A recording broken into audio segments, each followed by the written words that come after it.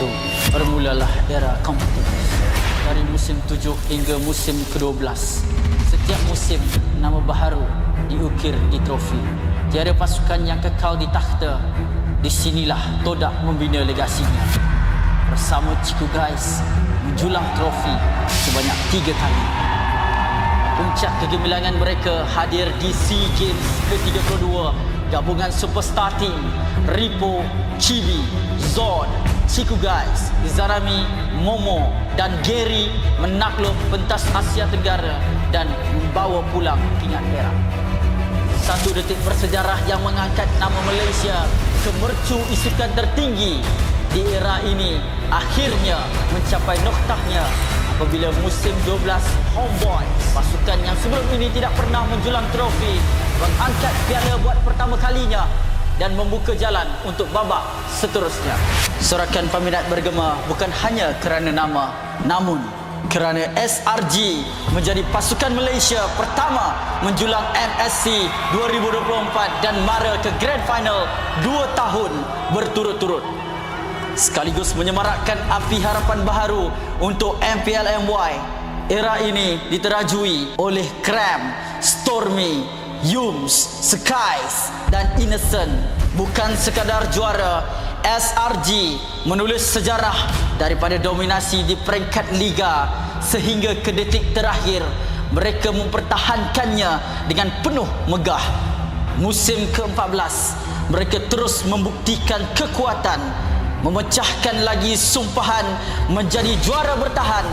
Musim ke-15 repeat bersejarah yang menebatkan SRG sebagai pasukan paling dominan dalam sejarah MPL MY dengan barisan pemain yang sama memperoleh kemenangan demi kemenangan. Tapi musim ini pentas akan digegarkan. Wajah baharu muncul menentang gergasi. Wajah lama kembali membawa dendam membara. Medan tempur terakhir sebelum segalanya berubah. Pantang mengalah. Menuju perjalanan ke era baharu MPL MY musim ke-16. Hanya yang gagah kekal juara.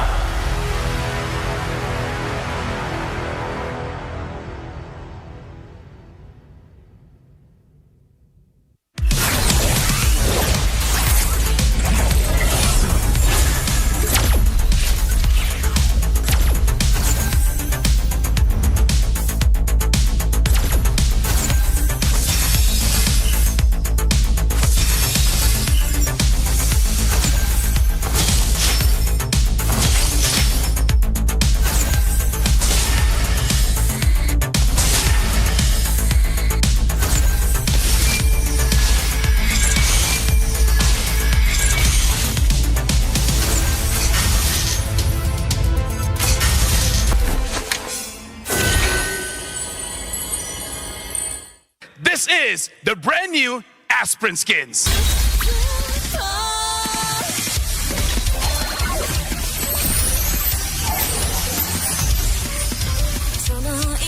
Huh?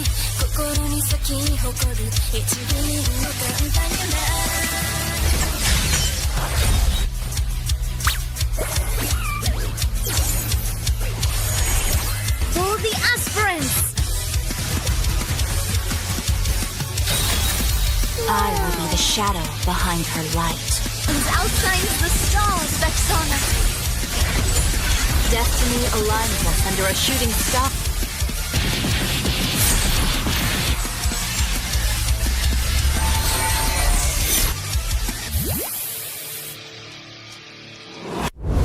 We are the aspirants.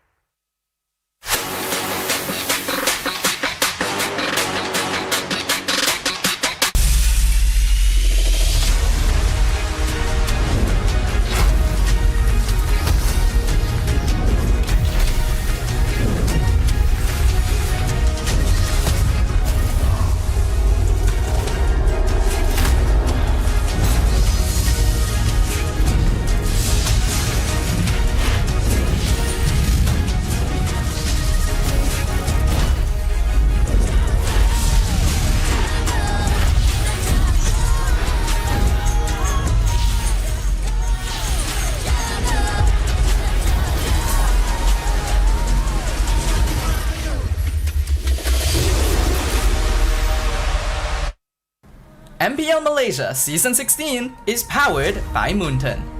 Presented by Celcom DG.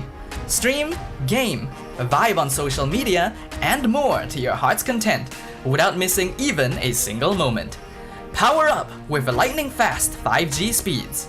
Stream all day long with Celcom DG prepaid 5G. Our official sponsors. Official gaming smartphone Infinix GT30 just launched. Comes with a free magnetic cooler, even more affordable than the GT30 Pro. The only phone in its class with GT trigger, 1.5K display, and 144Hz refresh rate. Supports steady performance with 120 FPS in MLBB. Available in 2 exclusive colors for the GT30, green and blue. Perfect meals for gamers, Grab. Grab food for one. When eating alone, enjoy meals from 10 ringgit with just 1 ringgit delivery fee and no minimum spend. And group order. Get 15% off when eating in a group. Bigger gang, bigger savings. Our esports partners, 100 Plus, Fairy, and Yamaha.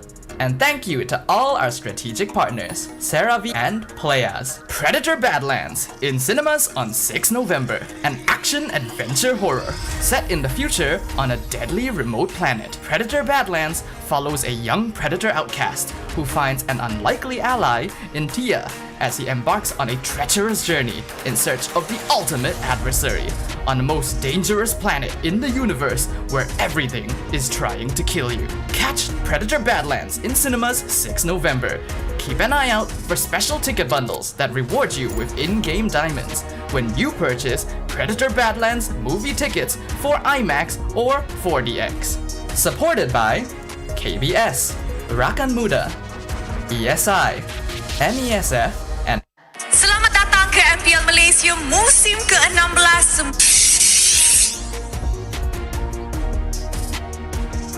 Selamat datang.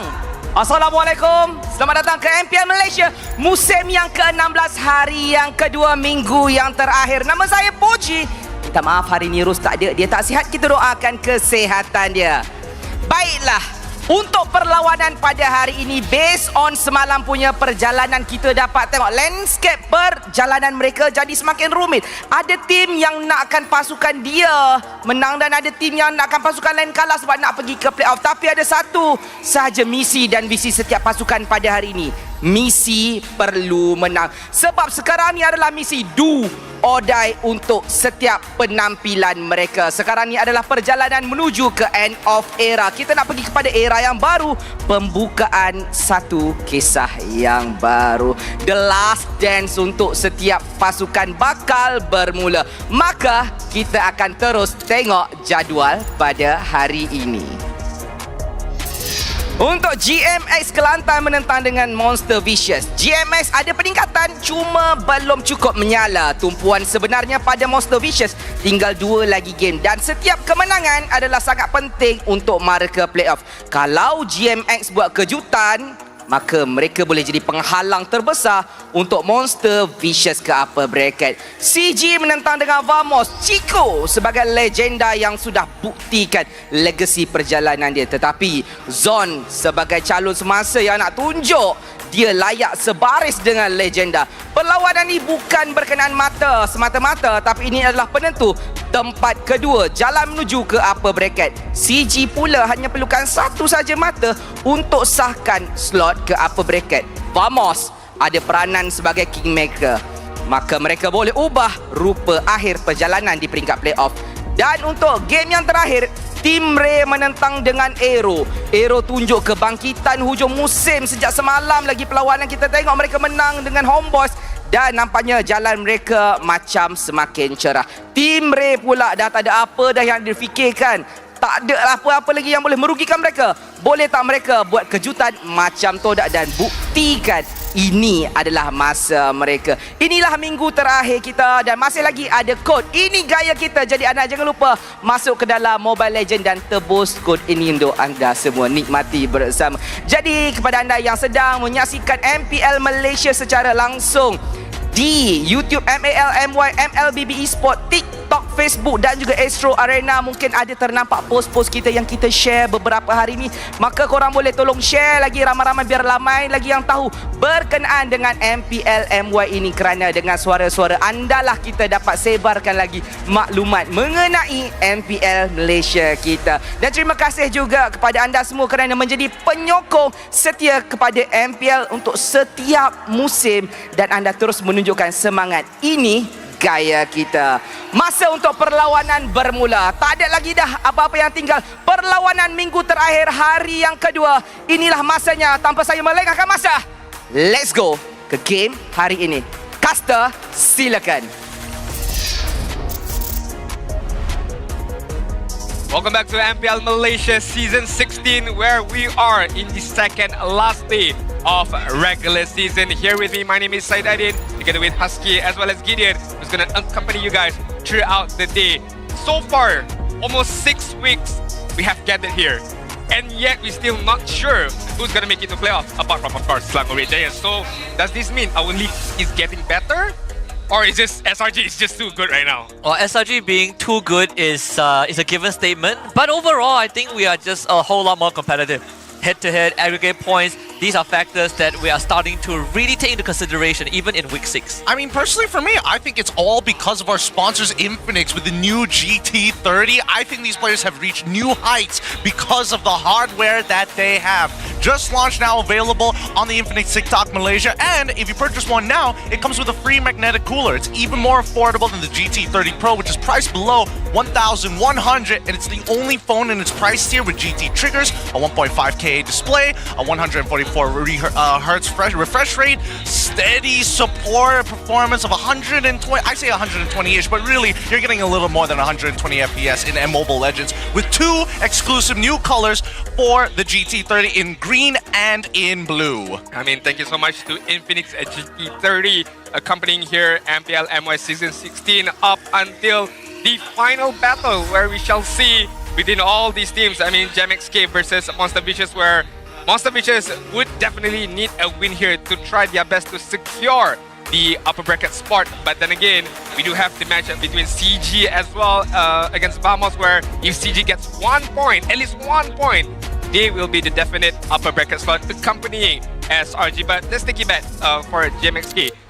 I mean, yesterday we saw a glimpse of a good performance by them, but then some might say they threw, some might say they, lack of in terms of the focus. But what really happened between GMXK right now? I think it's just at the moment that mattered the most, Keymin showed up. That's pretty much it. But if you look at it from an overall sense, I would say GMX was actually the better team compared to Untitled. I would go as far as to say that because of how much more consistent they are in making decisions. Again, we have to bring up Jaja. We cannot talk about GMSK without talking about how consistent Jaja has been for the past 6 weeks. I mean, 6 weeks we have seen GMXK play. Do you think that they have a definite play style, their strength right now? Or is it still a matter of finding their ways, tuning their ways for the regular season? I know they won't make it to playoff, but what are their biggest strengths right now? Well, I mean, I think that's a really difficult question to answer, because I think fundamentally this team has always had issues. I think the most solid player has to be Jaja, and if we want to talk about personality and how they want to play,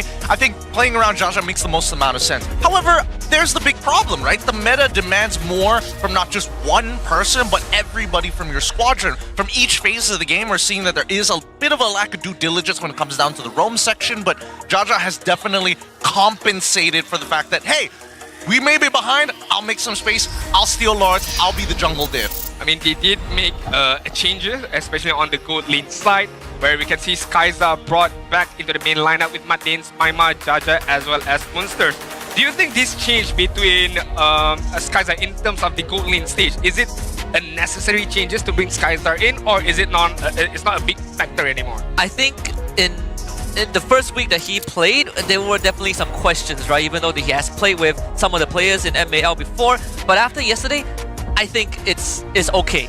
right? It's not that he's in because technically he's forced to be in because MQD had studies that he needs to deal with, but because he has an experience playing with Jaja and Monster, it didn't really take long for him to jive with the rest of the team. Yeah, I think he hasn't been battle tested just yet, but it definitely looks like it's going to be pretty tough because he's facing up against Ruff on the opposite end. The laning phase was good for him yesterday, but against Ruff, it could be a completely different story. But let's also talk about Leone, Bondos, Uni, and as well as Momo. Leone and Bondos, I think one of the stronger sides of Monster Vicious. I would like to see more from Monster Vicious. I'm not gonna lie, I'm a bit disappointed in terms of their performance, but hey, last season I was disappointed in the playoff stage. Right now, I'm disappointed earlier stage right now. Hey. So the expectation is much more lower, I guess, I suppose. But then again, Monster Vicious gotta take things up a notch, I would say so, because in terms of playstyle wise, they're there. It's just a matter of getting that chemistry down as well as the consistency down for Monster Vicious. But before we talk even more for this match, we do have a mic check video prepared for you guys. So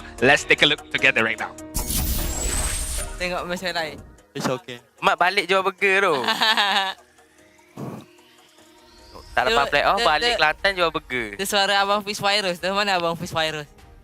Saya punya account tak ada skin abang semua. Nama? Semua tak ada skin. Nampak? Saya je ada skin. Dia tak ada demand nak main. Tak ada demand nak main tak? Tak ada demand tu. Main tengok semua tak ada skin. Ni je waktu kita orang boleh menang bang. Ya, cuma ini bang. Oh, a very nonchalant mic check, I guess, I suppose.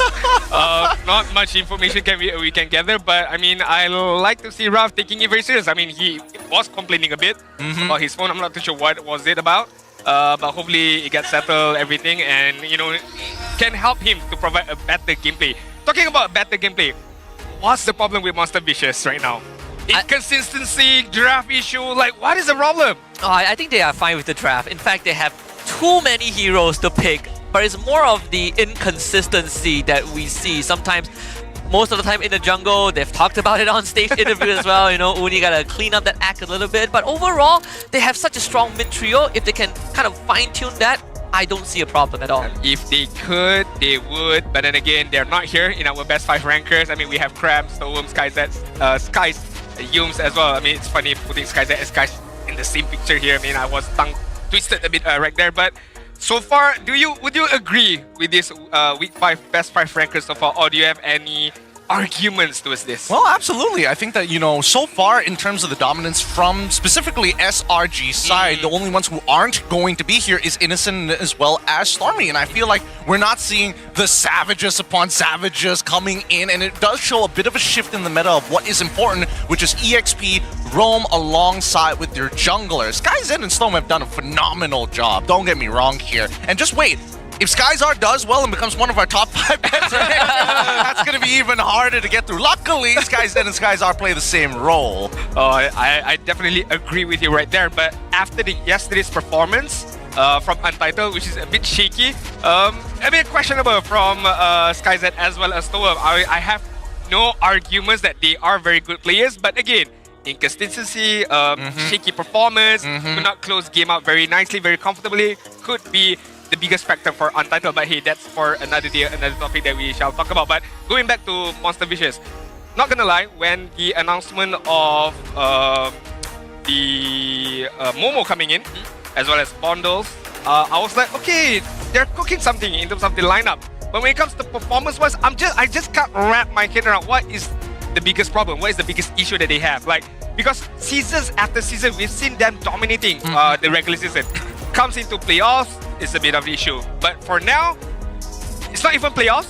Regular season, there's still an issue for Monster Vicious. But we do have a bit of fan talk zone right now. Can Monster Vicious maintain their momentum to lock in the playoffs? This is the biggest question that I have as well. I mean, I would like to see the opinions from you guys. Do scan the QR code. Is it A, totally if they stay sharp like last week, they'll be fine? Could be, you know, consistency are not their strongest point. I kind of agree. C, no. Not with this kind of up and down performance. Well, I can make you feel better.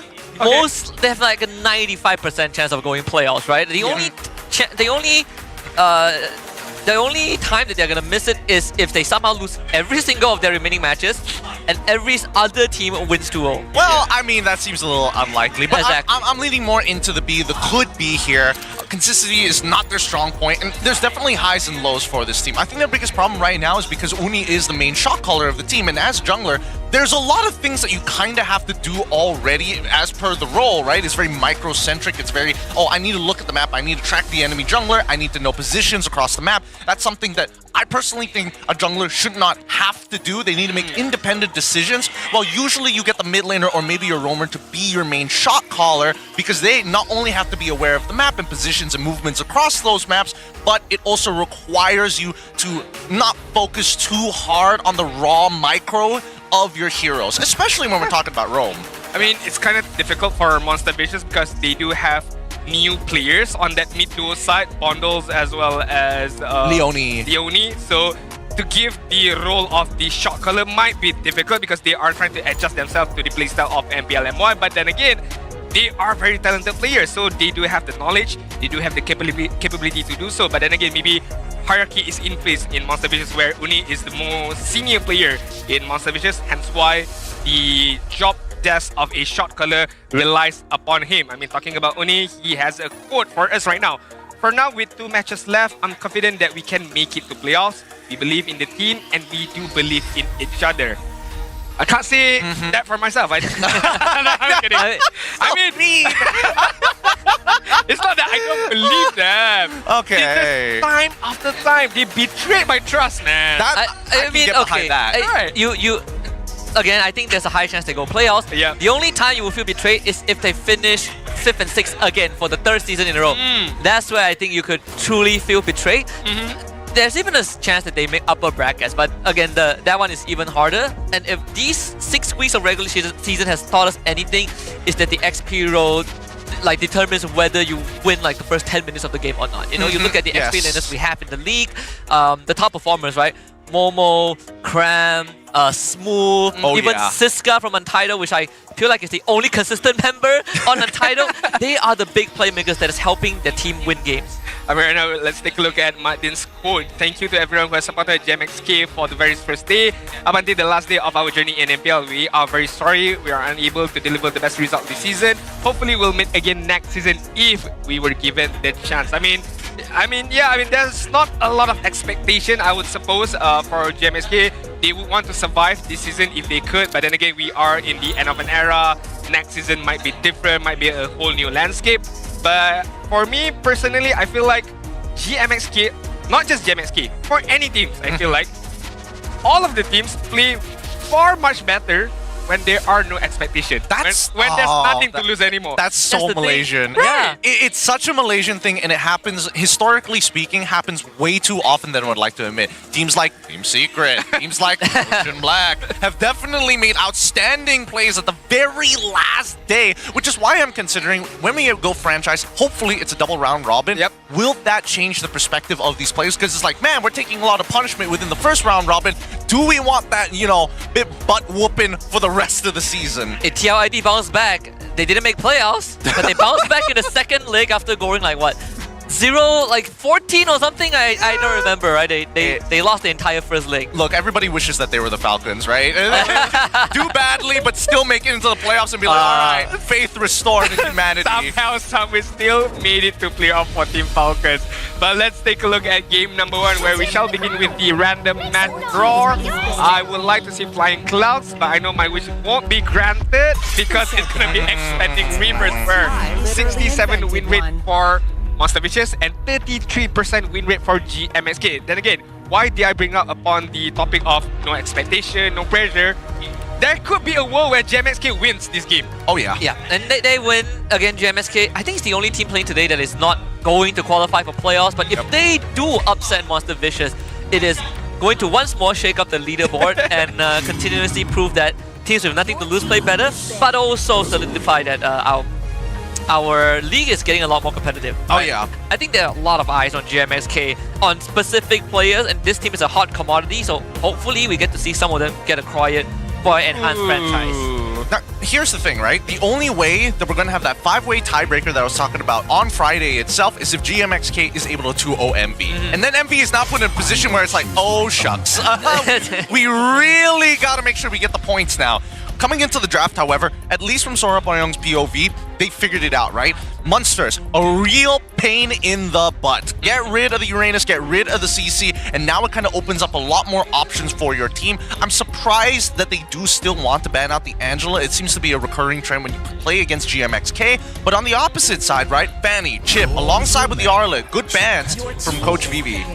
I like the respect pick from Monster Vicious. I mean, you deny the Lancelot for Jaja at the same time, and then you're given Uni the Lancelot for himself. But then again, you are opening up a Eastern Shin opener for GMXK and the capability to play double fighter. Lapu Lapu is still there for pickup if you want to go for a very early Lapu Lapu. Jushin is still there as well if you want to go for a mid jungle composition for your early opener from GMXK. Not only that, it also makes Esmeralda a hot commodity because MV loves the Esmeralda.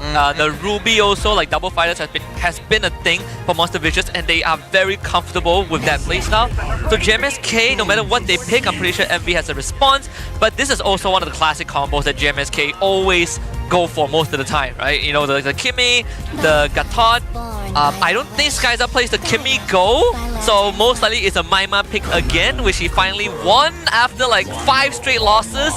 But it is one of GMX's comfort. Yeah, and this feels like a good setup from Sora Payong and a lot of the coaches when they approach GMXK, right? Kimmy is kind of a hit or miss for Maima sometimes. I think his Eve has been the most consistent. However, the only problem is that it's the most situational out of a majority of the mid picks. Now, coming back to it, MV, now with the Jushin alongside with the Grok, these are really great pickups because it doesn't give you any information of what the EXP matchup is going to look like. And worst yet, since GMXK have gone back to Patins, who's done well, quote-unquote, done well on the Gatot, is going to keep playing his one trick until the very end, and Joy is going to be the lock-in for GMX to finish out the first half of the draft. Wow. I like the opener from Monster Vicious. I mean, you got a very good jungler who can sustain by himself, farm up by himself, and create plays by himself as well. But you got a playmaker kind of a duo right now with the Zushin and the Grok. Zushin playing more of a mage tank, can soak up the damage, can poke out the enemies, and also can bait out certain set of skills where Grok can easily punish anybody who's going to be offside, who's going to be overextending towards Monster Vicious. So,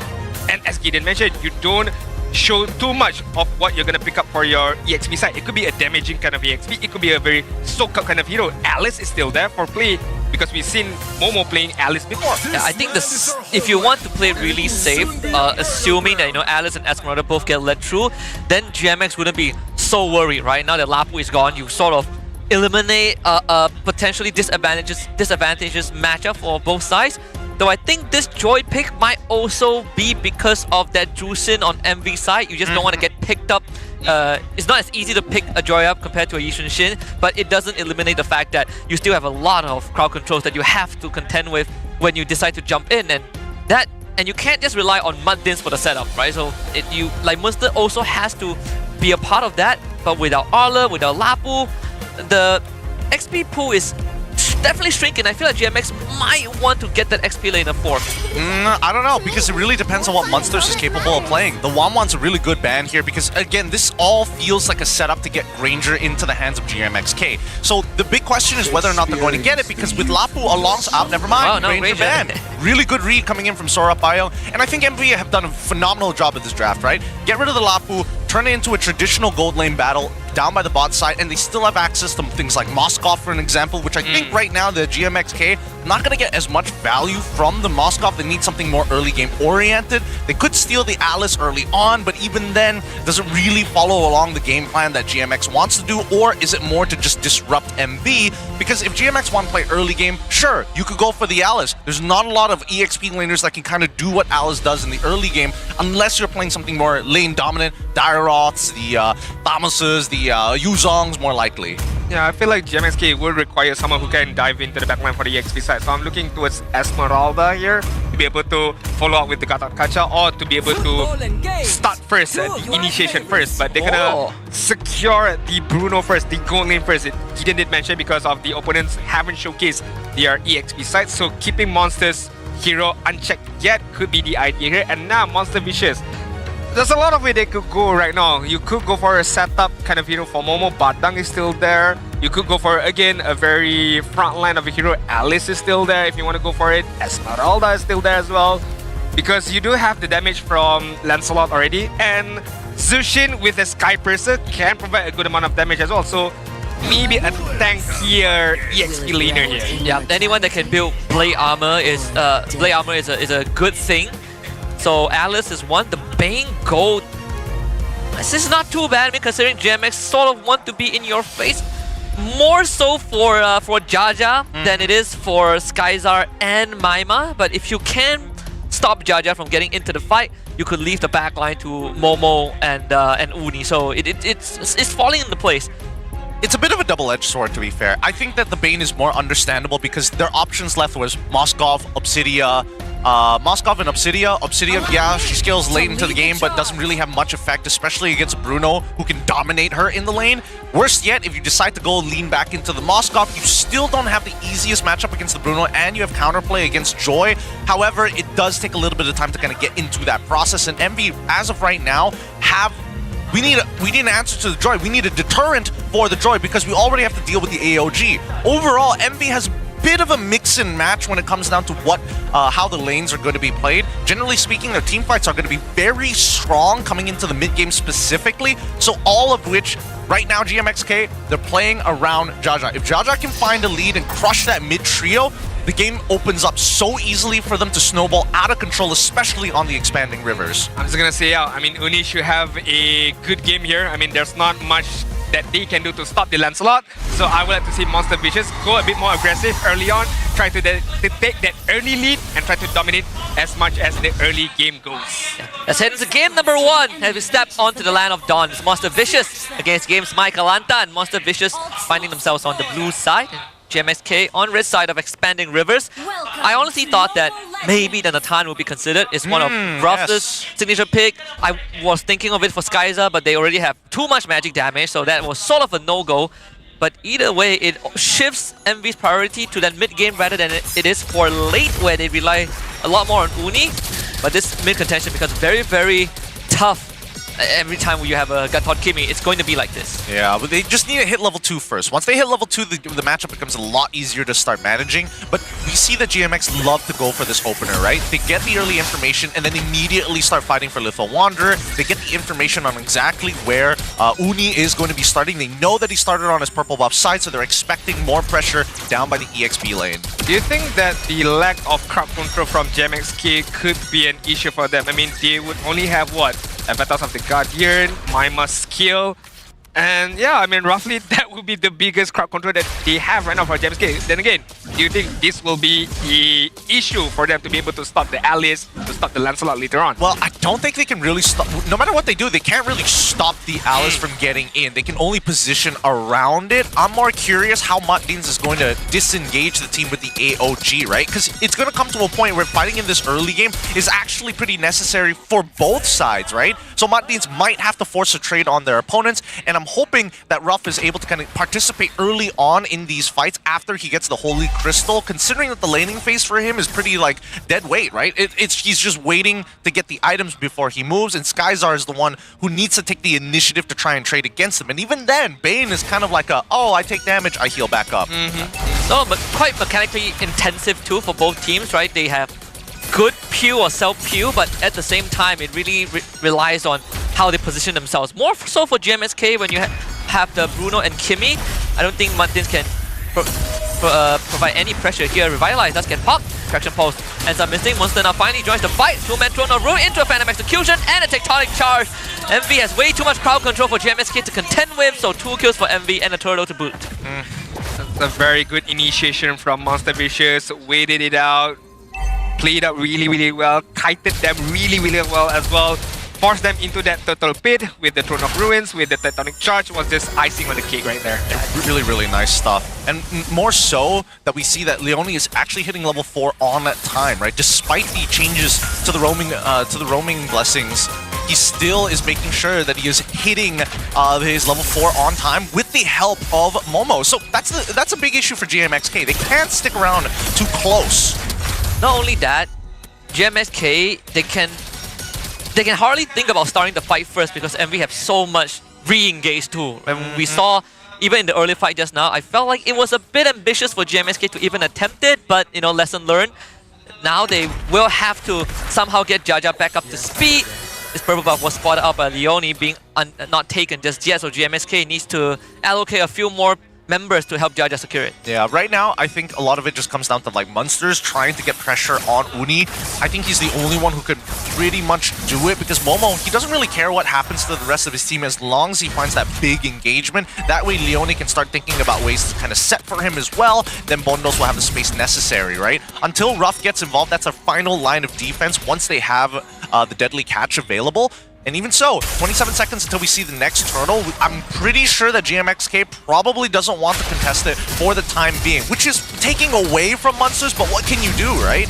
MyMy's gonna get crowd control. The flicker comes out just in time for the Revitalize to help him, but Bondo's not gonna let him go. Crimson Beacon does get committed, and GMSK late to the party again, so no punish. This is the tough point about GMSK. Without any proper tool to counter-engage, it's very hard for them to do anything right now. Bandit runs straight into a sea of sharks. Has the AOG out, so again, no contest for the turtle. And Jaja continues to be put under a microscope.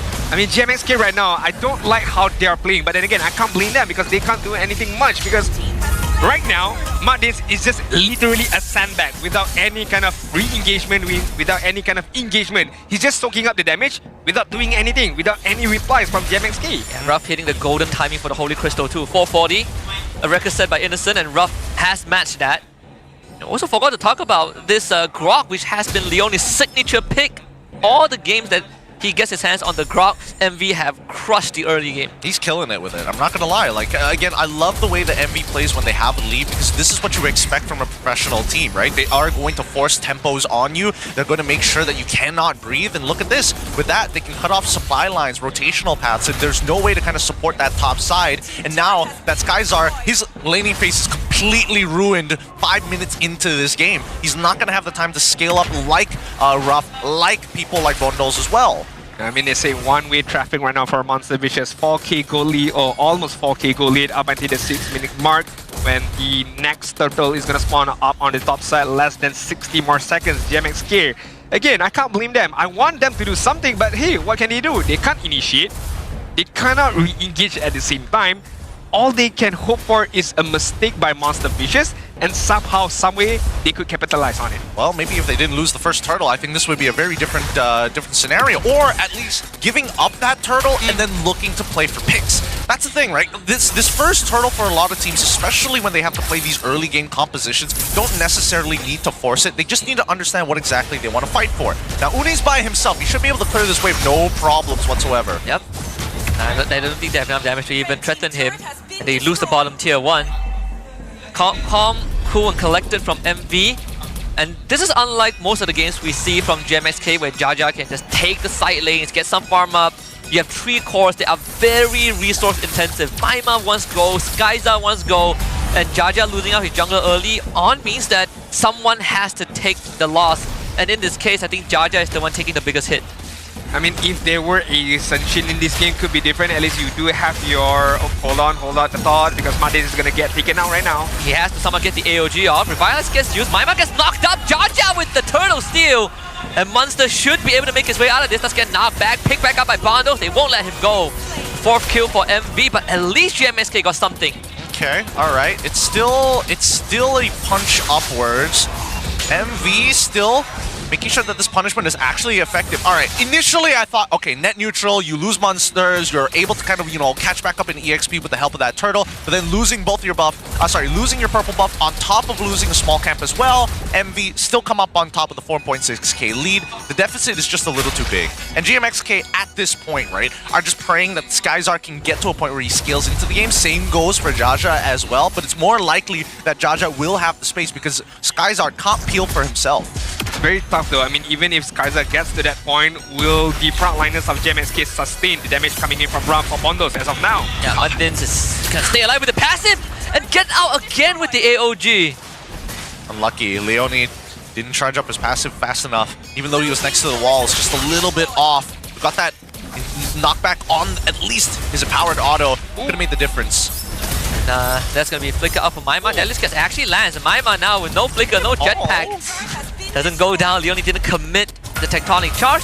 Jaja finds the purple buff, but now it's a matter of escaping. Uni has seen that. Not sure how Jaja's gonna make it out of this, but we'll see. Jaja, hop and a skip, he's out. I would like to see Leone commit to that tectonic charge, because looking at my mind, no flicker, no ultimate, no. I think he dashes away already. I think maybe there is a second skill, but if he went for that tectonic charge, could have gotten a kill. But hey, playing it safe, just taking the turrets, taking all the resources that they can, forcing the lead right now up until 5k goalie for the side of Monster Vicious. And this is honestly perfect from MV, right? Everything that it could go wrong for GMXK is going wrong. They're slow to scale. Jaja is like forced to play in enemy territory to look for any form of farm. Timers are looking great for MV. Ruff is in a position, he's already got 2 items already built. The Lightning Truncheon alongside with the Holy Crystal. He can basically one-shot Jaja or even Maima if they get a little too close. So this is pretty uncontestable for GMXK unless Jaja tries to go for the jungle dip retry again. That could be his only chance back into the game, but it's not as straightforward as it is. Just like how they did it against Untitled yesterday. The GMXK want to attempt on Munster is relaying the info. Jaja is gonna make an attempt and Leone stops him in his tracks. Jaja is dead and Lord for MV. Nicely played by Leone, really, really nicely played. And Monsters is gonna die alongside him. Like, everything that could go wrong is going wrong. Speaking of the devil right there, I mean, Leone insta-lock Jaja at that point. His target was locked on Jaja. I mean, you dash forward, I'm gonna tectonic charge you away and hope that my friends are able to follow up and immediately kill you, which they did. 6-0 in terms of kill, 7k goal lead. Lot is pushing on the bot side. They are prepping for this tri-lane push. At least try to get the initial first. If not, maybe the straight inhibitor right away. It's the reason why teams first phase banned the Grok against MV, because they have Sora has put so much emphasis on getting this roamer in the first 3 pick, especially regardless of blue or red side, and they have found 100% success. Like Leone is basically the fortress for the team. Let's see if JMSK can at least keep all the inhibs alive. That would be the best case scenario. Though, doesn't seem like it. Leone misses tectonic charge. Good dodge by Skyzar. And Muddiz again trying to hold the front. Finds a taunt AOG. Lord is gone. And so is Muddiz. But Skyzar manages to find a kill. Gets hit by the Throne of Ruin. Skyzar cannot get out. And Russ spits on him. Double kill for the Bane. Traction Pulse connects, but they don't really have the damage. Jaja is going to try, but he's taking a lot more than he's dishing out. GMSK holds the fort. Yeah, Uni with 3 items. Oh no! Luckily the Crab Claw Cannon didn't connect onto Maima there. That would have been very frustrating for him. Even so, 4-0-1 for Ruff. He's having the time of his life. Uni basically has already completed all 3 of his core items at this stage, and Vondal's an absolute rock alongside with Leone. It's pretty unwinnable for GMXK at this point, right? It's an 8.3k lead. It's about to turn into about a 10k lead as soon as they get like 2 of the last inhibitors and then finally securing the Lord. I think that GMXK, as much as this is a checkmate angle, they don't really have a means, unless we see MV make a huge mistake, right? If like if Uni misses like a puncture for some reason, or maybe if Bundles goes too far forward with Momo, then there's maybe an opportunity. I can say it's game, set, and match right now for Monster Vicious. I mean, they have done it really, really well from the draft point up until the game 1 or minute number 1, early stages. I mean, like, look at that, Leone does not feel anything at all. He's so fat. He's from Monsters right there. I mean, it has reached a stage where MV have to really have the intention to lose the game to actually lose the game. Yeah, no, it's really tough, right? With Leone, he's got 3 items already, 3 completed items, and all of which have its own relevance. Radiant Armor to try and deal, because of his natural base health, on top of the fact that he also has the Blade Armor, takes no damage, right? As you can see, even with the Genius Wand, there's nothing much that Jaja can really do. And on the opposite side, Monsters is basically kind of dead in the waters, right? He doesn't really provide much and doesn't even have anti-heal alongside it. Jaja is... He's fine. Should be fine, but more so, is Ruff going for a second Holy Crystal? Because Leone just found a Tectonic Charge. Jaja should still get out. Yeah, I think Ruff is going for like a second Holy Crystal or something. Why not, you know? I was like, why did Leone commit to that initiation onwards to Jaja? Because I look at the other side, like no one is near to you to be able to follow up with that. But hey, I mean, again, why not? I guess. They're just that scared that Jaja is going to do the jungle diff thing again, and they're like, guys, Uni is just telling guys, I don't want to be key min. Please, don't put me in that position. I'm playing landslide. Flicker ulti, please. Yeah. Leonie is like, but he's so far away. No, I don't care. Just do it. Just do it. Stop it. You can never be too sure. You can get your flicker back, but I cannot get my lord back. Do I pay you to ask questions? Imagine if Uni is just like a terrible boss. Look at me, I'm the captain now. You do as I say. You go for it, you ulti him, and make sure I'll get the jungle. I'll get the Lord right now, and Lord is gonna march on to the bot side, prepping for that tri-lane push once again for the side of Motivation. And Momo fights Kaiser, and that is more than enough. Given a Thunder Blaster from Ruff, double kill for this Octopus. Jaja, he's trying his very best, but they are just too far behind. Monster Vicious easily cruise to a game 1 win in a near flawless manner. That's exactly what you want to see, a perfect early game coming out from MV's side. Obviously, there were a couple of, slips here and there. I think that GMXK had some good ideas to play cross-map plays to try and find some gold back, but the general preparation coming in from the drafting phase to the early game, MV had planned it out to a T. I'm gonna lie, the game was already won when the draft was panned out for both sides, really. When I saw Lancelot was picked up and there was no definite answers to that Lancelot, I'm not talking about definite answer, I'm talking ways to disrupt his movement. There was close to none, I would say so. Uni is gonna have the time of his life, and he did. He farmed up really well. He went in, tried to get a couple of kills, and not only that, it got even worse for GMX Kelantan when Ruff managed to get a very, very early Holy Crystal and just allowed to dominate against Kaiser. At one point as well, we saw Leonie couldn't be bothered. I mean, you got a few damage here and there, but you're not gonna hurt me at all.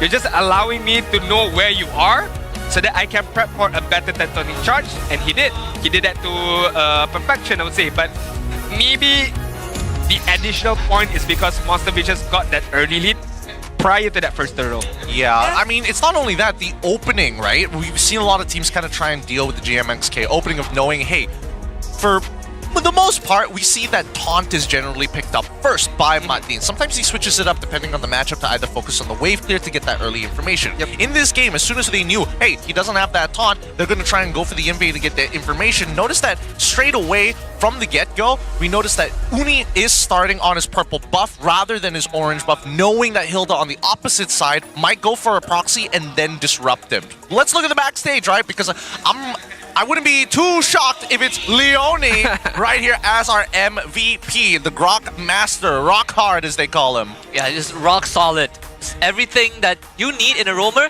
but it's also a case of both teams getting comfort picks, but MV's comfort picks are just a lot more effective in doing what is needed in that early game. I like what Leonie did very early on. Again, in that particular first turtle fight, he positioned himself very well in that particular turtle pit, waited for the Throne of Ruins from Momo, from the Alice, and follow up with a tectonic charge, and that's enough to get them the early 2 kills, early lead in that particular moment. And from that, they built up their lead even further. They extended their good lead, their kill potential even further, and again, it was a one-way traffic for Monster Vicious. There was, I would say, close to no way GMX Kelantan could have come back, unless, again, Monster Vicious did a huge throw, which thank to God, they did not. Monster Vicious did not throw that at all. No. They really played it well. They played it very, very nicely. Now look at the items real quick, right? Because Momo is now opting to say, you know what, Alice, full tank is the way to go. And even purchasing a cursed helm to kind of double down on that idea. I'm tanky, but the longer I stick close to you, the quicker you will burn. Doesn't even want to go for anti-heal at this stage of the game. Just wants to survive for the most part of it and set up that Throne of Ruin. And as we see the raw burst damage come on through, having that extra item, really, there's nothing much the GMXK could do unless they were able to steal that Lord to buy themselves an extra 3 minutes into that game. And that 3 minutes would have pushed them over the edge. Yeah, and MV didn't really, hardcore win any lane in the early game, but it's more so that after the first turtle, they were able to spill that lead, and then that's where they start cracking open the side wave. We saw Ruff hit that Holy Crystal timing, 440. They take the tier 1, they ruin Sky's last laning phase. and then the spillover just keeps on cascading. Oh, I just realized Master of Assassin for monsters, but that did not do anything for the laning phase up against Momo, who uses the allies. I mean, if you want to fight me, sure, I'll just run away, I'll just back off, I'll just clear my wave, and then help rotate on the mid side or on the turtle side. So avoiding 1 versus 1 ideas would be the strategy from Momo, because knowing that monsters have the Masters of Assassin. But then again, it goes all back to the draft. I feel like the Hilda itself was a bit questionable, because what can Hilda provide in these stages, right? If you get a very good early game, maybe it could be different. Well, I think the main issues that we saw here was the fact that Jaja is playing on that Joy, right? And it's not like Joy is bad. The problem with Joy is that she needs items before she goes for those big one-shots. She has incredible farm speed. She has an incredible way to move across the map extremely fast to keep up with somebody like Lancelot. But Lancelot needs a lot less resources to make himself effective in comparison to the Joy. And that's where we see the big differences here, right?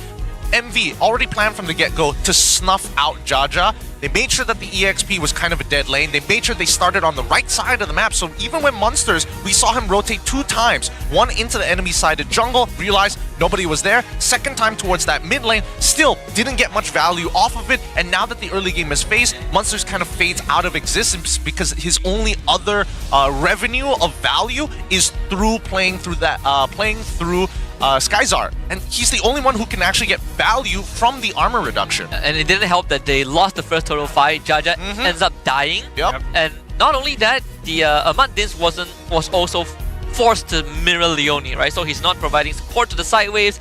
Usually, sometimes if you have a roamer like for example like a Cho, you could ask the Cho or the Khalid.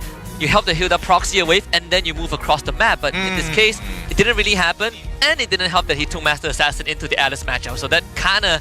I mean, he was never, even without Master Assassin, it wouldn't have mattered anyway. I mean, like, Alice is never going to die. It's mainly to be like, hey, Uni, 1v1 me in your jungle. You know, that sort of situation. I'll chunk you to 50% of your HP. That's the best scenario that he could ask for. Let's look at the best wingman here. Leone, of course, right? Total amount of gold that he earns, 30 different jungle creeps, but I want to keep an eye. I mean, I wish it also showed how much EXP he actually earned, because he was hitting level 4 at a much earlier time, even though you would have imagined that Matdins was kind of standing next to him a good majority of the game. Yeah, I feel like that is a very good comparison, because he did hit level 4 before Matdins did, and it was a very good indicator showcasing how Leone farms up really well. But then again, we did not see much rotation coming from Leone early on. He just stick with bundles a lot of the time, or most of the time, provide the vision, provide the wall at the same time. So I was a bit curious, where did he get that EXP from? I mean, hitting level 4 at the right crucial time, allowing them to get that double kill in the first turtle. I'm glad you asked, because he came through the turtle and also the assist, right? Just a little bit more that pushes you over the edge. It's one of the few, like right here is where you're gonna see it, right? 3. He's level 3, he gets the alert, bang, instantly hits level 4, doesn't miss a beat at all. Talking about, it wasn't luck, but it was just the convenience of hitting level 4 after the turtle. Right there was just perfect pitch for Leone at that particular moment. But then, once the lead was given to Monster Vicious, once they built up upon that lead, it was... I wouldn't say it's over, but it seems like it was over for GMXK right there. Yeah, the moment Jaja wasn't able to get that steal attempt in the first Lord, the game was sort of sealed, right? Like running straight into a Grok didn't help his case either, but also Leone stopping this Kimi Gatot from leaving the lane at all basically made the life for everyone else easier. Look at how far the Crab Claw Ricochet went. From like 8 miles away. Even flickered out and it still didn't matter. That's the beauty of the Crab Claw Cannon Ricochet, right? I mean, you might think you can get away, but then it hits you, and not only that, it hits to kill you, in fact, for the matter, right? For Skyzara. I was... No, who banned? Oh yeah, they banned. The side of Monster Vicious banned out the Granger. That was a very good ban, because I was thinking they need a long range hero. They can't go in gunsmithing, right? They need the distance, but hey, it's okay. Fan Talk Zone answers right now. Totally, if they stay sharp like last week, they'll be fine. For the side of Monster Vicious. Agree, disagree? 30% of y'all are haters. Yeah, right? I'm trying to figure out who's the 30% of the demographic who was like, no, not with this kind of up and down performance. It might be me. I'm not gonna lie. Just 45 different accounts. Vote, next account, vote, next account, vote. Look, I think that right now GMXK need to play for a different win condition other than Jaja, because it's clear that Sora Payong has designed not only the drafting phase and the early game to handle Jaja and make sure that he doesn't find much effect in the game. So there's two ways that they can do it. One, either GMXK decides to play on the opposite side of the map and say, we don't care about the very first turtle of the game, we're gonna lean back into playing around Skyzar. Because throughout that game, Sora Payong not only was focusing on Jaja, but was making sure that Skyzar was kind of kept in check, right? The instant dive on the opposite side of the map as soon as they hit level 4 after the fights occurring on that first turtle. Again, that's why MV, they can go for early lane swaps if they want to. A second play that they could make is to buffer up and make sure that, hey, maybe we need to get blue side first, get a decent pick for Jaja, and then we can start to make our plans work again. They do get first pick for the second game, but on top of that, I also put my mark back on Yi for something, right? Yi, Farsa, I think if the track record show anything, 6 losses and 1 win doesn't really look that good for the Kimmy. It's a big comfort pick from GMXK. They haven't really strayed away from the big four, you know, Gatot, Kimmy, Angela, and CC. But there are situations that calls for, if I want to dominate mid, there are other heroes that is not Kimmy that also does the same thing. And maybe that's something that GMXK should look into, because if you are letting MV get so much of their power picks, you need someone to match that. And game 1, they were not able to match it. And that's the thing, right? Because of the dynamic of how the mid trios need to work with each other, and especially, I think more people need to do analysis on the 2v2 matchups in the early stages of the game, level 1 and level 2, right? Because it's really tough to say whether Kimmy Grok is like the go-to, or is it Kimmy Gatot, or is it better to go Jushin into the Kimmy matchup, or Farsa into the matchup? Like, the only one that's predetermined that you can win trades is only Yi, because she outranges kind of everybody in that matchup, right? But then when you have Gatot, he just sandbags the lane so hard that it doesn't even matter, right? The trades just generally don't go through because the waves are clear, and then you just bugger off and then fight for something else, right? So these 2v2 matchups, the dynamics of it really affect the drafting phase, and now that we know that, hey, first priorities is going to come down to jungle first, therefore, it's going to be on the onus of MV to secure themselves a powerful duo in that mid lane. I'm pretty sure they're going to get that Grok again. I just don't know what the pairing is going to look like. We shall see right now as the draft commences, where we're going to jump into another reverse map once again. They really don't want Jaja on the Lancelot. They're like, ban it. What are you going to do? They're going to give it Baxia. I love it. I love it. This is YSS, right? YSS double fighter for MV. It has to be. I'm surprised GMXK did not opt to go for that Yun Shin. I feel like Jaja is more of an assassin, more of a damaging kind of a hero, of a jungler. I think done so much damage to him. Yeah, I think he's defaulted where it's just like, screw this. I'm sick of getting attacked. I'm gonna play a tank jungler. Y'all gonna carry the game, okay? Okay, I'm just gonna autopilot and wheel away right now. Monster Vicious. YSS Grok would be a decent opening, honestly. Or they can just go straight away from the Yun Shin because they have that secured. So maybe. Yeah, just go to Jushin, right? Oh, they go Jushin. Yeah. You can keep YSS one third. But then again, Jushin is bad, so they opt to go for Granger. Oh. Very early Granger. Again, like this Grok is such a big problem.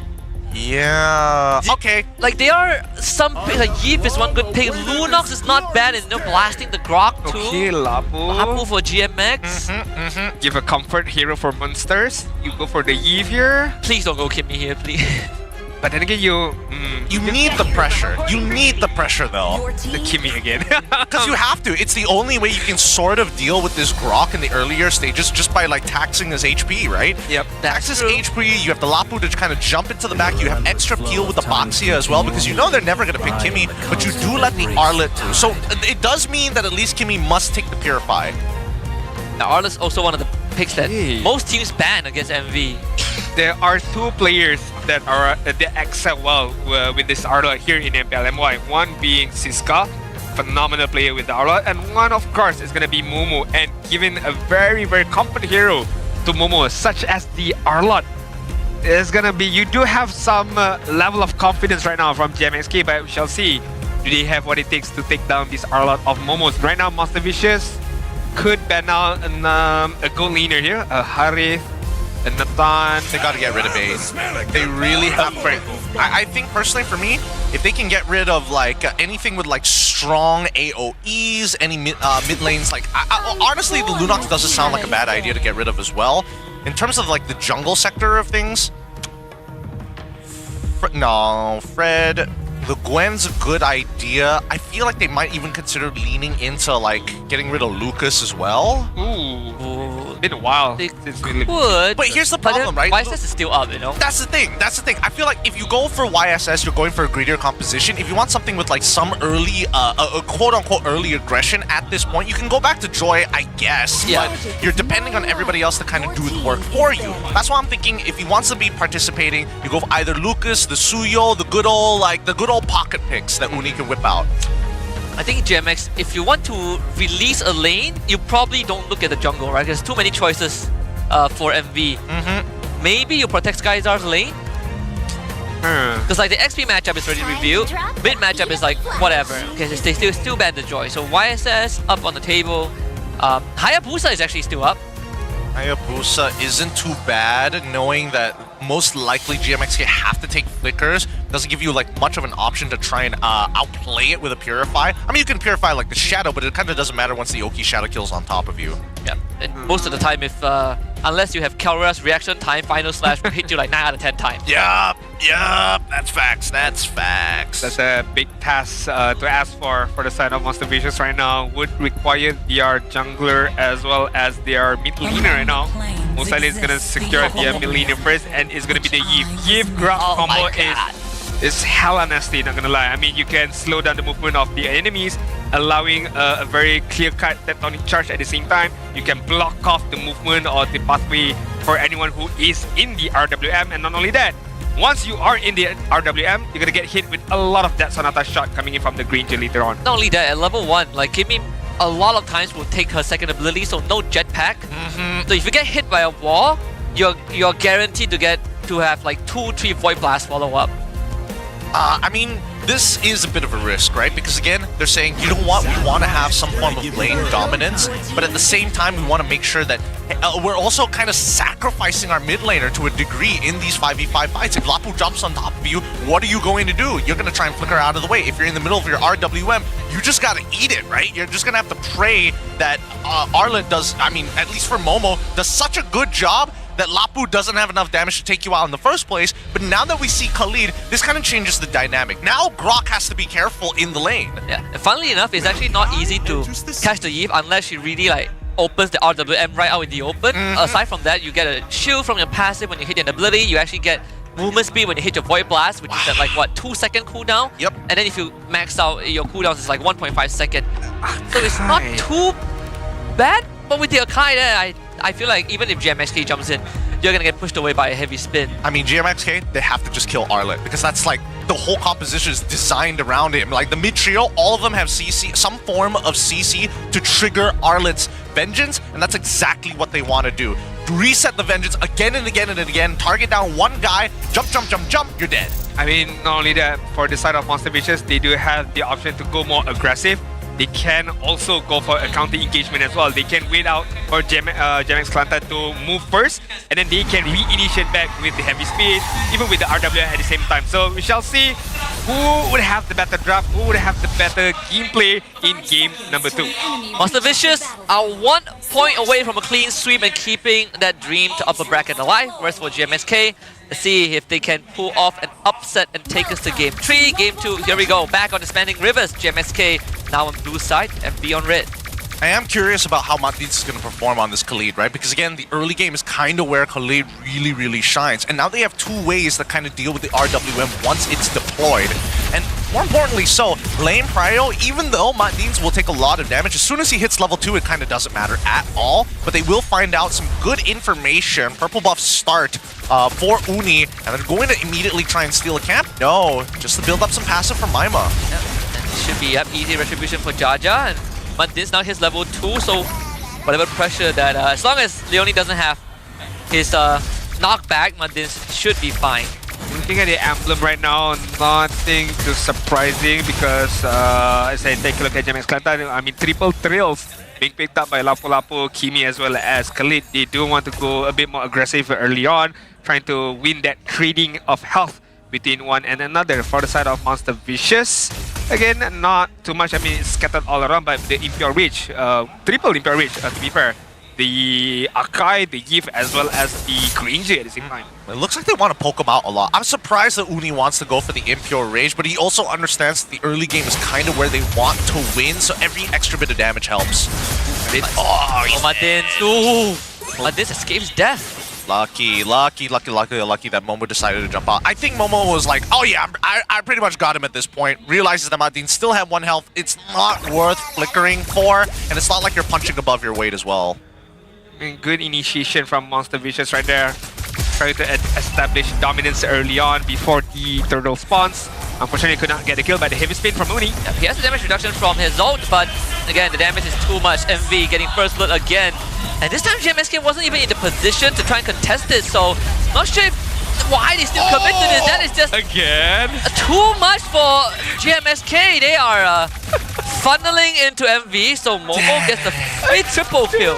Dude, Leone is actually so sick on Grok. I mean, Munster could have outplayed it. He just needed to like instantly start buffering the Raging Slash. Didn't get it in time. Jumps in, instantly gets knocked up.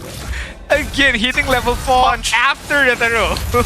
And again, allowing Monster Vicious to get that triple kill. And all is funneled towards Momo right now, who is at level 6, where Monsters just hit level 4. Yeah, I'm surprised they even tried to contest that after Jaja went down. And now Monster is going to go down again. Well, thankfully jumps away in time. Reinforcement is here, but I don't think they have the damage to kill Uni unless they full committed. Raging Slash is still up. Right, Landshaker connects. There comes the heavy spin. And now Monster is going to run away of his ultimate. Momo easily picks up his 4th kill of the game, and Uni disengages. Yeah, again, the heavy spin is such a good spell overall.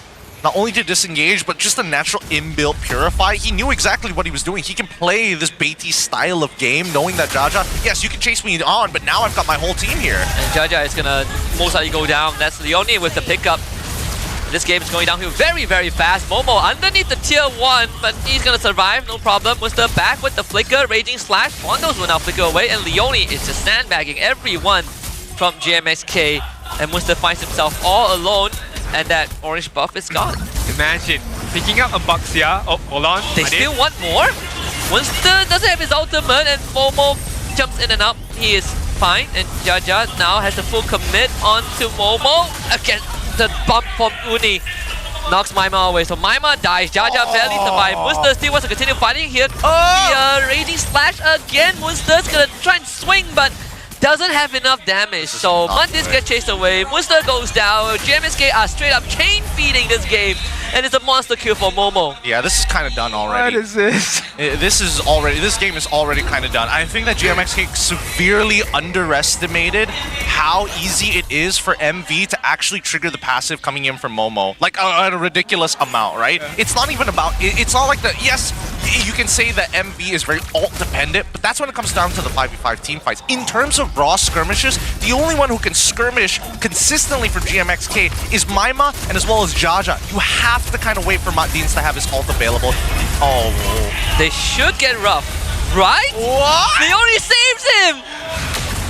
Man, dude, you gotta get this Grok off his hands. Yeah, he's getting away with too much. He's literally tax evading right now. It's crazy. This is criminal. This is literally criminal from Leone.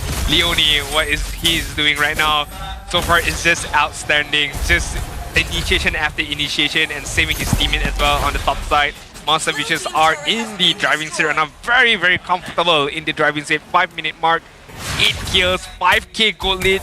It's very, very much early on. But then again, imagine, right? Picking up a Baxia in the thoughts of, hey, I'm not gonna get killed. I'm just gonna farm out in my jungle. Nah, we're gonna invade. Not only just invade your resource, we're gonna take your life away at the same time. Momo's about to solo kill Mundins. Almost. One more vengeance. And that was without any help, by the way. That was without any free resets from everybody else. Like, they can do whatever they want at this point on the map. And you can see that it's come to a point where Munster has to commit his ult just to clear the waves because it's that dangerous to exist. I mean, once you can force out monsters just like that, you know you are in a very good position right now, Ski. Mid-JSK, you know, they're just trying to play that game. MV shows up, takes their car, takes their house, takes their pet. You know, everything that you own. As GMSK tries to walk away, MV was like, come back, give me your shoes. Nah. You're walking away barefoot. Your lunch money, everything right now. They're taking it all away for themselves. 6k gold lead, 6-minute mark, 8 kills. in totality for the side of Monster Vicious. They're just gonna wait it out for the next turtle to spawn. And I don't think. Look at that! Look at Leonie, man! Leonie, he's not gonna die here. He's still attacking. He has to ult away. He has to ult away. There it is. He's out. I say this Eve is not threatened at all. God damn, LHDN, check out Leonie. Check out Leonie, he's getting away with tax evasion. He's taking on taxpayer dollars. Does our tax law apply to like non-citizens? Oh, you're absolutely That's what I want to know. At this point, with the way that he's playing Grog, give him passport while you're at it, right? So that you can tax him. Yeah, so you can tax him. Better yet, take the passport. He was gonna steal the passport from GMXK. Why? And he does it again. He does it again. Momo is godlike. Jeez. God. I'm speechless. Sometimes I miss the days where it is actually legal in tournaments for you to press surrender. Because that would be a good time to go next. Stop bleeding. They are already gone right now. Leonie, stop. Stop. They're already dead. Oh my god. 10-0, 7-minute mark, 7k goal lead. Looking at the level side right now. Uni level 11, Jaga level 8. What more? There was a reason why MV as an organization were dominating the tier 2s. I think this is giving them like nostalgia to a certain degree. Hey guys, do you remember when we were dominating? Do you remember when we were the kings of T2? Like, it wasn't even close. Imagine after this game and then Sorapaya was like, Leonie, Bondos, this is what it was like. This was how it felt like. Yeah, when we were in tier 2, this is what it felt like, right? Okay, right now, Madins from the backside. No way they take down Ruff, and Madins, yeah, he knows he's dead. Help! Oh, okay, it takes quite a while to execute him as Maima goes down, and Jaja is also dead. Dash.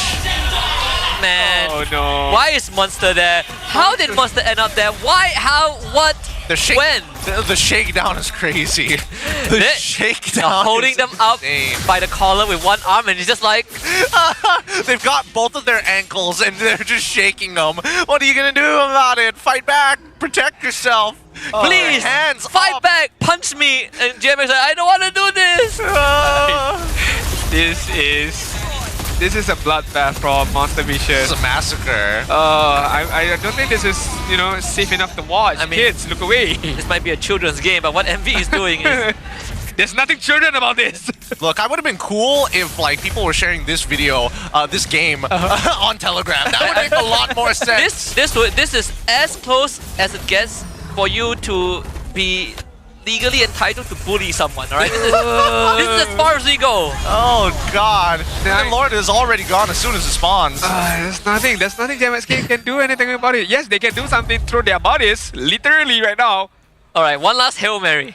I mean, they can literally, like, I know most of the time I'm like, oh, MV have to make a significant mistake and stuff like that. But the problem is that even if they engage, there's just too many, like, get out of jail free cards for them. They've got Heavy Spin, they've got Tectonic Charge. There is, like, no real world where MV messes up so bad to the point where GMXK is able to bounce back. MV could, like, 5-man dive the fountain, die, has this Lord do nothing, and still win the game. Yeah, but then they would just get executed because nobody from GMXK would able to get it. Like, that's how bad it's come to.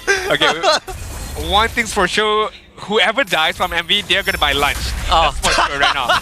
That's the game we're playing. Yeah, that's the game we're playing right now. So we shall see who's gonna die from Monster Vicious right now, or are they gonna perfect that combo right now? Well, no one's gonna die from MV's side, that's for sure.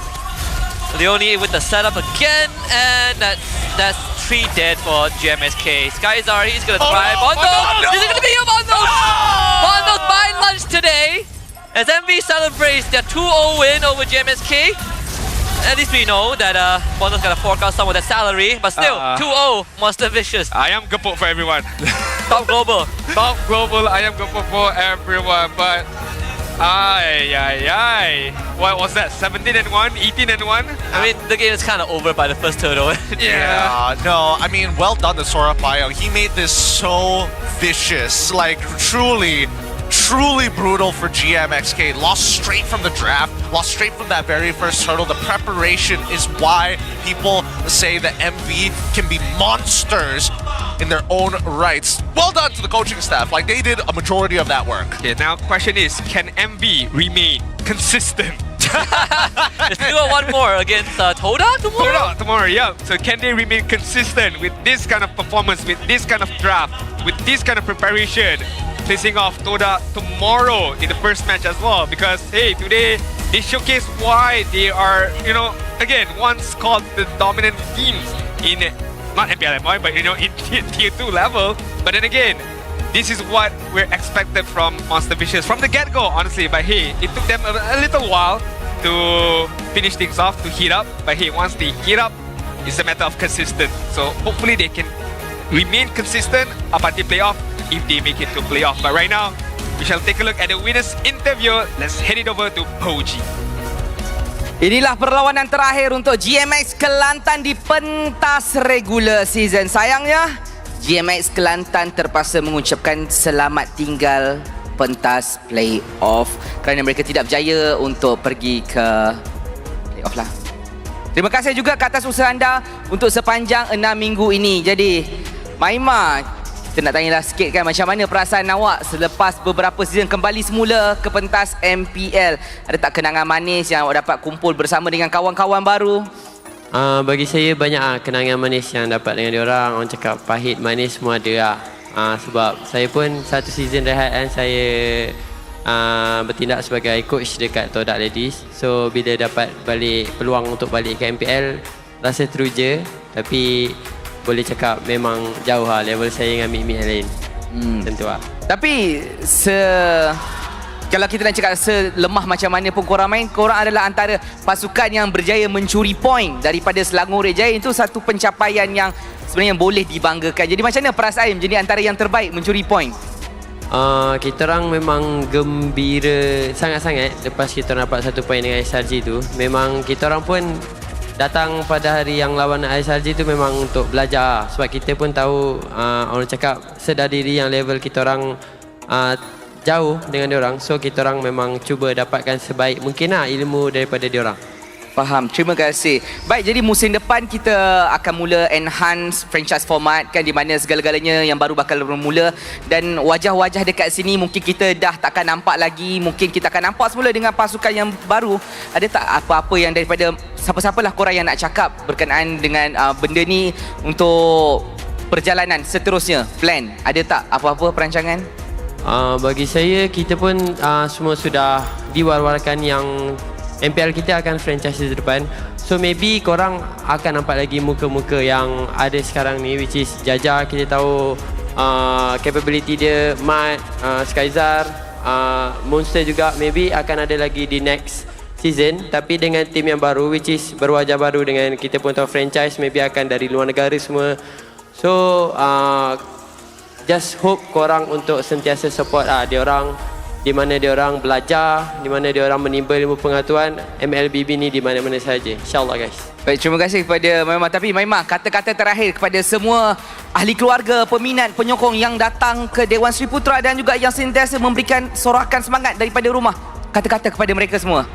Okay guys, first of all, terima kasih kerana sentiasa support JMX and also MPL MY. Kepada fans JMX, kita orang nak minta maaf sebab kita orang tak boleh bagi yang terbaik. Kita orang satu kemenangan je season ni. Tapi kekalkan support MPL Malaysia kita, sebab yang wakil Malaysia juga akan ada daripada antara 10 tim ni. So nak korang sentiasa doakan dan bagi yang terbaik untuk diorang, supaya diorang pun boleh bagi yang terbaik untuk wakil Malaysia ke M7 insyaAllah.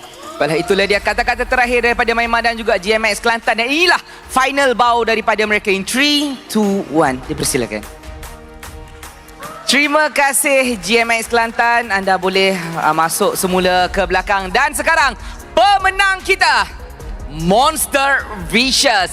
Kita ada Sora dan juga Momo. Apa khabar Sora? Apa khabar Momo? Alhamdulillah baik.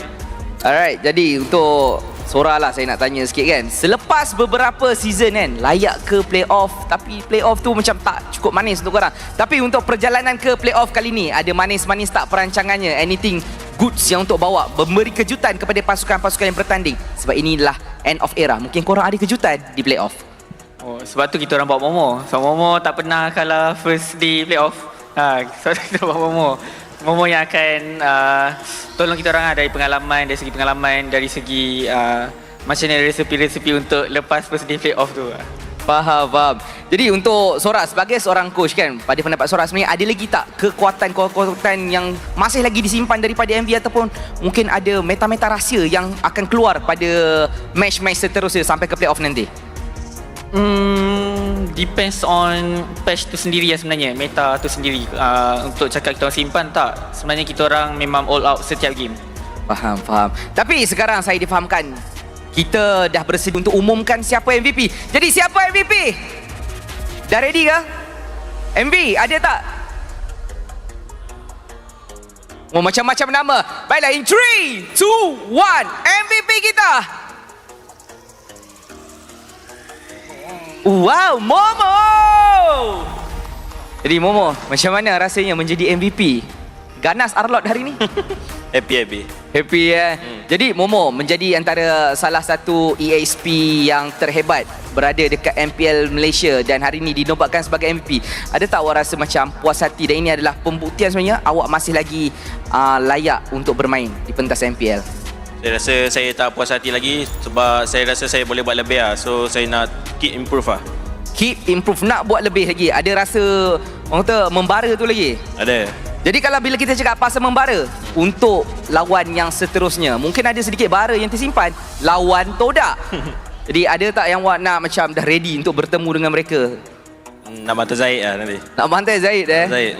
Jadi macam mana pendapat Momo sendiri berkenaan dengan gameplay Todak, permainan diorang sepanjang season daripada begini sekarang dah mula nak hidup balik perasaannya. Mula diorang macam tak ada harapan, kini ada sikit. Rasa happy lah sebab diorang dah jumpa balik identiti diorang. So saya harap esok diorang boleh bagi game yang terbaik lah lawan kita orang nanti.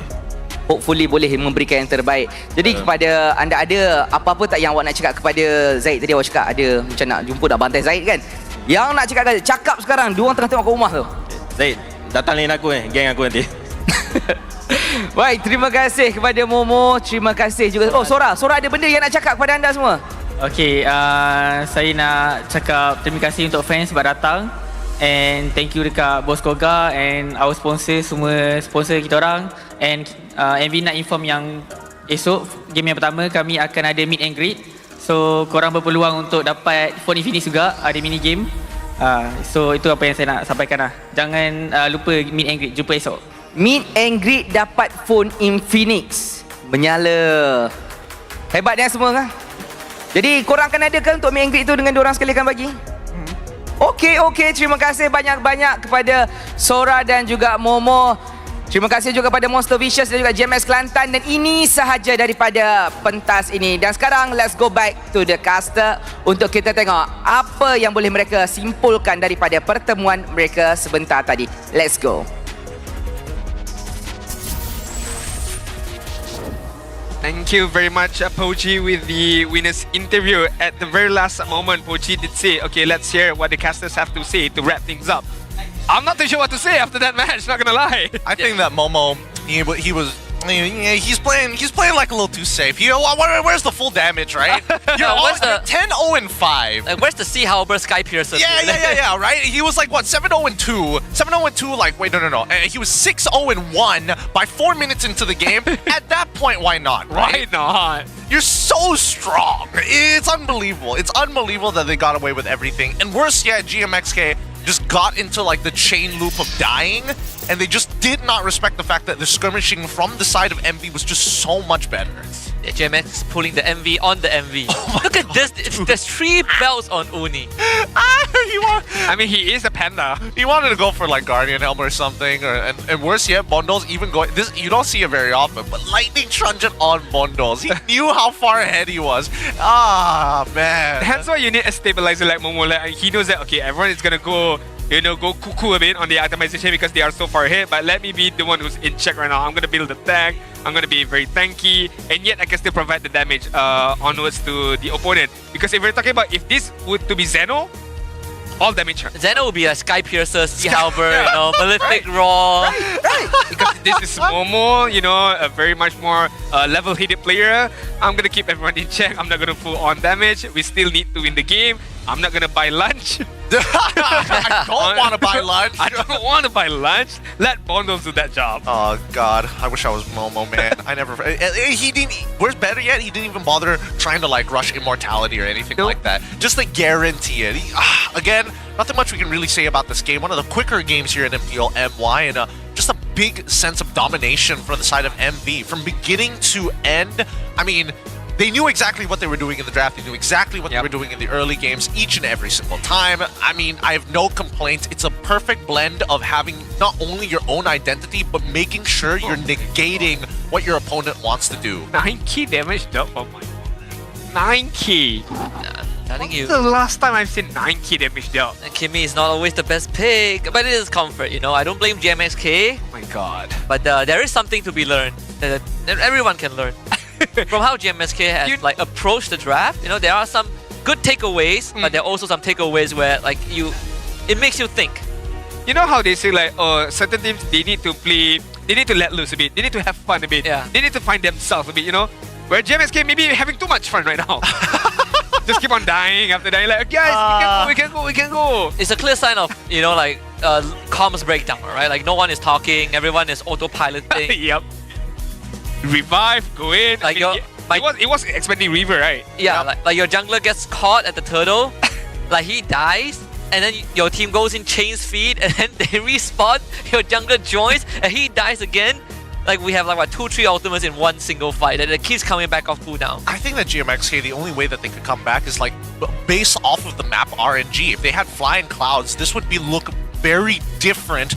Or it could be worse, actually. Yeah, and now that I think about it, maybe it could be a little worse. Yeah, they can participate in the fight even much more faster. Yeah. And die much more faster as well. That's true, because a lot of these kills didn't actually come from the laning phase itself, but it could have opened the draft a little bit more so they can get a little greedy with it, right? Because it just boils down to what am I going to do when I have a losing matchup? And most of the time, there's not much you can really do unless you have access to flying clouds, and the expanding rivers really just make it difficult for any team who starts to fall behind. Now we look at the item build progression here, a ridiculously fast item progression for Monster Vicious. Just look at that, Hunter Strike already completed by Ruff very early on into the game, but as soon as we start getting past like the 3rd minute, like the totality of like by the 7 minutes, how many items do you have? And people are like, I got 3, I got like 2 already ready to go. And Leone is like, don't worry guys, 3 items completed by 10 minutes. You are having the time of your life. More so, why does Ruff have 2 boosts? Did he sell his boost at one point? Like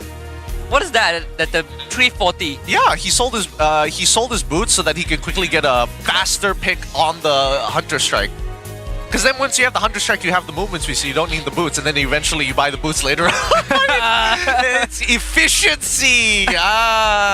You go into a slight bit of debt to get your item first. Fair enough. He has a credit card, you know. He's got the credit card. Wipes it away, like, yeah, I'm just gonna sell this, I'm just gonna buy that. Triple Braid Armor just to wrap things up for the side of Monster Vicious going up against GMX Clanton just now as we take a look at the highlight. And once again, Leone, I just don't know how he does it, right? Level 3 at this moment. I mean, just get that kill, just moves around, waits for it, gets level 4, bang, let's go. Munster joined the fight at like 20% HP. Yeah, I mean, to be fair, if he got the Raging Slash off, I think he probably would have made the trades a little bit more even, but unfortunately, he just didn't buffer it in time, right? So again, for everybody out there, just keep in mind, one assist, and then the Turtle Secure gets your support to level 4 straight away. Especially if you had like a pretty non-fruitful, and you've spotted out the jungler at least once within the laning phase. This is another initiation from Leone. Yeah. Ow. Just immediately control, alternate, delete once the initiation was set up by Leone. The follow-up from Bondles, the follow-up from Ruff, as well as Momo at the same time. I just don't understand this. Where was Monsters? Yeah. Where did he came from? Hey, he just... More like he thought he's him, you know, like he went in solo. To be fair, he actually has a pretty decent chance because Ruff's natural base HP isn't that high. And if assuming that Munsters had like all 5 stacks, well 6 stacks in this case, of his War Axe, then he actually has a really good shot of killing him.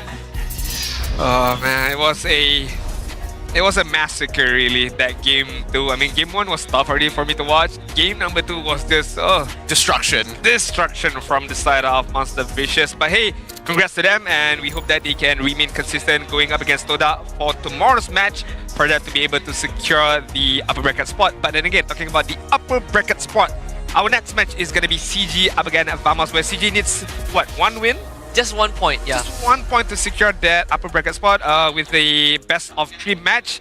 Hey, it's very much doable, but we shall see what's the mood of Vamos. Who knows? They could win 2-0. It also affects whether Vamos could make playoffs or not, and that's Also the important true. thing. If CG gets a 2-0, then Vamos' playoff chance hangs in the balance. Here's the thing, this is the first time in MPL MY history that we've seen teams like not secure the upper brackets as soon as possible. Like, it is dragged out. Well, like, they've been like, quote unquote, just about to get into playoffs since week 4. And then they lose the series, and they got 1 game, you know. Or the other team just dominates 2-0, or the other team's lost or 2 as well. So it's just a lot of disturbance coming in from other teams. They themselves at the same time thought they could have won 2-0, but then they lost 2-0 as well. So it's just a bit of a mess right now for MPL, which is week number 6. But hey, that's the fun of it. But we're not gonna leave you guys all alone. We're gonna leave you guys with the mic check for game number 1 just now, where Monster Vicious dominated against GMX contest. So hang in there, stick soon, and we shall see you guys later on. Tengok Ida. Boleh dok. Bas. Lagi. Go. Hilang. Bosan ni. Boleh atas tau. Boleh atas tau. Middle. Boleh kita atas. Kalian ni aja. Bruno guys. Aku baru on way. Bruno. Dapat Bruno. Next. Depan lagi. Dah sini. Dah flicker. Boleh lagi bawah guys. Guys, dua orang sini. Main. Ada di Bruno, ada di Ida ya. Bruno dulu. Gua. Mati. Jangan keluar atas Ayo. Ya, boleh Mas ya sekarang. Tengok. Dah duduk. Tiga. Bruno dulu. Mati. Bruno mati. Depan lagi. Tahu guys, boleh. Gila. Depan baru. Give me lagi. Awas Joy. Mana. Kasih aja. Menang. Oh. Mati. Gua awal tuh. Boleh. Dah. Orang dulu kali. Totong di belakang jemput. Oi. Dah sini. Gua buka lagi. Gua ada retri. Aman lah ya. Aman. Boleh. Menang. Kau main. Nice. Dah guys. Mana. Dah roda. Kali miss. Tuh lihat. Mati. Rata boy. Kali. Wih, asal aku dapat kilo wih. Ada. Satu kill. Satu kill Awir. Dua kill. Dah. Masuk. Dek Syamo. Nemo. Nah. Nemo. Lagi. Nice.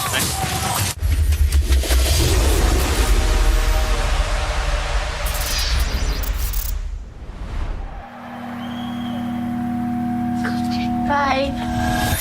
Saya boleh ni. Semangat nombor 1 ada dalam diri kita semua. Bukan atas usaha sendiri saja, tapi sokongan dan harapan yang dikongsi bersama. Sebab nombor 1 lebih daripada jadi yang terbaik. Ianya memikul impian mereka. Inilah semangat nombor 1. Inilah prepaid nombor 1.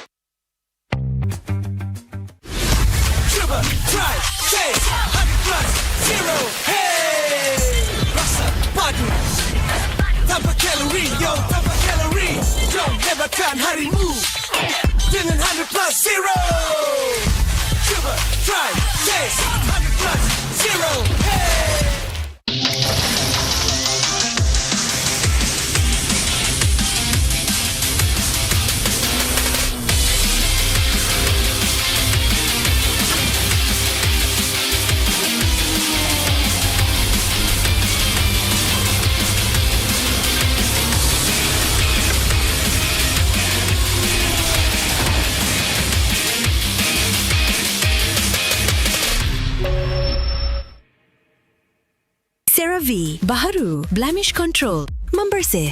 2% salisilik asid untuk membersihkan pori dan 3 ceramide untuk melindungi kulit. Memperbaiki. AHA, BHA dan niacinamide untuk menangani jerawat. Untuk kulit bersih dan sihat. CeraVe.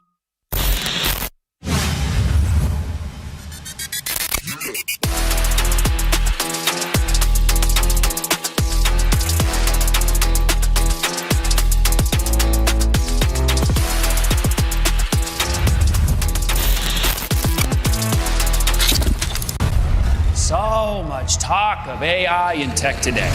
Virtual worlds, what are they going to look like when we get there? I would like you to meet Ares, the ultimate soldier. What are you? I'm looking for something. Something I do not understand. A malfunctioning program who wants to live.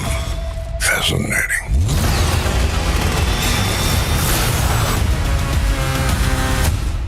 This is the most dangerous planet in the universe. And you've come to hunt an apex predator.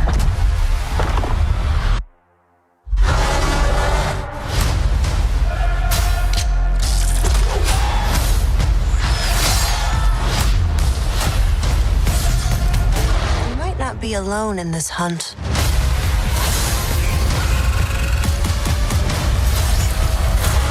Predator Badlands, only in cinemas. 7 tahun, 16 musim, perjalanan yang dianggap sekadar permainan di telefon kini menjadi isukan paling berpengaruh. Inilah MPL Malaysia. Era permulaan segalanya, titik mula sejarah apabila Malaysia dan Singapura menjadi tuan rumah MPL pertama di dunia. Di musim pertama, kita melahirkan legenda Solos, Penjahat dan Fredo. Dari musim ke musim, MPL MYSG menjadi pentas lahirnya pemain tersohor. Musim kedua mengukir cerita untuk pasukan yang tak disangka. Sayan Reborn, Noon bangkit dari kedudukan tercorot di tangga liga, mengharungi satu demi satu halangan hingga akhirnya menjulang piala pertama buat Malaysia. Musim ini menyaksikan kebangkitan luar biasa pasukan Todak. Ciku Guys dan Moon menggoncang pentas M1 World Championship, menamatkan saingan di tempat ketiga, mengharumkan nama negara. Momentum itu memuncak di musim ke-6, detik bersejarah apabila Todak menjulang trofi pertama mereka. Dari detik itu, bermulalah era kompetitif. Dari musim 7 hingga musim ke-12, setiap musim nama baharu diukir di trofi. Tiada pasukan yang kekal di takhta. Di sinilah Todak membina legasinya. Bersama Ciku Guys menjulang trofi sebanyak 3 kali. Puncak kegemilangan mereka hadir di SEA Games ke-32. Gabungan superstar team Ripo, Chibi, Zod, Ciku Guys, Izarami, Momo dan Gary menakluk pentas Asia Tenggara dan membawa pulang pingat perak. Satu detik bersejarah yang mengangkat nama Malaysia ke mercu isukan tertinggi di era ini akhirnya mencapai noktahnya apabila musim 12 Homeboy, pasukan yang sebelum ini tidak pernah menjulang trofi, mengangkat piala buat pertama kalinya dan membuka jalan untuk babak seterusnya. Sorakan peminat bergema bukan hanya kerana nama, namun kerana SRG menjadi pasukan Malaysia pertama menjulang MSC 2024 dan mara ke Grand Final 2 tahun berturut-turut. Sekaligus menyemarakkan api harapan baharu untuk MPL MY. Era ini diterajui oleh Cram, Stormy, Yums, Skies dan Innocent. Bukan sekadar juara, SRG menulis sejarah daripada dominasi di peringkat liga sehingga ke detik terakhir mereka mempertahankannya dengan penuh megah. Musim ke-14 mereka terus membuktikan kekuatan, memecahkan lagi sumpahan menjadi juara bertahan. Musim ke-15 repeat bersejarah yang menobatkan SRG sebagai pasukan paling dominan dalam sejarah MPL MY dengan barisan pemain yang sama memperoleh kemenangan demi kemenangan. Tapi Tapi musim ini pentas akan digegarkan. Wajah baru muncul menentang gergasi. Wajah lama kembali membawa dendam membara. Medan tempur terakhir sebelum segalanya berubah. Pantang mengalah. Menuju perjalanan ke era baru MPL MY musim ke-16. Hanya yang gagah kekal juara.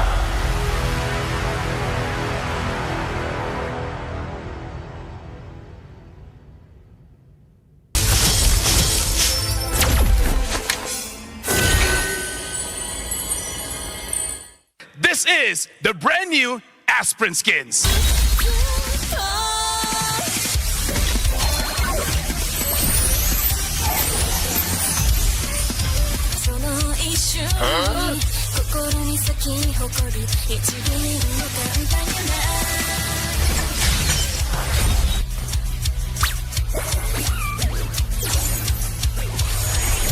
For the aspirants. I will be the shadow behind her light. Whose outshines the stars, Vexana. Destiny aligns us under a shooting star.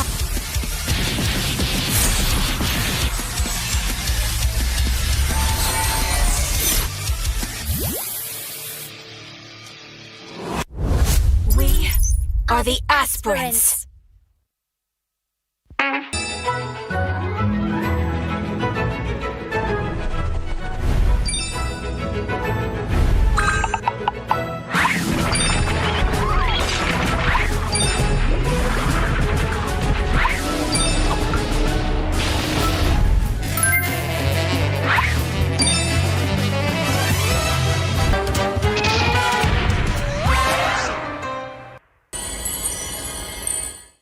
Okay guys, nama saya Lefel, saya dengan Zorn. Zorn, disebabkan kau pakai Fanny Roam, aku akan tanya kau, hero apa yang tak boleh jadi Roam? Kau diam je. Kalau ada hero yang kau tak boleh buat Roam, kau just cakap dah. Okay, kita start. Hayabusa, Mia, Layla, Saber. Okay, nampak gayanya memang semua hero dia boleh buat. Cik, Messi, cik. Okay. Aku tanya Zorn, sekarang aku tanya kau, okay? Aku akan sebut hero-hero dekat dalam ML, okay? Kalau hero ni kau tak boleh pakai, kau terus cakap, okay? Fanny. Aku macam boleh. Alright, itu je. So, Zorn boleh pakai semua, dia tak boleh Fanny. See you guys later.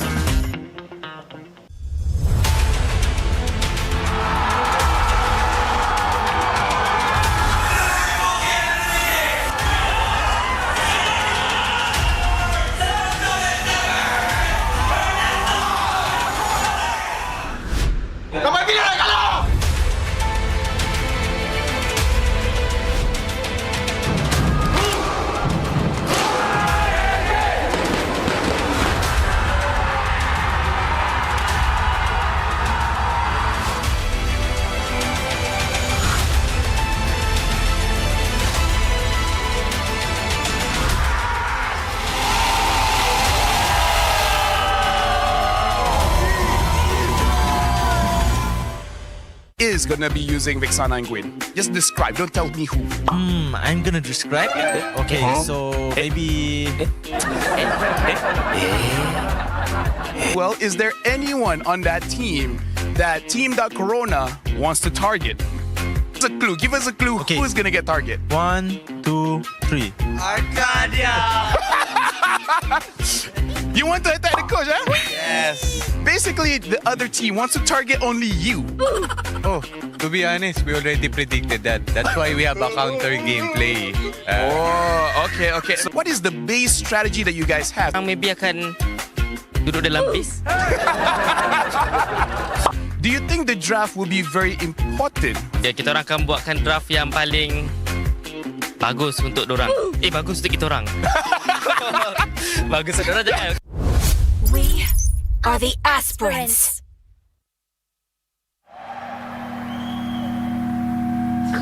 Bye. Saya boleh ni. Semangat nombor 1 ada dalam diri kita semua. bukan atas usaha sendiri saja, tapi sokongan dan harapan yang dikongsi bersama. Sebab nombor 1 lebih daripada jadi yang terbaik. Ianya memikul impian mereka. Inilah semangat nombor 1. Inilah prepaid nombor 1.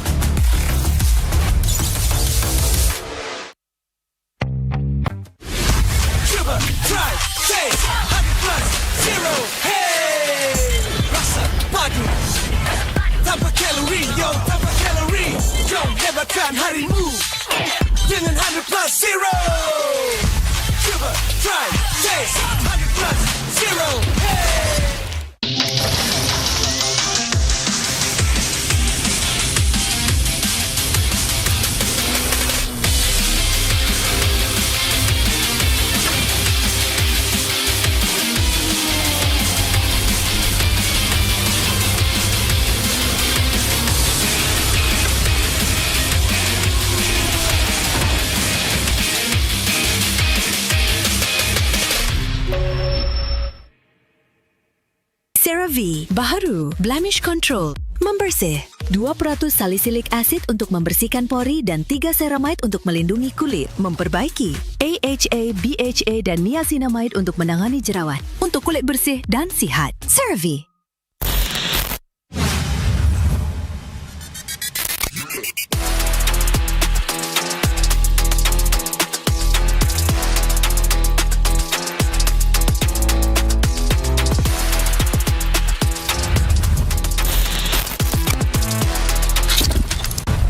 So much talk of AI and tech today. Virtual worlds, what are they going to look like when we get there? I would like you to meet Ares, the ultimate soldier. What are you? I'm looking for something. Something I do not understand. A malfunctioning program who wants to live. Fascinating.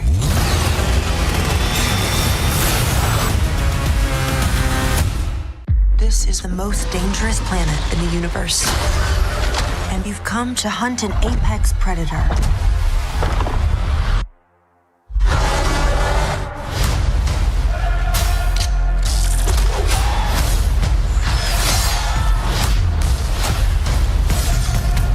You might not be alone in this hunt.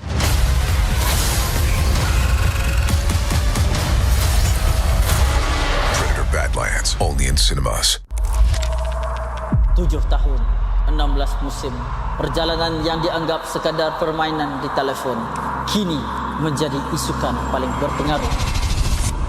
Inilah MPL Malaysia. Era permulaan segalanya, titik mula sejarah apabila Malaysia dan Singapura menjadi tuan rumah MPL pertama di dunia.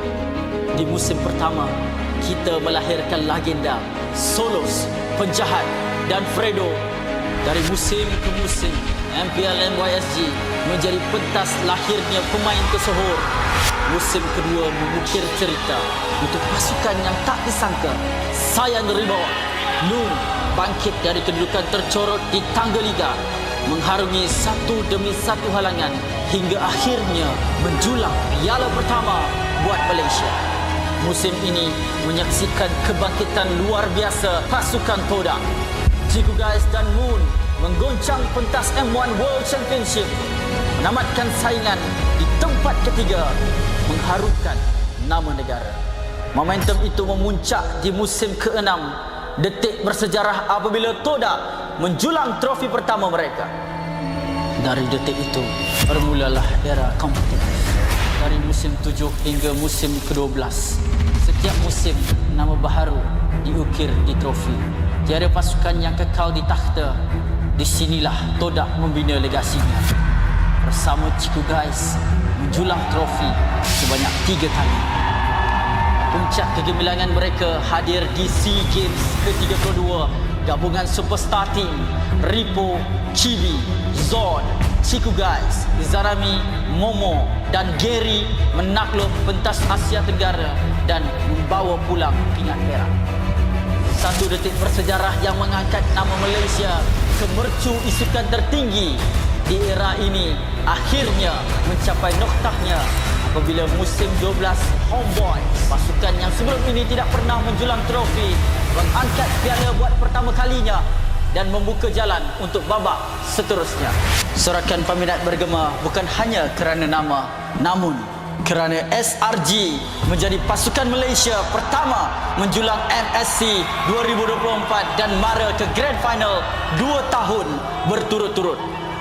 Sekaligus menyemarakkan api harapan baharu untuk MPL MY. Era ini diterajui oleh Cram, Stormy, Yums, Skies dan Innocent. Bukan sekadar juara, SRG menulis sejarah daripada dominasi di peringkat liga sehingga ke detik terakhir mereka mempertahankannya dengan penuh megah. Musim ke-14 mereka terus membuktikan kekuatan, memecahkan lagi sumpahan menjadi juara bertahan.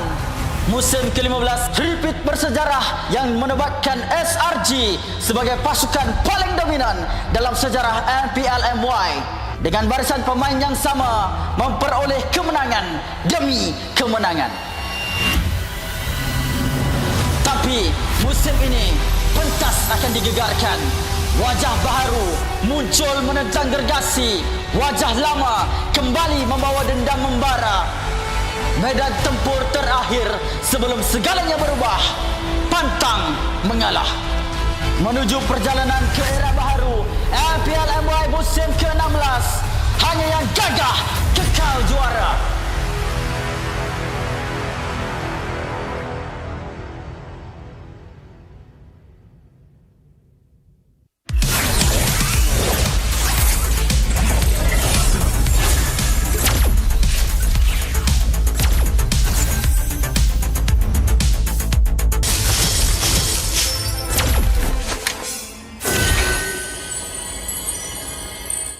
This is the brand new Aspirin skins.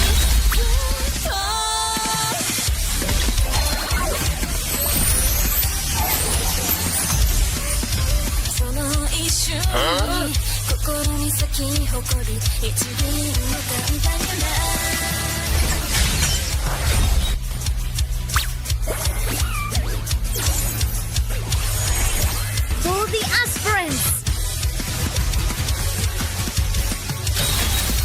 I will be the shadow behind her light.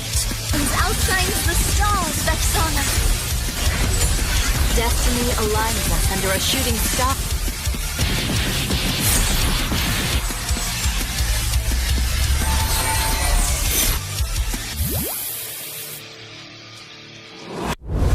We are the aspirants.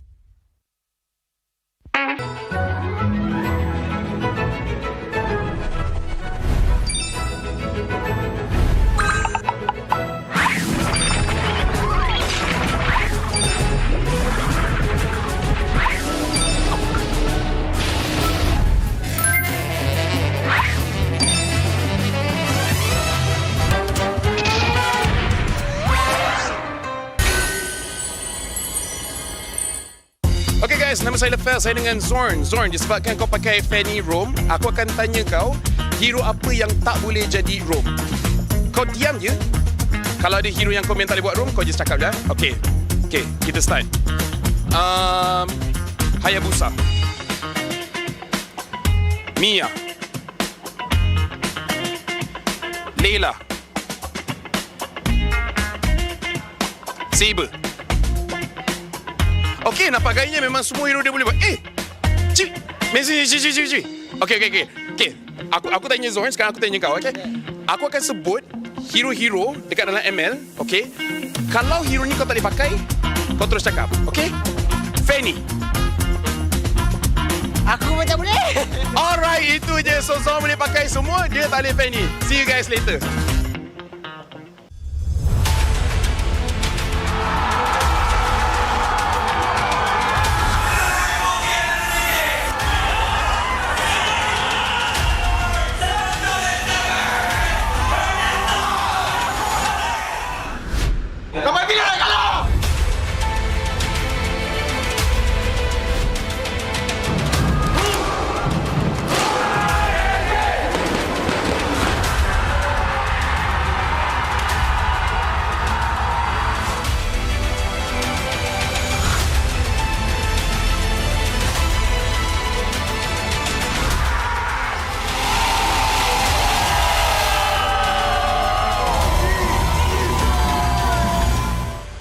is going to be using Vexana and Gwen? Just describe, don't tell me who.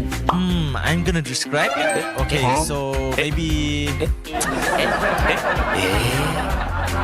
Well, is there anyone on that team that Team.Corona wants to target? Give us a clue. Give us a clue. Okay. Who's going to get target? 1, 2, 3. Arcadia! You want to attack the coach, huh? Yes. Basically, the other team wants to target only you. Oh, to be honest, we already predicted that. That's why we have a counter gameplay. Okay. So what is the base strategy that you guys have? Maybe akan duduk dalam bis. Do you think the draft will be very important? Ya, kita orang akan buatkan draft yang paling bagus untuk dorang. Bagus untuk kita orang. Bagus untuk dorang jangan. We are the aspirants.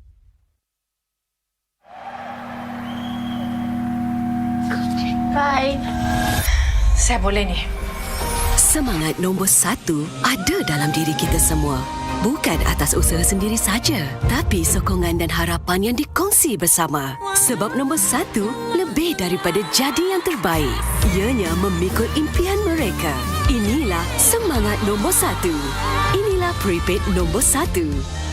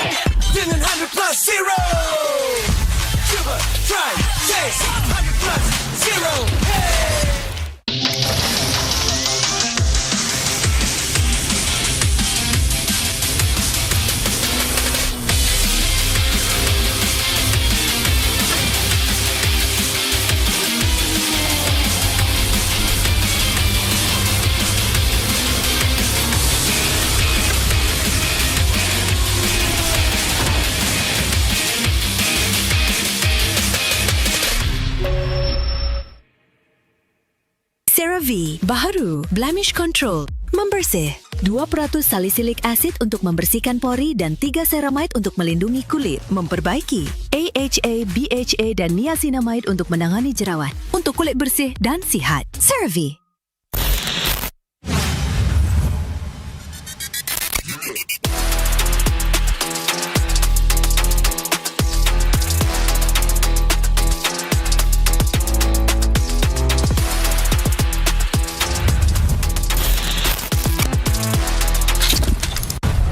So much talk of AI and tech today. Virtual worlds, what are they going to look like when we get there? I would like you to meet Ares, the ultimate soldier. What are you? I'm looking for something. Something I do not understand. A malfunctioning program who wants to live. Fascinating.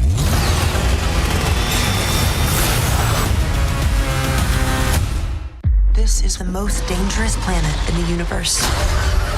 And you've come to hunt an apex predator.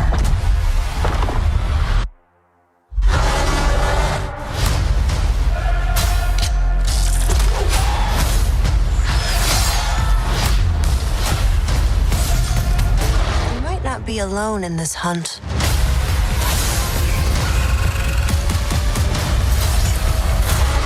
Predator Badlands, only in cinemas. 7 tahun, 16 musim, perjalanan yang dianggap sekadar permainan di telefon, kini menjadi isukan paling berpengaruh. Inilah MPL Malaysia. Era permulaan segalanya, titik mula sejarah apabila Malaysia dan Singapura menjadi tuan rumah MPL pertama di dunia.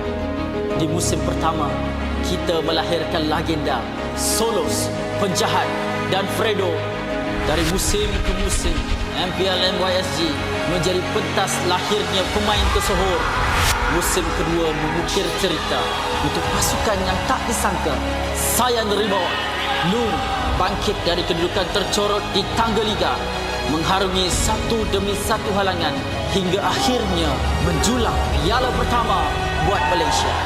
Musim ini menyaksikan kebangkitan luar biasa pasukan Todak.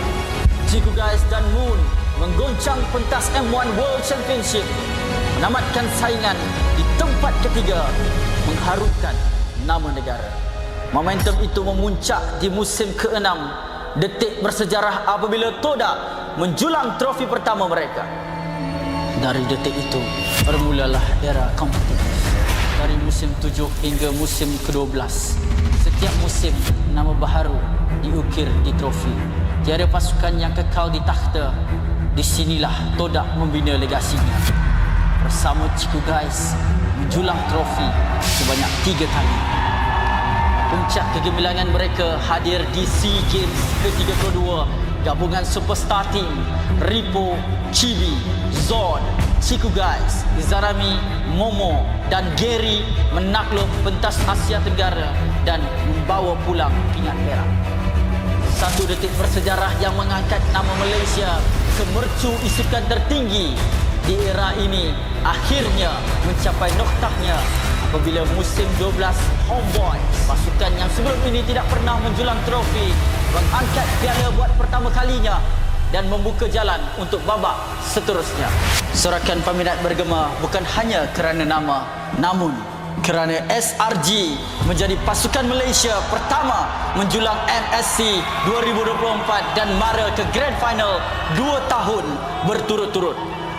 Sekaligus menyemarakkan api harapan baharu untuk MPL MY. Era ini diterajui oleh Cram, Stormy, Yums, Skies dan Innocent.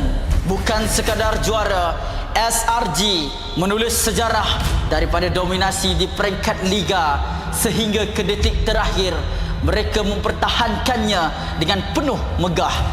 Musim ke-14 mereka terus membuktikan kekuatan, memecahkan lagi sumpahan menjadi juara bertahan. Musim ke-15 repeat bersejarah yang menobatkan SRG sebagai pasukan paling dominan dalam sejarah MPL MY dengan barisan pemain yang sama memperoleh kemenangan demi kemenangan. Tapi musim ini pentas akan digegarkan. Wajah baharu muncul menentang gergasi. Wajah lama kembali membawa dendam membara. Medan tempur terakhir sebelum segalanya berubah. Pantang mengalah. Menuju perjalanan ke era baharu MPL MY musim ke-16. Hanya yang gagah kekal juara.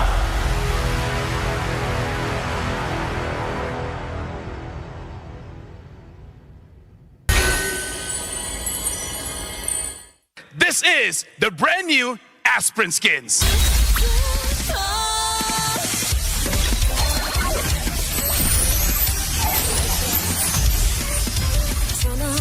Huh?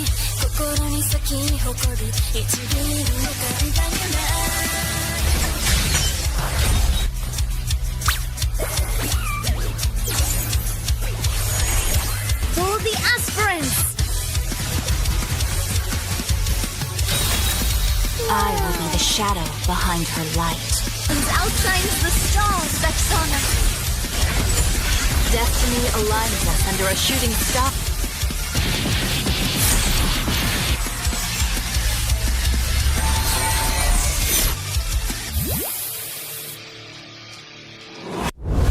We are the aspirants.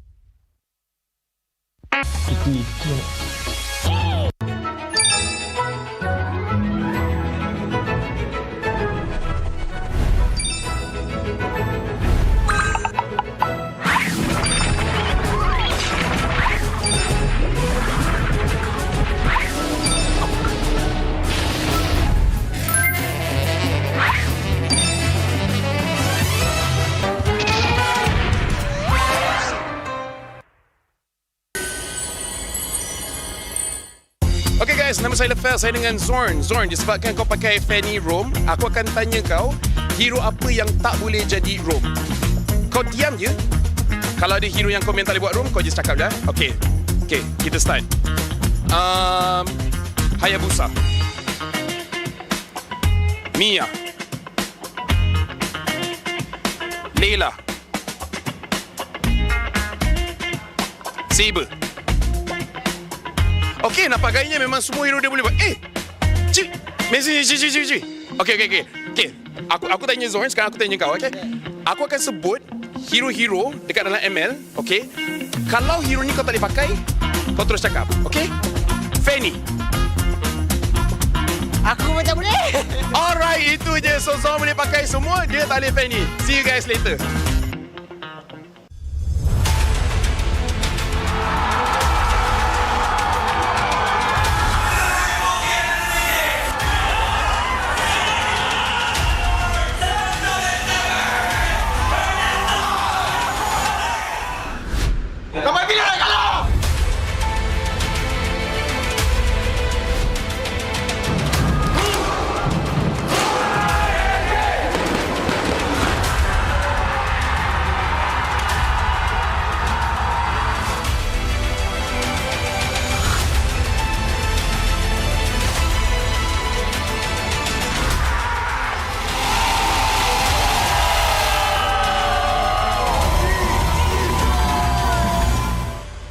Is gonna be using Vexana and Gwen. Just describe, don't tell me who.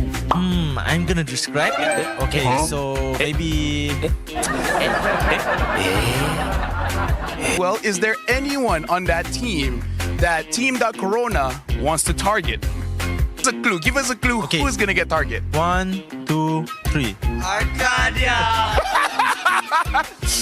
You want to attack the coach, huh? Yes. Basically, the other team wants to target only you. Oh, to be honest, we already predicted that. That's why we have a counter gameplay. Okay. So what is the base strategy that you guys have? Maybe akan duduk dalam base. Do you think the draft will be very important? Ya, kita orang akan buatkan draft yang paling bagus untuk dorang. Bagus untuk kita orang. Bagus untuk dorang jangan. We are the aspirants.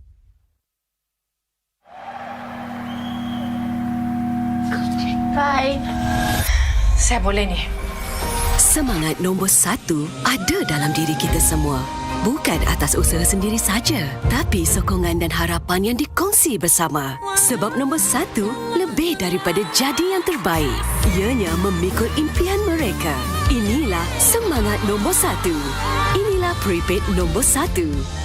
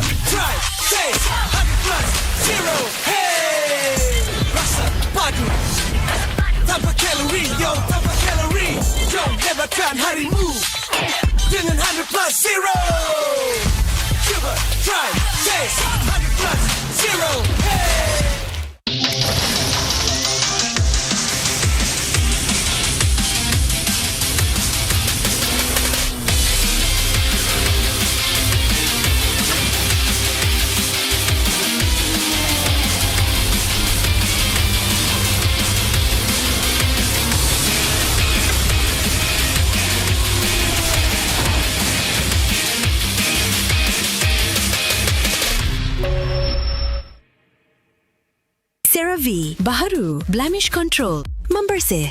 2% salicylic acid untuk membersihkan pori dan 3 ceramide untuk melindungi kulit, memperbaiki.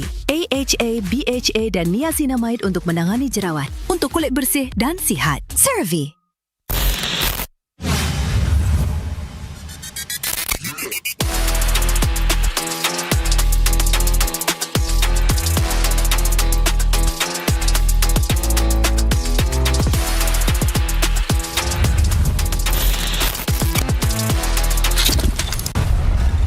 So much talk of AI in tech today. Virtual worlds, what are they going to look like when we get there? I would like you to meet Ares, the ultimate soldier. What are you? I'm looking for something. Something I do not understand. A malfunctioning program who wants to live. Fascinating.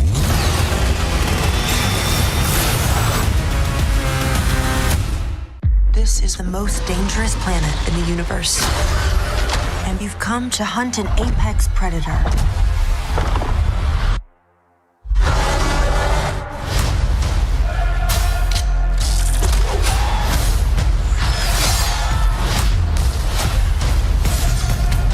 You might not be alone in this hunt.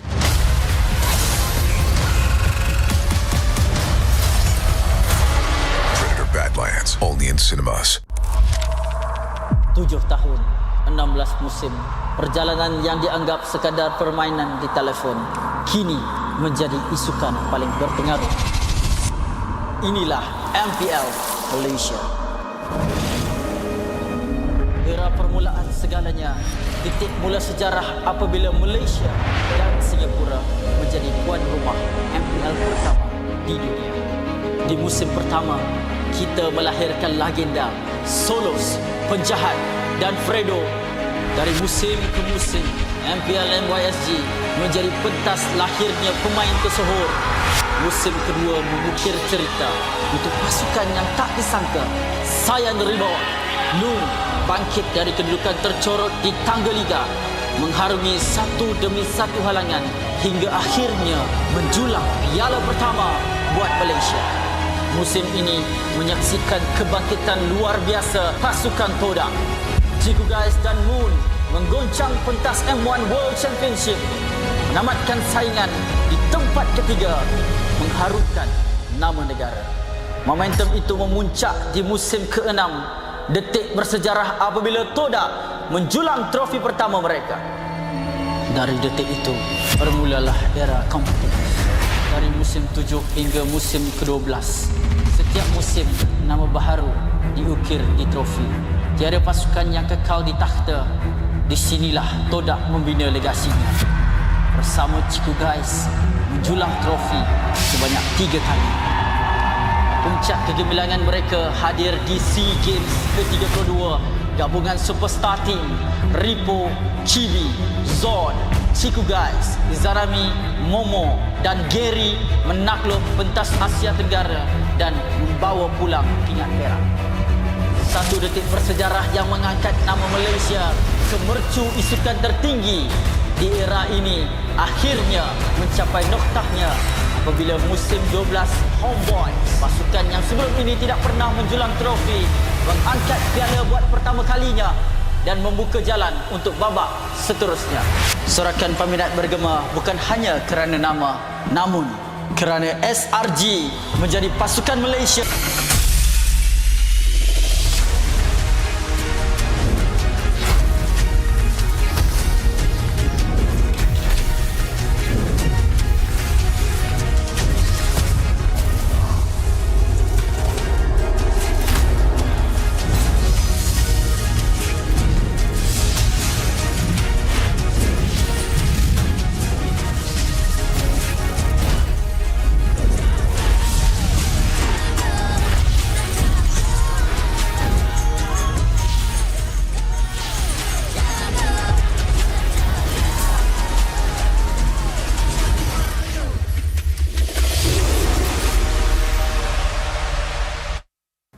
MPL Malaysia Season 16 is powered by Moonton.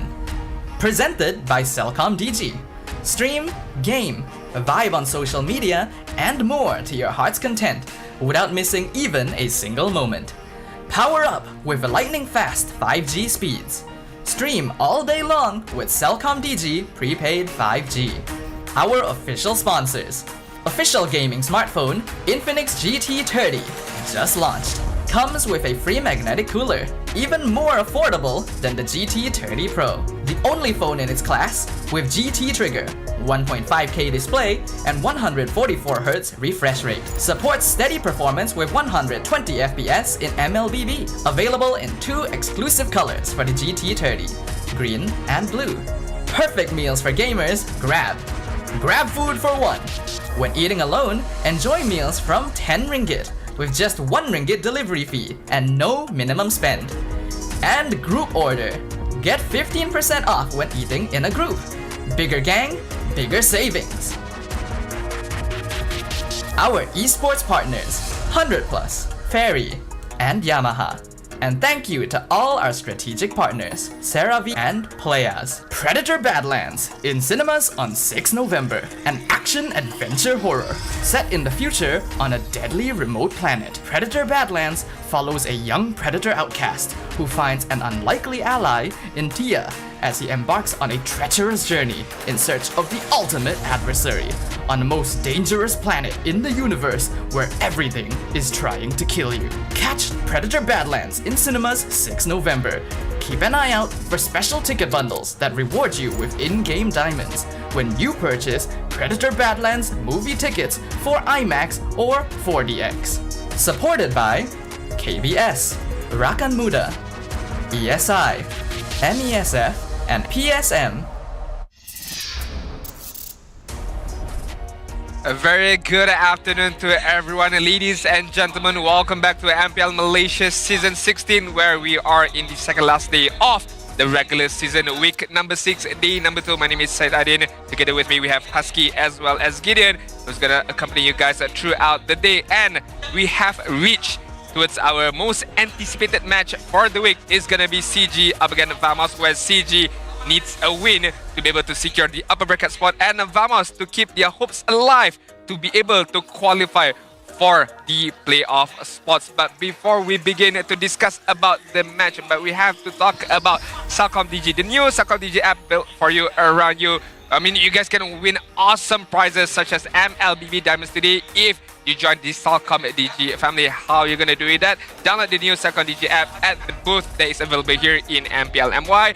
Activate your own Celcom DG and show the Celcom DG staff for verification to receive the MLBB Diamonds. So that is for you guys who come down here to MPL MY venue to be able to get exclusive merchandise, exclusive giveaway, such as MLBB Diamonds, of course. I hope that people understand that this is a completely new app for some of the people who have been using, Celcom DG for a while now. Even LaFell realizing very quickly, wait a minute, it's a completely separate thing. Yes, it's very different from the app that you usually use. Again, Celcom DG, you can actually get extra gifts if you go the extra mile. Just drop by Dewan Sri Putra, or during playoffs, drop by Mipes in Serdang, and you can be a part of the family. Of course, we do have to talk about the match in hands right now. I just want to talk a bit about Vamos. It's very difficult if you are in a situation, hey, if you win 2-0, let's say, but you still have to rely on other teams to lose. You have to rely on other matches as well. It's a very tough spot to be in, but if you were in the state of Vamos right now, how would you feel right now? If, let's say, you win 2-0 right now. I mean, if I win 2-0, I'm in playoffs, right? So yeah. I would definitely feel relief for sure, but I think Vamos' biggest enemy has always been when they are under pressure. A lot of times they crack under that pressure. Against CG, just give it your all. I think Vamos has a good shot.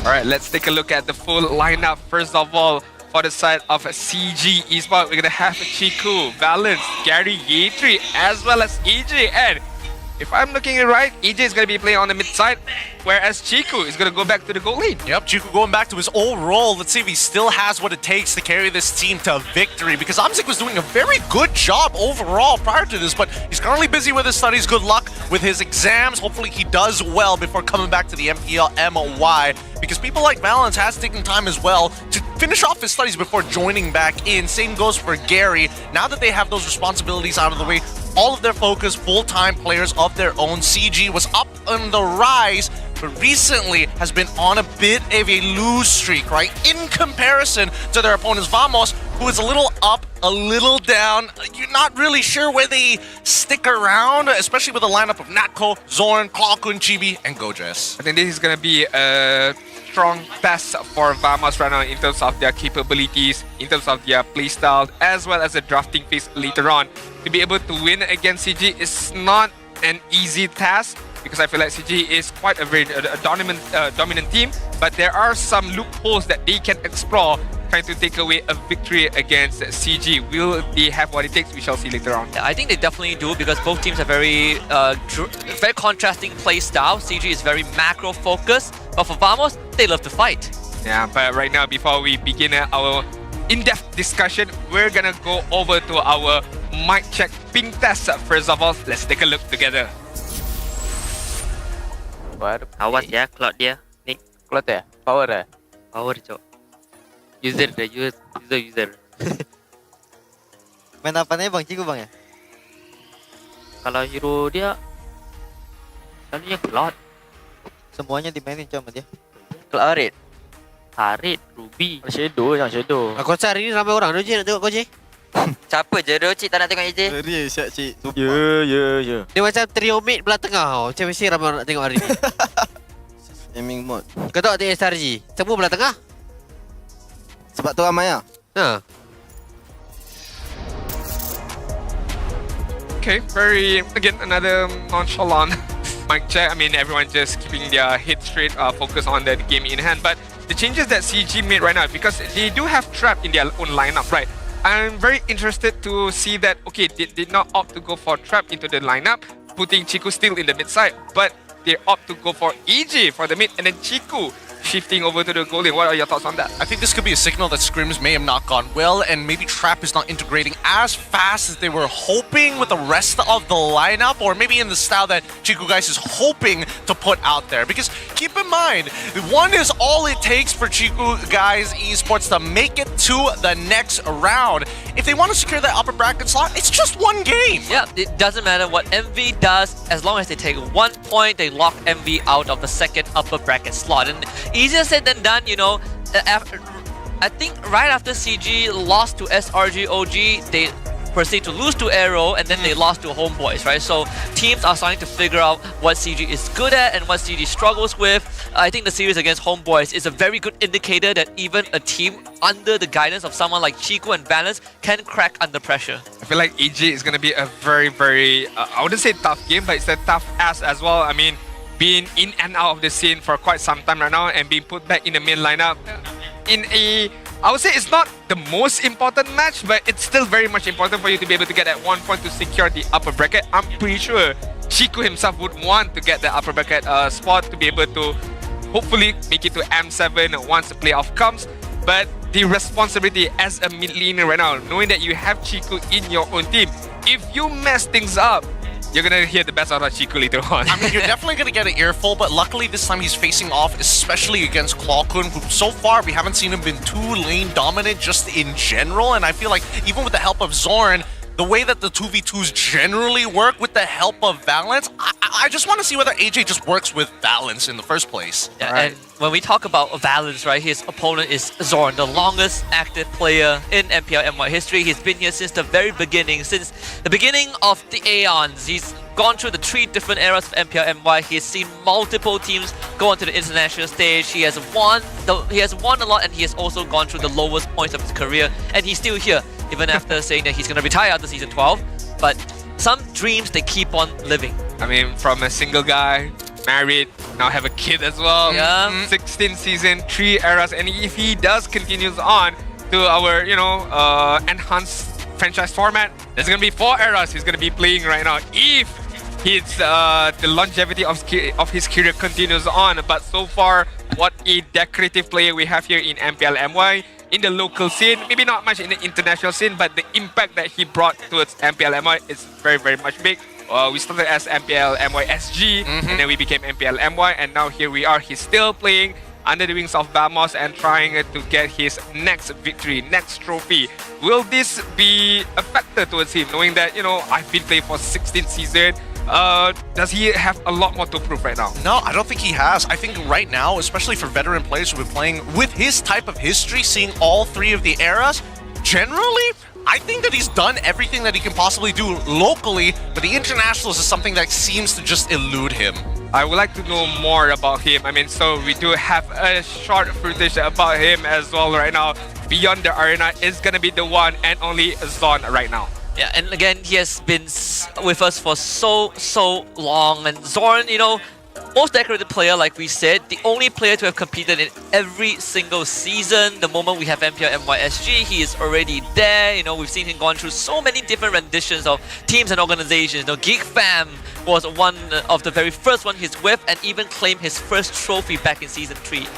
Internationally, he's represented us a good number of times. I mean, under his time with Geek Fam as well, he actually had one international showing in 2018 before the M Series came into place. But even then, he has not only represented us in M Series championships, he's also been part of the SEA Games. He's also been part of MSC, if I remember correctly, 2024 as well. And the consistency lies within the passion that he has within the game, regardless of patches, regardless of meta, regardless of changes of MLBB. Zorn still remains the same, a very brute force in that roam side. Compared to the first season, he's seen a lot of improvement as well in MPL MY. I mean, you've been with MPL MY for 16 seasons, for sure. There's going to be a lot of improvement. So he says that Muto takes good care of the Malaysian League, and he is definitely ready for the new era, showcasing or foreshadowing that he's still gonna be playing once comes the new era later on. Yeah, give it 4 more seasons, he'll be here for a full decade, right? And being in the league, I think he has survived one of the biggest enemies for competitive play, and that's time. Right? Not many players can survive the test of time. Some people go for a break and they come back. Some people take a break and they never return. But then Zorn, he stayed true and even survived his own retirement. I think that is the most impressive thing. To be fair, we do consider him as one of the legenda, but then the one who gotten the title of the legenda is going to be Chiku from the side of CG as well. So there is a bit of debate who is the more legenda player or the legenda individual between Chiku as well as Zorn. That is a very good argument, a very good discussion we can make here between both of these players, regardless of their roles, of course. I mean, it comes down to accolades, right? Because again, Chiku, as a legend of his own, bringing Malaysia to an international stage and also cementing ourselves as an interesting region to watch, especially when you see the name Todak pop up during an M Series. That was a legacy that they held on for a very long time, but it also kind of put a lot of expectations on not only Chiku as a brand, but also on Todak as a brand as well. Finally, now that they've kind of separated, you do see that Chiku has kind of, as some process put, built his own empire upon not only the fan base, but the players that he scouts as well. That's why CG is so interesting to watch. Yeah, there's still the residue that he left behind, right? Even when he's not with Todak, people still look at Todak as the Todak Langar, right? When Todak is not doing well, people still ask, where is the Langar DNA? And that is all because of Chiku. So me and Husky is going to go for Team Zorn. I'm like, which is who is who right now? Yeah, so we're going to go for Team Zorn right now, and you're going to be the odd one out going for Team Chiku. Okay, very short reason. I feel like Zorn, as a leader, he's not as strict as Chiku, and I feel like that's why a lot of the players gels well with him. That is my argument. And with Chiku, it's a bit more tough love. You know, if you don't do well, if you don't perform well, you're gonna hear the best out of Chiku, and that makes it very scary enough to play with Chiku. What about you, Husky? I mean, it depends on what you categorize as a legend, right? Are you looking at someone who has brought great impact to the community like Chiku and the gameplay in the region, or are you just looking purely as someone who has survived 8 years of being in the ecosystem? And in this case, I think Chiku has gotten a lot of his flowers. Zorn deserves that too. Well, I mean, sure, but I think the big difference here is the fact that this is the younger generation of casters who are saying, oh yeah, Zorn's the way to go compared to me and Karakuri, who is just like, no, it's the accolades, it's the impact that you have left on the international stage, because that, all roads lead to the M Series at some point of time. And with an international finish, some of the best we've seen prior to SRG, Chiku is the way to go. I want to hear what you guys think about in the chat right now, Team Chiku or Team Zorn, but we do have to hand it over to Poji on the main stage. Let's go right now. Terima kasih kasta-kasta kesayangan Malaysia. Anda sekarang bersama saya untuk satu segmen yang menarik. Segmen ini dinamakan segmen Hype Gempa. Gempa ke tidak? Bunyi sikit. Stadium menyala. Baik, jadi kita nak panaskan suasana, memandangkan sekarang kita nak menuju ke satu filem yang terbaru, itu Predator Badland yang bakal mendarat di MPL MY. Jadi kita nak bawa aura survival tu datang, survival mode, segala insting untuk kita yang ada dekat dunia terpencil yang penuh dengan kejahatan dan juga monster-monster yang ada dekat dalam cerita Predator Badland. Jadi dekat sini, jadi kita nak vibe check di antara side Vamos dan juga CG. Siapa lagi menyala? Game dia mudah. Kita akan main mengaum. Boleh tak mengaum, saya nak tanya? Damyongger. Macam tu mengaum dia. Jadi kita akan ada meter dekat belakang ni. Meter ni kalau kita mengaum grrr tu, jadi kita akan ada contoh mengaumnya. Contoh, silakan dengar. Damyongger macam tu. Jadi kita kata side sebelah sini kuat ataupun sebelah sini yang lebih kuat. Jadi kita nak tengok siapa yang lebih seperti harimau MPL Malaysia yang sebenar. Jadi tanpa kita melengahkan masa, let's go. Kita dengar side yang pertama untuk pasukan Vamos. Korang ada satu saja peluang untuk try benda ni. Tak ada peluang kedua. Jadi let's go. 1, 2, 3.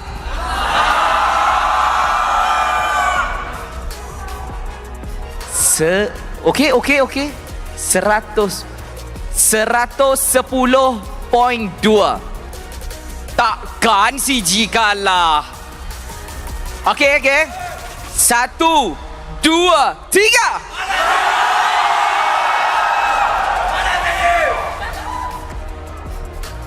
Seratus 111. CG menang. Terima kasih kepada CG. Jadi sebagai tanda penghargaan juga, MPL MY akan beri benda ni. Hadiah daripada Tron Aries, iaitu kolaborasi di antara Disney dan juga MPL MY kepada 10 orang pemenang bertuah sekejap sahaja lagi. Jadi bukan itu sahaja kepada anda dekat sini. Jangan lupa untuk saksikan Predator Badland yang akan berada di Pawaga mulai 6 November. Watch in IMAX, win it with MLBB. Beli tiket IMAX dan juga 4D bundle untuk tiket khas Tron Aries dan juga Predator dan dapatkan ganjaran in-game diamond. Baiklah, sekarang masa untuk menuju ke perlawanan di antara CG dan juga Vamos. Belum tu, saya nak buat something special untuk anda. Bagi kepada saya benda tu, saya perlukan benda tu. I need that. Thank you very much. Siap. 3, 2, 1. Let's go. Mengaum. Grrr. This is the most dangerous planet in the universe. And you've come to hunt an apex predator.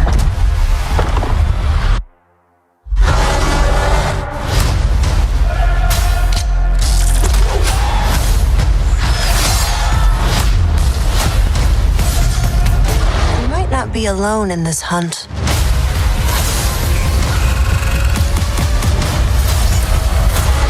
Predator Badlands, only in cinemas. Introducing our marshal that will ensure fair play and professional integrity in the matches. We thank you for your hard, very work, Rez and Munduna, as well as Izzat. Thank you very much, guys.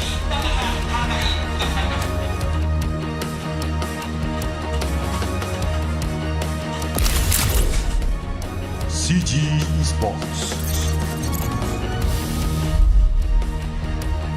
After an unexpected 2-1 loss to Homeboys last week, with Chico returning to the goal lane, his original role, they returned this time with fiery determination, chasing a spot in the upper bracket. Will that defeat shake their momentum or fuel their hunger to bounce back stronger? And can they deliver their peak performance when it matters the most this week? Ladies and gentlemen, make some noise for CG Esports!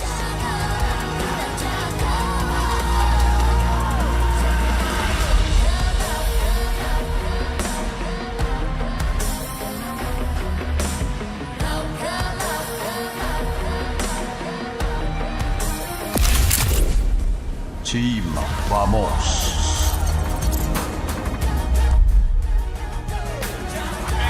Team Vamos returns to action this week after a shaky run against Team Ray and Todak last time out. Today they step back into the jungle where only hunters survive, mask on and focus locked. The question is, can they hold on to their momentum, or will they become the hunted once more, lost in the shadow of their rivals? Ladies and gentlemen, it's time to mask off. Uno, dos, tres, hala, vamos!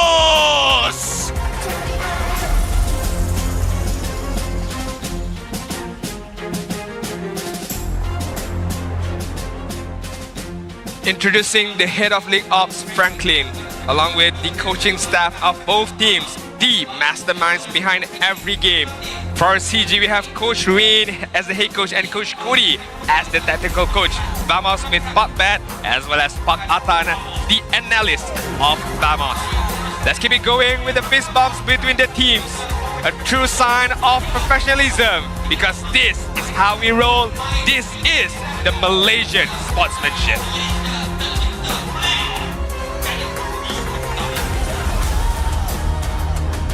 Nearly missing out on that final fist bump there. I thought there was some beef between Valent and Gojes for that moment, but okay, at least they made contact before they headed up into their battle station. CG will be taking blue side first pick with a 67% win rate. They've been doing well on blue side, but I'm curious to see whether this change up in bringing in AJ and putting Chiku guys in the gold lane will affect the draft, because that's severely where they got punished the last few times. Yeah, and the last time AJ played was back in Season 14, because he was not fielded in Season 15 at all. And right now, you know, you look at that 1 year gap, the meta has shifted, and you look at AJ's most played heroes back in Season 14, most of them are sort of unusable right now. No, Aurora, Vexana, you could argue Vexana, but Aurora, Valentina, we don't see that often anymore. You have to adapt to more artillery type like Farsa Eve, or even into the Lunox and Kimmy. But then knowing Coach Ruin, right, and what he did to Amzik, where, you know, just the Grangers, the Harits always get picked up with Amzik, I feel like Coach Ruin will adapt the same kind of mentality for AJ. If that is the comfort hero of AJ, he will try his best to make it work for AJ on the mid side later on. But we do have one more fan talk zone for you guys. Do scan the QR code. If you guys are Team Chiku, you guys gotta go vote for A. If you guys are voting for Team Zorn, you gotta go for option B. This is what I've been talking about just now. I would like to see the comments flooded with either A or B. There's no C. So yeah, I mean, maybe Gen Z fans will opt to go for Zorn, as Gideon did mention.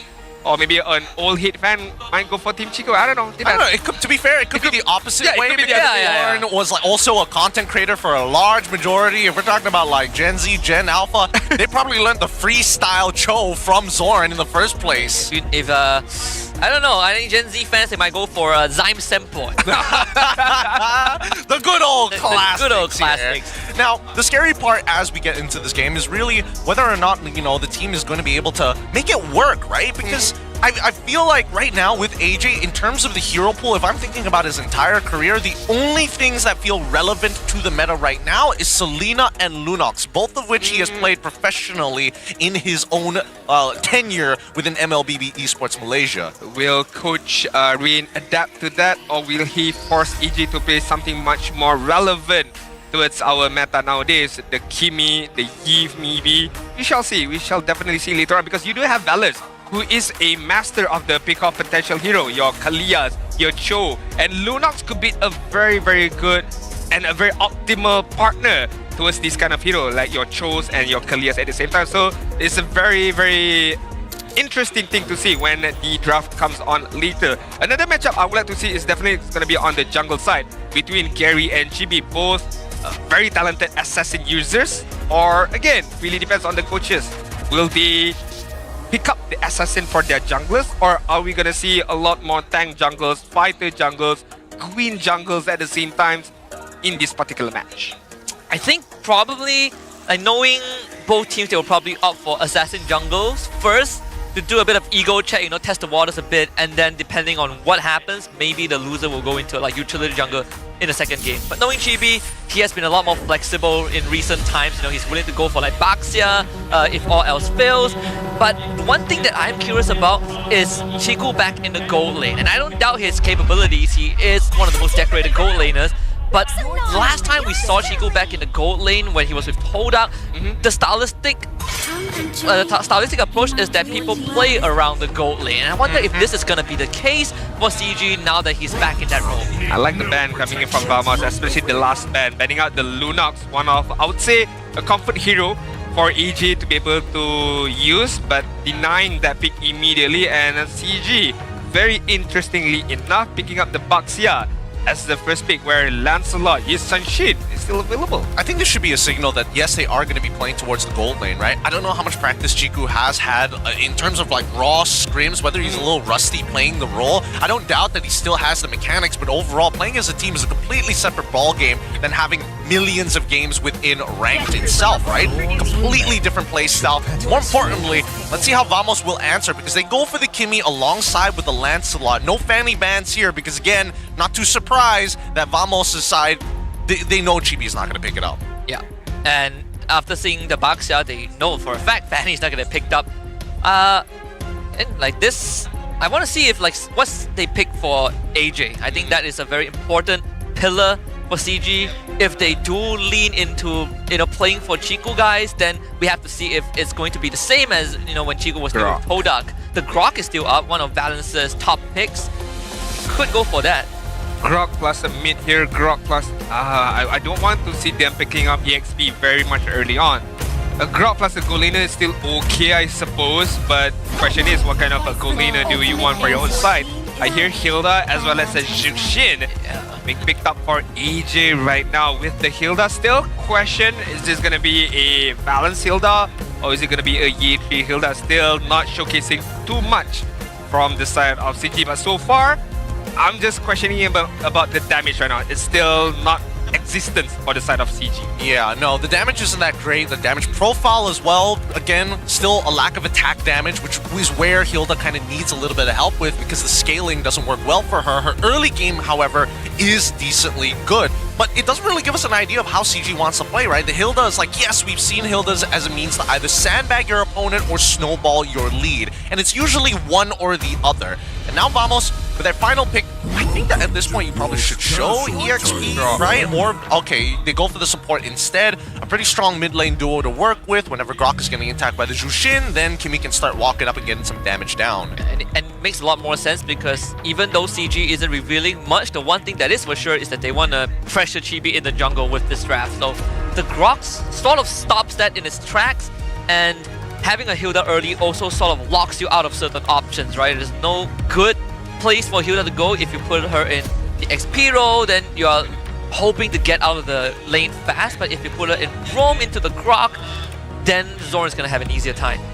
I'm not too sure if the Hilda pickup is just to disturb the farming potential of Lancelot later on, but you would require your Hilda to go on the roam side to be able to disturb Lancelot very early on, but I don't think it's beneficial to do so because of the disadvantage that you have early on if you do go invade on the opponent's jungle. Esmeralda is gonna get banned out for shadowing, like Vamos might picking up a Uranus later on, but we do have a fun fact for Gary.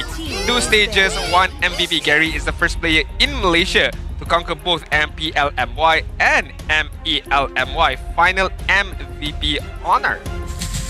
Okay. Dude, that's such a fun fact. It's crazy. People who have followed Gary long enough knows that it's like, yeah, sure. Only true fans are like, yeah, he's the finals MVP of MAL. That's the highlight of his career. Oh, ouch. Okay, we do have a fun fact about Papet. We shall see this one. Is it much more fun than Gary's? Did you know Chico and Papet last cross path was in MSC 2022 when Todak faced Omega? Papet hasn't made an appearance on the international stage since then. Yeah, which makes this season even more important, right? Like, sure, we say that CG just needs 1 point for upper bracket, but if you're in Vamos' shoes, you want to qualify for playoffs, and that 2 points has to come from CG. If anything, if all else fails, Vamos will have to start praying that everything else goes wrong for other teams playing tomorrow, and that's not the spot you want to be in, because they barely made playoffs last season. They get knocked out in 5th and 6th. Imagine not making it this season. Yeah, that would hurt a lot. It would hurt a lot of fans, but it's still really based on the draft, right? So far, good blue ban coming in from CG. A bit of anticipation knowing that both Arlet alongside with Lapu don't do too well into the Hilda, especially for the early laning phase, because Hilda is just way too tanky. There's just not much you can really do to pressure her out of that lane. Alice? The Fulvius and as well as the Esme, also really good insight to it. As she gets locked in, talk about I want to win lane, and I want to win lane hard. Wow, I thought they would consider the Alice because that looks like the next direct pick, but Yuzong, give me some lippy feels. Wow, I mean, it's been so long since we've seen Yuzong, right? I mean, hence why 0% big read here in MPL MY. So it's gonna be a debut pick for season 16 for Yuzong. We shall see how he fares out in this current meta, in this current patch, in this current game as well. So CG right now, they do have the option to go for an Arlet. They do have the option to go for Lapu. Uranus is still there, Alice is still there. I mean, there's a lot of options for the XP side, which we shall see later on. Cloud plus a Uranus? No?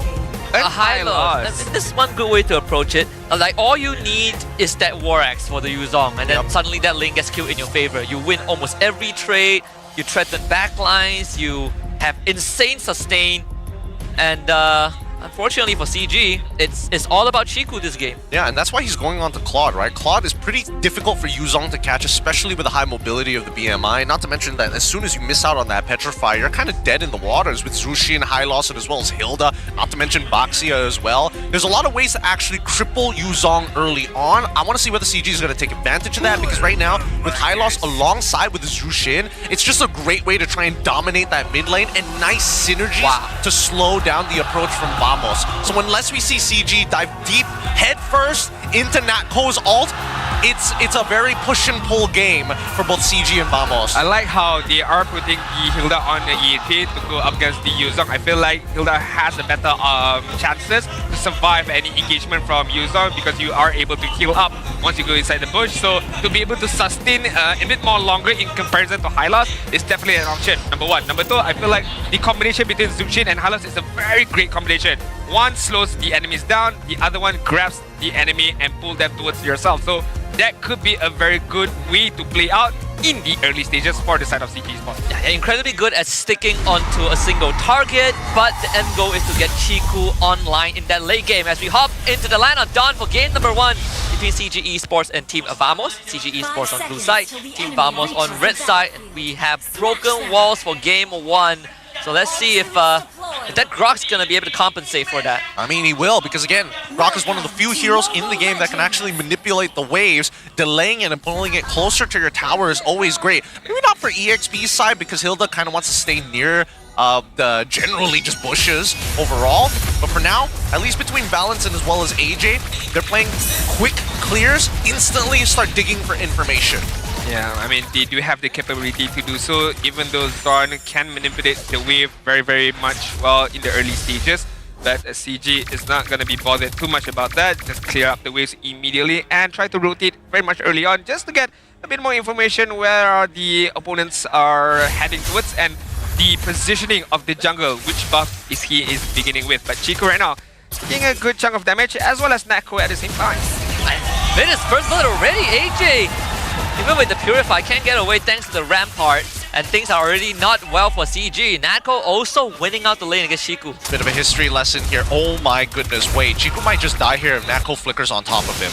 Doesn't have it, but Chiku is going to get out of there. So fun fact, he actually, Zorn, a god at Grok. Before he got revamped, that was his signature pick alongside with the Chill. Has brought Geek Fam, as of course you see in 2021.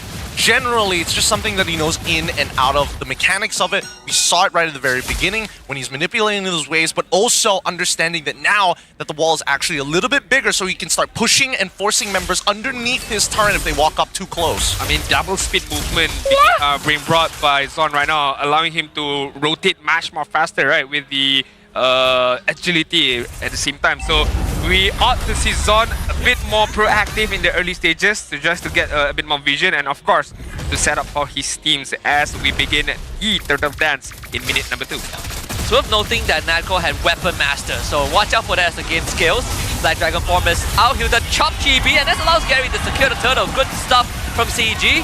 Chibi will be able to escape, and CG cannot really chase. Good disruption coming out from Ye 3. Oh, Chico's in trouble. He's in trouble. He's dead. What?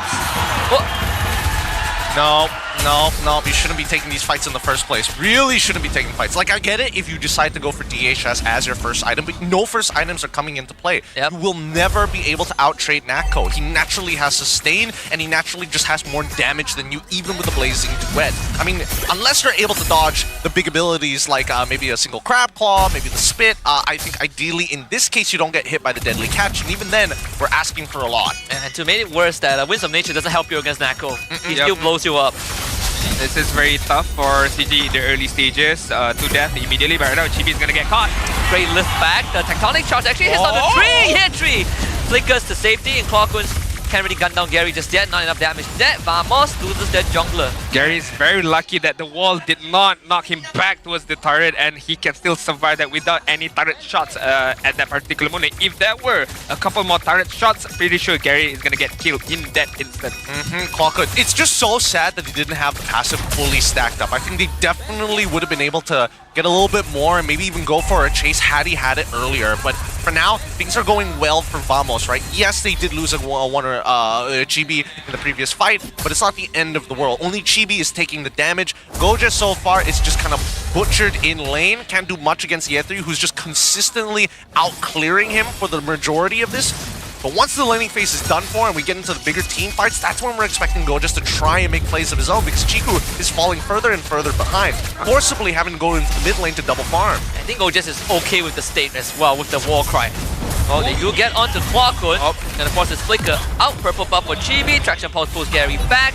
No follow-up from Vamos, but with the turtle spawning and no Flicker on Clockwood, who is currently forced to recall, CG will get control of the objective, and sadly for Zorn, he's going to turn around with the Tectonic Charge alongside the Black Dragon form, as Gojas has a couple of targets that he can go for. Here comes the Petrify, and they blow up AJ. Gary next to fall. Vamos just taking the fights a lot better. Really, really smart of Vamos. They understood straight away, hey, we got AJ to actually go for the Purify early on. If you build enough stacks with the Black Dragon form, Gojas, you can almost guarantee to kill him. And with the Lantern Flare already out, it's a guaranteed means that AJ is going to die. Really good target prioritization from Vamos. And not only that, I mean, like EJ, a bit of a missed decision making. I feel like at that particular moment, I thought he was going to go a bit more defensive, but he went forward with the Lantern Flare, knowing that this side of Vamos still haven't used any of their skills as of yet. Only the Tectonic Charge was used up by Zorn. So good decision making from Vamos. A bit of bad decision making from CG, especially EG at that particular moment. I think he had no choice, unfortunately. As soon as he wanted to pick up Zorn, but Zorn was buying a lot of time despite being max stacks on the butterflies. He just didn't want to get picked up, so he made sure that he chained his auto attack, his mighty swing right into the Tectonic Charge, and he put a slight delay to it, knowing that AJ was running out of mana. So really, on a micro basis, Zorn truly outplayed the scenario. Now, with 65 seconds left on the clock, we are seeing that there are a lot more rotations heading towards the top side of the map. Even Gojas opting to say, you know what, let Lancelot actually pick up my bottom wave. We might not be able to contest every single one of these buffs, but Chibi's already 2 levels ahead, so we're not really falling that far behind. Chibi even takes his own purple buff away. I think Gary wasn't able to steal it. He's now 2 levels ahead of the Baxia, and we start to see a bit of the struggles with the comp that CG has, right? You want to center it around the cloud, which means this objective fight, they actually don't have as much damage as Vamos, as stated in the previous fight. Although they're going to try to jump on the Nako, good cancel on the Shield Unity. Nako is going to flicker away, and CG doesn't have the damage to follow up. Vamos, though, could go for Tectonic Charge into Attraction Pulse, pull back. Gary to try and survive with the damage reduction, but there's just too much crowd control from Vamos. They do end up losing Nako, as Chico comes in with the Blazing Duet, but doesn't have enough of the output. Yetri cannot get anyone. Jimmy with the iframes gets out, and Zorn protects his teammate. 2 dead for CG. Oh no, AJ was just a little too late to the fight here. If he just Lantern Flare right into the backline, I think almost guaranteed a kill.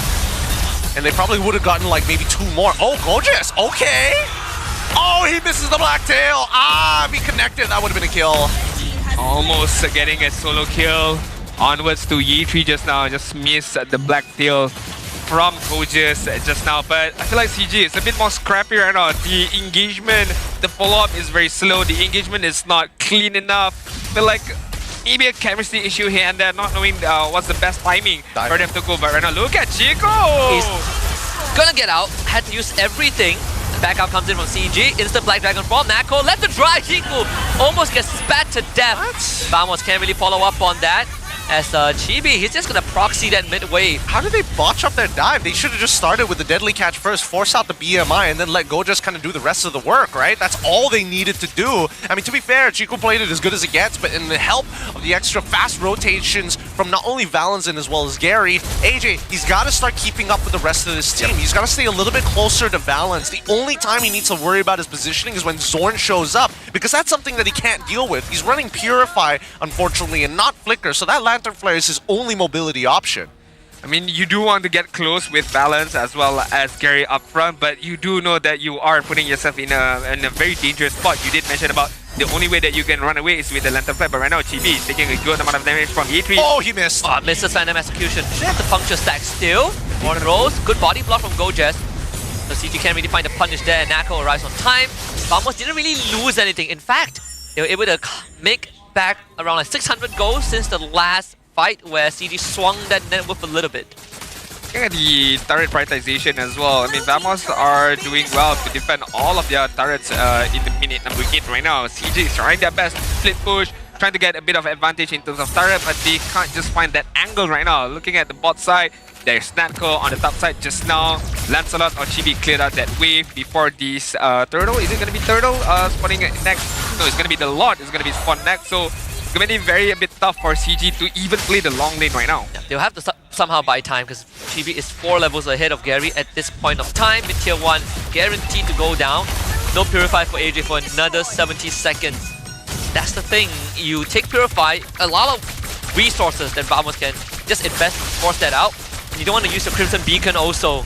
So AJ is put in a very, very complicated spot. Man, talking about complicated, how are they going to play this Lord fight, right? CG are still 4.6k behind. Yeah, Valence will have to be forced to take out the punishment.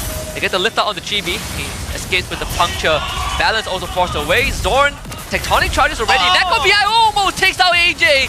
Now Gary will take the front Black Dragon form from Gojet. Chiku gets jumped on, petrified. He is straight up dead. The Purify is too late from Chiku. And Vamos now gets priority over Lord. Just not fast enough to respond to it. Can't really blame him for it as well.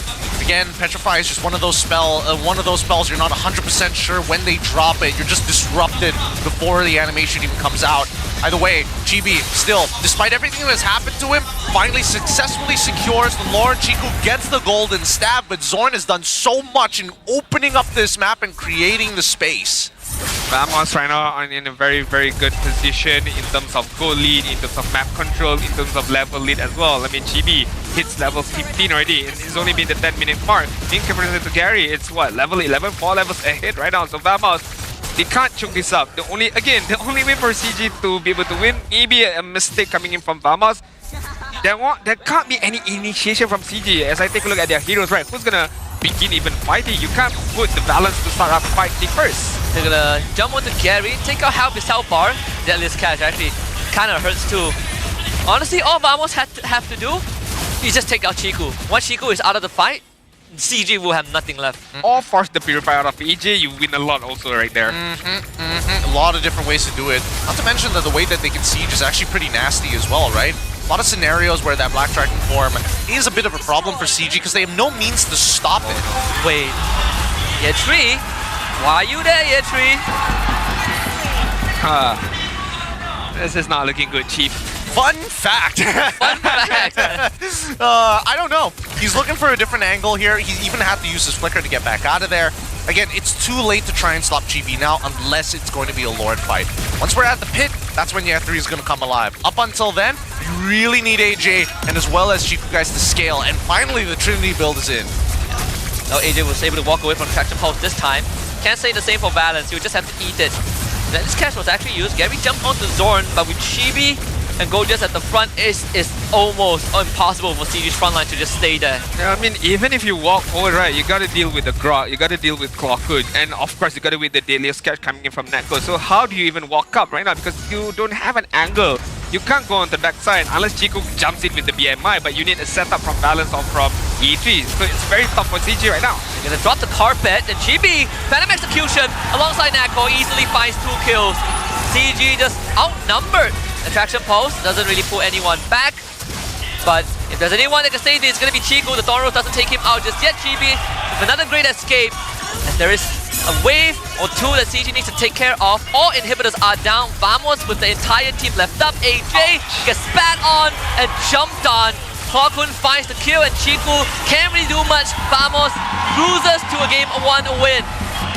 11 and 3 in terms of kills. 11k gold lead from the side of Vamos.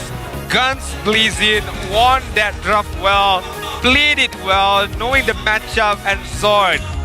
If we saw Leone perform well with the Grok in game number 1, but this is the Grok god himself.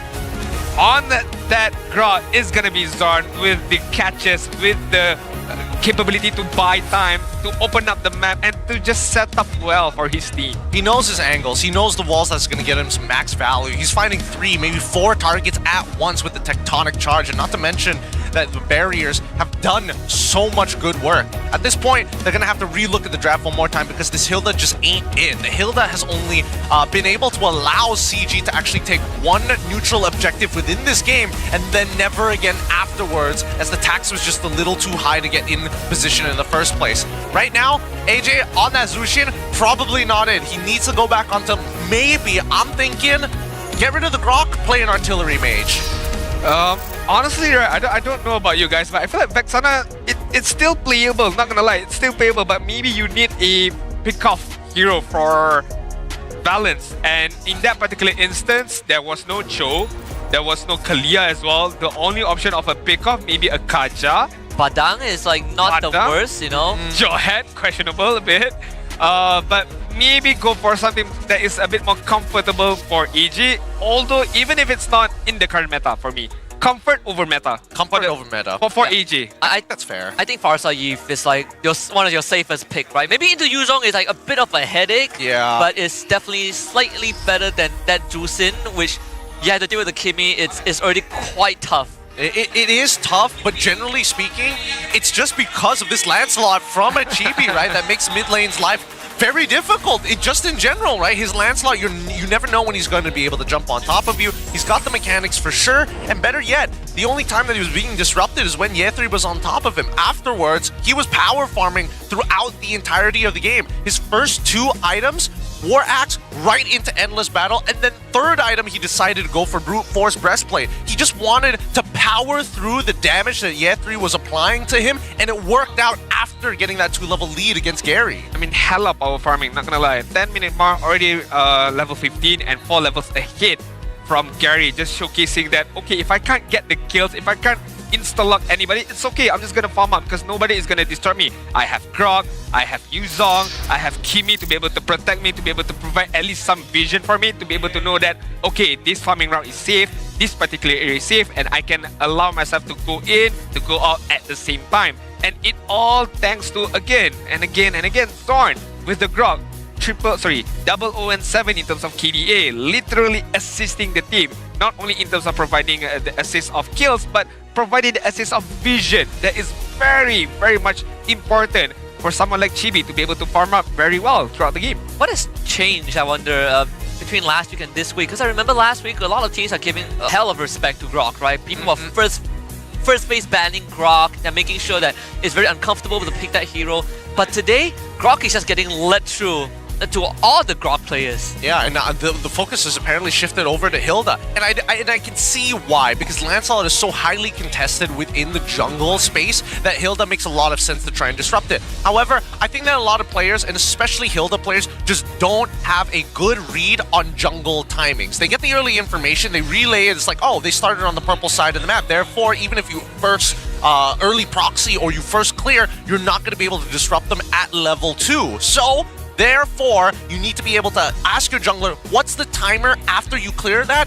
When should I be in that purple buff to start disrupting him, or at least chunk him out for his health before the turtle? Or junglers could just adjust and play away from the Hilda lane, right? Unless you're in a roam role, then it becomes a lot harder. Oh, Hilda XP, we saw Chibi, he just starts purple, he goes to orange, and this Hilda cannot invade. I mean, they're showcasing that Vamos have tons of damage within them, right? I mean, Chico even brought up the tenacity, and it wasn't enough to withstand the brute force from Nako, to withstand the raw damage output from Chibi at the same time. And I feel like Valence did brought up the tenacity as well, and it wasn't enough damage dealt. by Vamos in general. I mean 23k from the Grok, 50,000 from the Bane, and 46,000 from Chibi. It's not big numbers, but it's enough numbers to be able to force out a Purify out of AJ, to force out Purify out of Chiku, or to force out a BMI out of Chiku at the same time. And this allows Vamos to play even much more aggressive. They do have the wiggle room. Once Gorgeous saw, okay, no Purify, no BMI, it's a green light for Gorgeous to open up the Black Dragon form to go on the backside. Exactly. I think Chiku grossly underestimated Nako in that matchup. Like I would understand if you level 2, you use the BMI to harass, and then you use the Art of Thievery to clear waves, but to try and 1v1 Nako and then dying after that, I think that completely ruined the goal lane. Is it?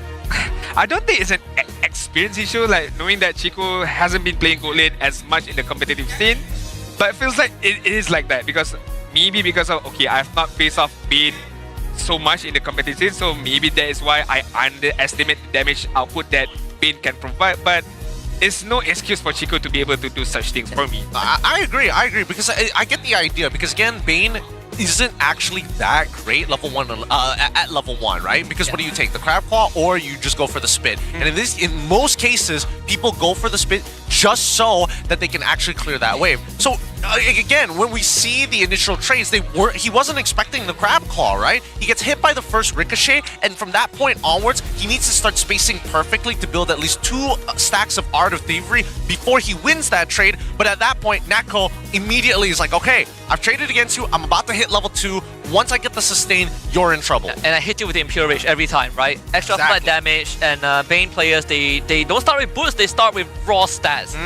So some minor calculations that Chiku didn't pay enough attention to. Maybe he thought that the tenacity was enough, and it was proven to not be enough. No, I think at that point, give up on the tenacity, you go straight into Master Assassin, right? If you are going to look to try and trade at level 1 and level 2, either way, I think that the composition coming in from CG Esports, there is a good idea going in there, but it's easy for Vamos to play around, especially when you have your best wingman splitting the mid duo in half. And that's the big issue, right? Because now, with Chibi, the way that he starts off in these fights, especially when we start looking at this heat map, starting off at purple buff, right? Starts moving his way onto the opposite side of the map to clear it up, and then comes back down for the neutral objective. He finds 2 kills on that top side, because again, a lot of the resources are going to be forcefully onto Chiku's side. In terms of assists, the fact that these trades happen at 50% of his HP, it's perfect for Assassins. That's the scenario Assassins want to be put in, as the cleanup crew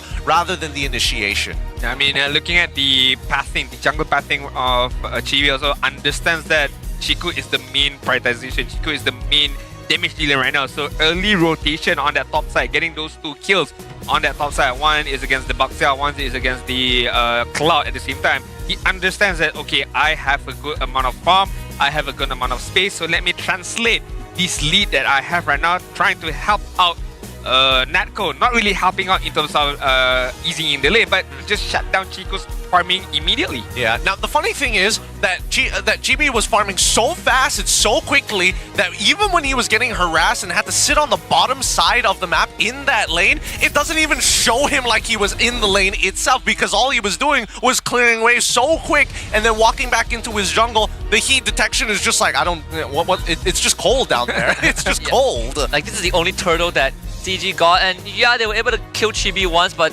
after that, it never happened again, right? Like, Chiku already went down once this time, and for the rest of the game, it's just Vamos understanding timings. They were baiting out cooldowns, and they just have a lot more damage than CG. That's very tough on that first turtle right there. I mean, Gary got killed as well as EJ at the same time. This was a bit of mistiming from EJ. The Crimson Beacon was on the backside, it was not on the front end of things, allowing Chibi to just run away, allowing Zon to just run away at the same time. At this moment was Yi3 trying to, I'm not too sure what he was trying to do, trying to backstab the side of Vamos, but did not work out. And just Vamos waited out for a lot of minions to come in, and then they pushed the envelope. Immediately, CG could not respond towards this aggression from Vamos. Yeah, this is the kind of draft that when you look at it as a whole, it becomes very clear what the game plan is. If we dominate early to mid, then sure, our late game carry has a very good time. But if we cannot control early to mid, then we have this big downtime in the middle where we just try to not lose much and then get the clock to the late game, which all of it didn't happen. Yep, can't do much about it. I think they have to relook at the draft, especially if we're going to the second phase of things. But let's look at the results so far, because Team Chiku, guys, 45% of 55, dang. The stocks don't look good after game 1. I'll tell you that. I mean, it's close. It's close. It's a lot closer compared to our other votes here. Yeah. But you would imagine when someone makes their own esports team that they have a bigger fan base rather than one guy for Vamos. I mean, showcasing that the fans rather have him as a player, not as a CEO, I guess. I don't know. Or people look at Chico and they're like, is it Toda? CG, I don't know CG. I only know Toda. I know TDK Chico. I don't know this CG fella, man. But yeah, I mean, it's very close. But to be fair, both are legenda of their own rights. Both are very decorative players of MPL MY. But after game number 1, I mean, Sor just, pushing the envelope a bit more like, hey, Grog, me, we're one, basically. Yeah, I think there are like certain heroes that teams need to reconsider whether it deserves to be, a first 3 pick, like the Hilda. Kimi is situational, like in Vamos' case, Kimi Grog is incredibly strong, but maybe Kimi Gadot is not the way to go. I think there are certain considerations that needed to be made. I do have one question, but I do have to hold that question for now. I was gonna go for like, okay, what do CG go for right now in terms of draft? But hey, we shall keep that question later on because we do have one special video for you guys. So let's take a look at the video right now. Kalau tengok career saya, season 10 ialah best performance saya. Season 11 tak lepas playoff. Sebab kau ada star syndrome. Kau tak nak main dengan tim. Kau tak faham lagi ke? The best moment dalam career saya adalah season 12 lah. The worst moment season 15 lah. Saya sebenarnya dah tak nak main MMB dah. Saya rasa saya punya limit dah kat situ dah. Dah tak boleh improve dah. I don't know. Apa yang membuat saya tak nak give up adalah kawan-kawan lah. Saya cuba try hard dan comeback balik lah. Tapi kalau boleh saya nak repeat balik dan perbetulkan balik lah. Yang penting saya boleh bagi the best performance lagi lah. So bila season 16 ni comeback MPL, happy lah. Saya still bersyukur lah sebab team boleh dari bawah, still boleh bersaing lah. Saya tak gila nak main playoff. Pelajaran yang paling penting saya rasa ialah lebih hard work, trust the process lah. Lagi satu, just jangan give up. In the end, mengalah tu bukanlah salah satu pilihan untuk korang berjaya dan teruslah berusaha sampai titik puncaknya. It's very, how should I say this? Very coincidence, I would say. Both of these junglers, Chibi as well as Gary, have somewhat of a similar story where once they were on top, for Gary it was season 10 with Team Ha, first season with Team Ha, won that championship and then go onwards to international. Maybe not the best performance, but then went through a drought of performance for some period of time.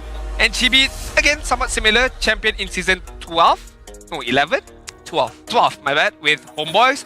And then the shift from Homeboys to Vamos, a bit of shaky performance here and there. The introduction of Aero404, who we thought that was going to make that change. But now Chibi is back in the main lineup and performing really well as well. But hey, I was going to ask, okay, what do TG do now? I guess this is the answer. I had this in the back of my mind. I'm like, are they going to go for the swap? I feel like it's going to happen, but is it going to solve the problem? I think the first problem that it solves is that you no longer have to play around Chiku.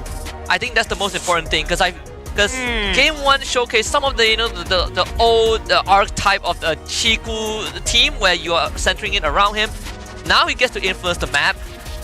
But last time we saw Trap, which only played at one series, the problem now becomes your goal lane is an issue. I feel like there's another couple of, not red flags, but some alerts here. Number 1, is Agent not good enough at the mid side for this current patch, for this current meta? Number 1, is Chico out of it in terms of goal? Is he not relevant anymore in terms of gold lane? Number 2. Number 3, as Husky mentioned, Trap in the gold lane with lacking of competitive plays, lacking of competitive game time could be an issue as well. So yeah, they are changing the lineups here and there, but as Husky question as well. Will it solve the issue for CG right now? We'll see. We'll see. I think it really depends on like Trap's performance right now. Because again, I have to admit that AJ was playing a little antsy, right? He was losing his Purify when honestly there are moments where it's like, okay, just go for the recall. I don't understand why you would want to like save your HP with the Purify when the waves are so far away anyway. So there are a couple of like micro moments that happened in the game, which I can consider that like, see, probably you guys not too happy about, but more importantly, Trap, right? Last week actually, didn't do that great. Overall, little rusty. Had some time to kind of like go back into the scrims, get a little bit of work done. We'll see whether or not it's going to be enough in this particular game, because now, at least from a drafting perspective, 1-1 is now an issue. Yeah, I think it's they have 2 holes, but they can only plug 1 at a time. So then they just have to kind of pick the poison. And even when you look at Trap's track record from season 15 until season 15, especially season 15, there's not really much goal matchup that he's been winning in a head-to-head sense. And when you look at season 16, it's sort of the same thing, right? You could kind of draw the conclusion that he struggles against other gold laners, and you're up against Nako, who also is a 1-1 person. Shall see. We definitely shall see if the amount of game time from Trap is enough in terms of screen preparation. Is it enough to put him back in the main lineup, especially on the gold side, facing off at Natco right now as we take a deeper look at the draft at the ban side from the team of Vamos, banning out the Lunox, the Kimi, as well as the Eastern Shin. Meanwhile, CG gonna ban out their very own Kalia, as well as the Chichi. One more ban before we head off to the first pick. Grog, is it gonna be banned out here, or are they gonna let it through? They're gonna let it through, banning out the Lancelot. So no Lancelot, no Eastern Shin. Maybe we might be able to see Joy, Grog, Baxia once again on that jungle side. It's probably Jushin, right? First pick. Oh, I mean, there's 1-1-2. I know Vamos likes to first pick 1-1. And they do pick. They love that first pick 1-1. Alright. I just don't want Trap to play fighter. Give him the... I know he can, but give him a proper good laner on that good lane side. I think it kind of doesn't matter anymore when you're up against 1-1. Yeah. That's the problem, right? It's like 1-1. Like because some people might think, oh, Phobius, why not? He can play fight the jungle. Fight the good lane. Don't remind me, man. Please don't Phobius go. Don't do it. I mean, you just hope that you outrange the 1-1, or you like own her so hard that she doesn't hit her timing. Yep. Just give him Bane, right? Like, worst comes to worst, give him Bane. Yeah, give him Bane. Like, we've seen like the 1-1 get dealt with where you overload her, and then it doesn't matter if she has Purify or not. You go Grog here. You go Grog +1. I think you go Grog. I agree. Baxia again? Alright, I mean, fair enough. Sure, go for it, right? You take Grog, right? Like, if you're Vamos, you take Grog? Yeah, why not, right? Grog is Kimi's banned. You could still take Grog and like what else? With the Grog, can you set up for you can definitely set up for the Grog. Grog is good actually. Yep, punish the Whoa! Ooh, Frederick. Okay, so this is a different look right now. Okay, so at least from Vamos' side, their perspective is like, yes, it's not the best matchup for the early game Frederick into the Baxia, but at the very least, you have some form of control to get into the pit, and when you are in that pit, you could go for like an energy eruption into Retribution to disrupt Gary, to try and like skew the 50-50 into your favor. The major issue is how do you deal with Jushin right now, and Yves is a great way. Tax the HP as much as you possibly can, tax that front line as much as you can, get a Wishing Lantern at some point in that game to kind of scale you fast into the later stages. But now, as we go into that second phase, EXP comes into question. They have to worry about heavy divers. Ooh, Franco ban from CG. Yeah, I mean, there's already a lot for this Irrital to deal with. You know, you want to make sure you don't get hit by a Fredrin, by an RWM. So that Franco makes a lot of sense. But I think Yves right now is one of the few mid laners where the moment you get the talisman, if he goes for the enchanted talisman, you're already doing a lot more damage before your actual third item. It's important to be able to kind of get in and out of these fights. Alice, you have to take away the strong divers, the strong engagers. Most likely they're going to get rid of the Lapu Lapu as well. Unless we see... No. Esma 2? What is more worrisome in the lane? Because we know that Gojas wants to try and win out that lane, right? If he's going to play Yuzong, in game number 1, and then we see that Fredrin comes in here in game number 2, that means there is going to be a lack of damage anyway. So if he wants to try and play into the Yuzong again, it's possible, but it's a bit of a blind pick. There's also Arlet, right? Like there are some pretty good ways to help the Arlet set up. or you just go guns blazing, Masha.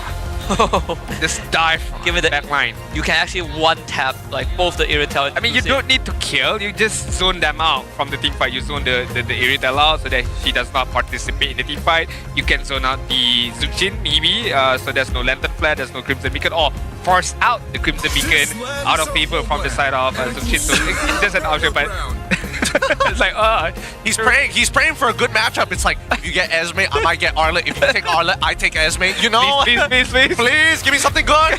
Let me play the cool stuff. I want to win this matchup. If he goes Arlet, then I think he's gonna go for like Yuzong as like a counter matchup. If you go Esme, I think you still go. Is it Grok? So CG keeps the. You don't pick the EXP here. No, you pick your room. I think you pick your room here. Grok is still there. Yes. Is there any other option? Another high loss? No. Oh yeah. Okay, makes sense. I would be so sad if they decided that they don't want Grok. Okay, now Vamos. Oh, it's tough. It's tough for the EXP side right now. Very difficult. Very difficult. Is there a hero that's not counted as hard?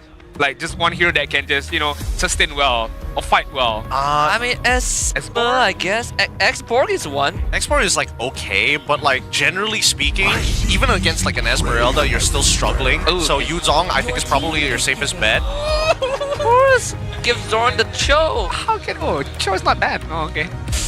It's either or. Do you rather him have Cho or have Grok? Neither. Actually, I'm surprised. If they were going to go for Cho, why not go for Arlet in this particular case here? I agree. I was thinking Arlet too. Because again, you have like great setters on your side.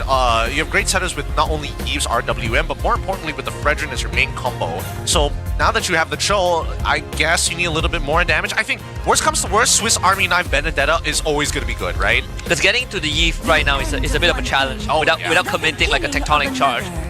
Esmeralda is like the second best option. I mean, there's no surprises here because at the end of the day, you just don't want to die to the Yuzong, and Esme is a great way to kind of get in and out of these fights.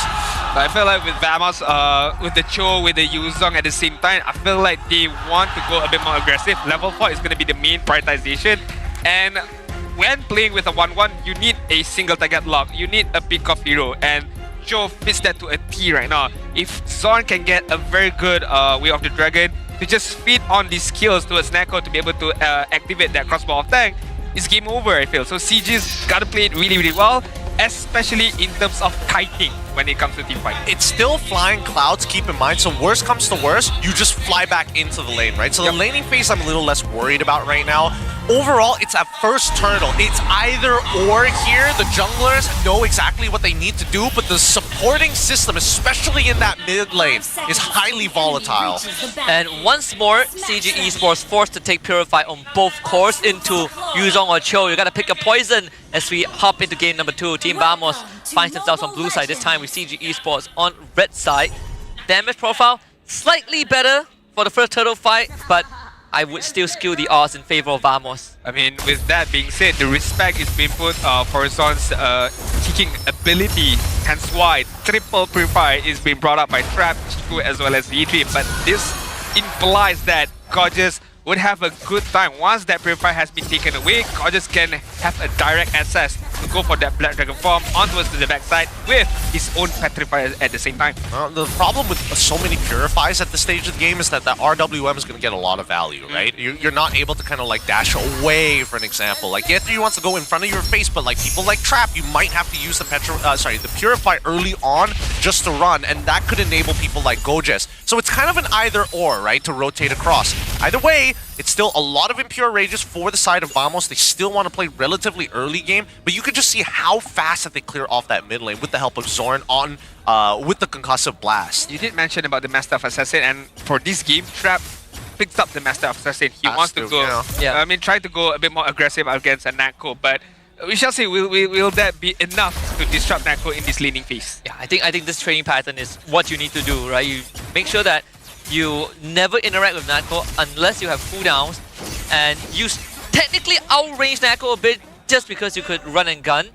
But I am slightly worried for CG just because there's an Eve on Vamos' side. Like, crowd control aside, he's also one of the few heroes that doesn't give you much time to formulate a plan. Once he hits you with one Void Blast, you flinch for a second, she's gonna hit you with another. Oh yeah, and she has just a lot of like soft crowd control, which becomes very frustrating when you're thinking about like repositioning to kind of angle yourself better. Zorn's already level 4, highly aggressive getting vision.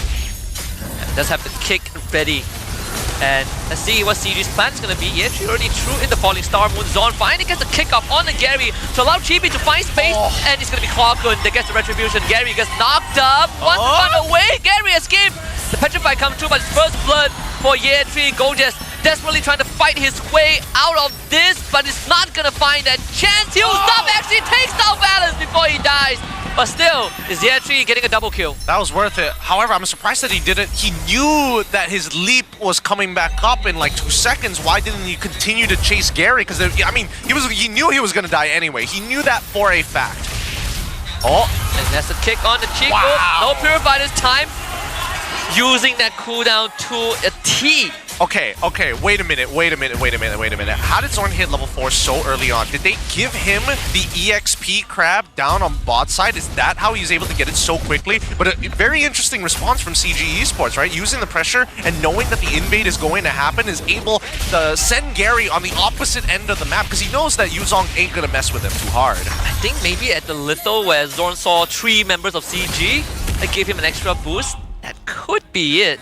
It's really tough to say, right? Especially when you're trying to like cheese that level 4. There's multiple ways of doing that, whether it's finding assists and actually getting kills in this game, or like handing things like the EXP crab over to him rather than your jungler to kind of speed up that process. Zorn right now trying his best to get a good angle onwards to trap, but Valid is nearby to be able to protect trap for any kind of sort of danger. But talking about Zorn just now, I feel like maybe, just maybe, getting that crap EXP on the top side give them extra boost to get that level 4. I mean, he did want that total fright at the same time, so that gave the extra boost on terms of EXP. Gorgeous gonna stop Gary immediately right now. Wow, body block for Chibi. Black Dragon form the burn.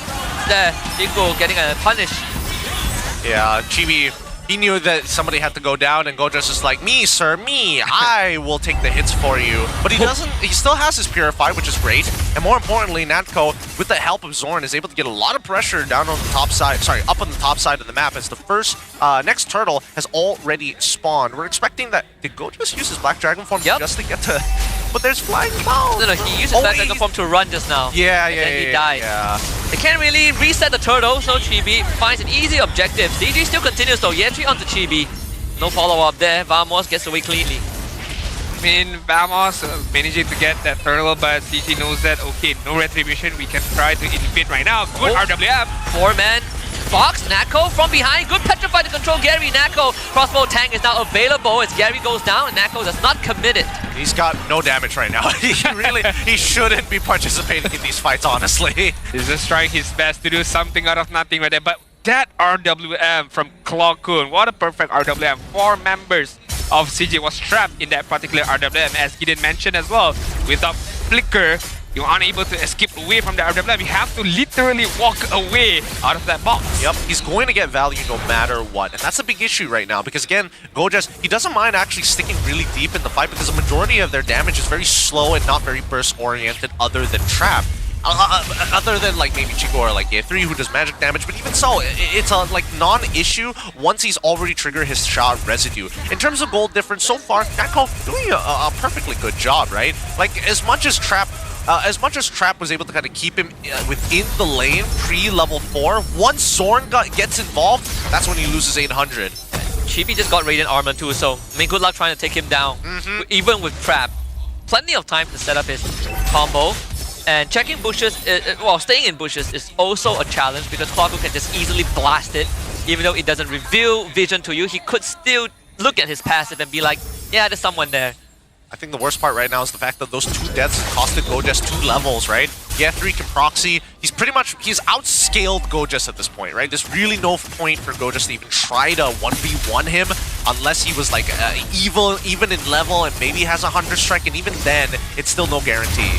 I agree. I mean, right now, Gorgeous have to play a bit more patiently, maybe get Chibi to start things off or Zod to start things off. But right now, Gorgeous is going to get immediately hunt down by Yi3 as well as Gary. A kick onwards to Chico. Purify out. If Chico wants to join, you have to recall now and take the Flying Clouds, which he has ample of time to do. So nothing much is lost. Go just continues to get harassed by Ye3, and Chico decides that he wants to stay there. There's a flicker from Zorn, and feels like there's an angle to go right on Chico. They commit the tectonic charge just so Gary could get the turtle. I feel like that was a bit, I wouldn't say a waste, but I feel like there was no way Chibi was gonna go for that steal, I suppose, even though he could, because everyone was zoned out from the side of Vamos. Gorgeous was heavily zoned out by Ye3 on the bot side. Clockun can't do anything much. Zorn as well couldn't do anything much. But they did give an ample of time for Neko to grab that turret up top. They're making sure that the cross-map plays are successful, that there is some form of trades. Oh, Zorn into a RWM. Trap jumps away, and Goja is going to go on the chase. Gary just trying to frontline. He's trying his best. Gary pays his life for Zorn, and Trap manages to escape. But now Ye3 will be left in the lurches. The backup not fast enough. Clockun with the collection. Another taunt on the balance, who's now trying to back up, but Goja forces the flicker out, and Vamos wins the fight. That's so funny. Zorn tried to go for the taunt, and then Ye3 is just like, keep laughing, sir, keep laughing. Takes him out straight away. Should have been a little bit more aware of the positioning here, because as we see this game continue to progress, Goja's not going to be able to do too much. And Ye3 has completely outscaled. 2 levels ahead, he's 3-1-1. Ye3 is going to be pretty unkillable until Natko actually finds his 3 items. Definitely, then Ye3 needs to be able to be more careful once the damage is there from the side of Vamos, due to the capability of tanking the front line.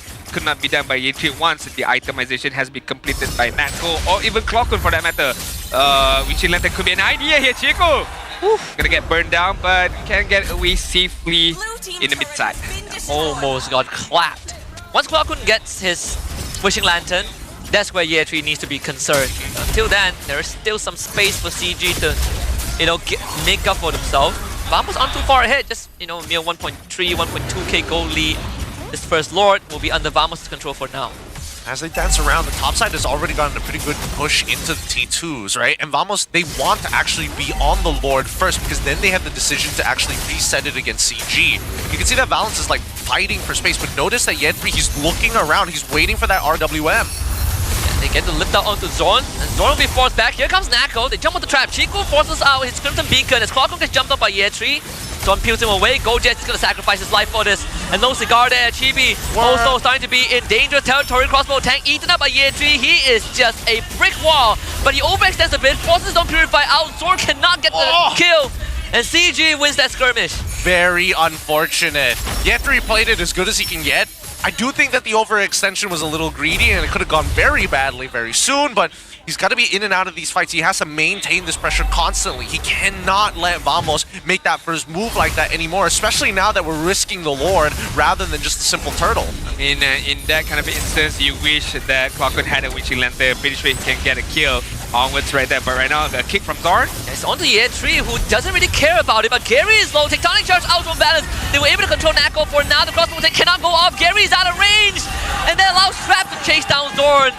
CG finding 2 kills for themselves. They do lose balance eventually. Clockun against Chico. White Blast is enough. Clockun wins it, but commits to RWM. Better safe than sorry. Gorgeous now on the chase. Trap still has Purify. Can he outplay this? The press to Purify right now, but Gorgeous sticks on him. He's bleeding now with the shower residue. Gorgeous with the pickup. The whole time, didn't even have Petrify. He just got it up. Yeah, even without the Petrify, I was about to say that. Even without the Petrify, he got the kill off. It's because maybe Trap did not have that heavy crossbow, so could not run away. And again, no flicker, no party right now. Very big Sag for CG. But still, the goal lead is honestly not too far away considering it's 8-7 right now. Oh, the reset. Devil Valence, you dirty boy. Flying Clouds allows CG to be back at where it started. It's round number 3. So far the score is 1-1. And Vamos decides to just, pull back. Hit tier 1. That's the way to do it. That's the way to dance around this Lord, because they know that Vamos can't sit on the Lord forever. Their damage isn't burst-oriented. They need Natko to be that consistent level of damage alongside with Clockun. And even then, it's still a bit of a struggle to burst down the Lord. However, at least for Natko, if you look at the items, he's already completed 4. He is ready to throw down. In comparison to Trap right now, only 3 items as of now at the 12-minute mark. As we take a look at the top side, is pushing towards the Oh, CG no. side. So this could be a chance for Vamos to force the issue, to push the emblem right now. Gary is going to walk forward. Body block from Zorn. Chico wants to get in. Another RWM getting used. Gary will be the focus. He's going to get jumped on. Taunted. Gary finally goes down. The kick on the trap into a knockout from Gojes. Trap still escapes with a purified. They get the control on the Year 3. Year 3 gets away. Chibi. And Chibi now will look to retreat. No wall from Balance. Again, the team trays 1 for 1. Oh, that was a little sad. That was a little sad because Gojes alongside Zorn. Zorn flickers forward to find the kick on towards Traps' side, and he gets it, right? He outplays the Purify as well because he went for the third hit of G Kundo into the kick, allowing Trap to actually react to the first half of the abilities. But then when the Way of the Dragon comes through, Gojes decides to jump on it, instantly petrify. Had he just waited half a second longer, I think they could have guaranteed the kill onto Trap. So it just negates the kicking ability from Zorn right there with the jump from Gorgeous right there. So maybe a bit, I didn't blame on the miscommunication because a lot of things were happening at that particular moment. But he, on the side of Armor, still okay. They still managed to get the Lord. Who's going to be pushing on the bottom side where Chico is going to be forced out to use the Crimson Beacon immediately. And right now, Yi3 is going to get spotted out. Should be able to walk away with a safety in his hand. Try to delay the Lord. Was able to do so just a bit. So the waves, they do get staggered, at least the bottom wave. But sadly, CG's firepower focused on defending the mid-tier 2. So their Lord gets a free pass. Here comes Balance on a Nako. Nako and Gojes both very low. RWM from Clockwood. Nako needs to run away and Clockwood bails out his teammates. Gojes does end up going down and CG finds a successful fight, but do at a cost of a bottom hit. Yeah, the worst part is that it's on the long lane, right? Lord is going to be spawning on the top side of the map, and right now, I think that Vamos is starting to run out of time. Eventually, Trap is going to scale very nicely into this game, and worse yet, the counterplay to Wanwan is just getting a Winter Crown, which most people can start to afford after the 42k mark. In a very good initiation from Balance right there, setting up for his own team members and allowing the kills to be gotten away on him. But Nako right now forces to use the crossbow tank to get a single kill towards Balance. Yeah, freebie. Easy enough. I didn't thought he would have the crossbow tank unlocked. I mean, yeah, he already found it, right? He already found the weakness marks. And I think unfortunately for Valence, he just knew he was dead anyways. So at this point, let's see whether they get another inhibitor even without the Lord. Yeah, it's the Wishing Lantern. RWM's gonna be forced out. Vamos, once the mid-in hit, should be able to get it without any problem. So second structure down for CG. He actually just got his Winter Crown. But Vamos, they have regained control of the game. I mean, this would definitely help the case of Vamos trying to get the next Lord because mid wave is pushing in, bottom wave is pushing in, the long lane is pushing in towards CG. So CG are in a bit of a pickle right now. Should they decide to defend their long lane and leave the Lord to be picked up of Vamos, or will they contest this Lord later on? They have to split their resources. Firstly, Ye3 is going to have to be the one who actually clears up this lane. Unfortunately, he doesn't have a brute force breastplate. Had to go for the Winter Crown's second item just to deal with the crossbow of Tang. Overall, though, it looks like they are kind of down to fight, right? I mean, I don't know about Trap with just the Winds of Nature, whether or not that's going to be enough, but Vamos, you can tell, they're a little nervous. They don't see where Gary is. Yeah, but they know where Chico is. It seems like they want to harass Balance again. Balance, Tectonic Charge, that's on a tree, they blow up Nako! That is perfect! Ye3 supports Trap, Purifies, gonna keep him alive for now. They lose Balance, but it's a small price to pay if Trap can survive this. Gojes on top of it, GB trying to support, but good support system from CG to stop Vamos from taking down their most important member. Gojes able to jump the way, gets lifted back into a Sky Piercer execution. That's a killing spree for Chico, and CG have won that fight. Ah, Chibi just a little slower. If he was able to cancel out that Lantern from Chico, I'm pretty sure they will be able to get them out. However, they've got the base under the threat. Crowd's going wild already, but really nothing to worry about here. They have plenty of members to handle it. That's a very good burst initiation from CG Esports right there. Immediately taking away Nako out of the equation at that particular moment, and a very good space from Trap to be able to just run away, to be able to space himself from Gorgeous right there, so allowing himself to stay alive. And as you mentioned, Trap slowly but surely is taking up the damage immediately right now as an Irrital. Yeah, I think Vamos just didn't really respect the space of control that Balance has, because Nako was right on top of a Grok. They just blew him up.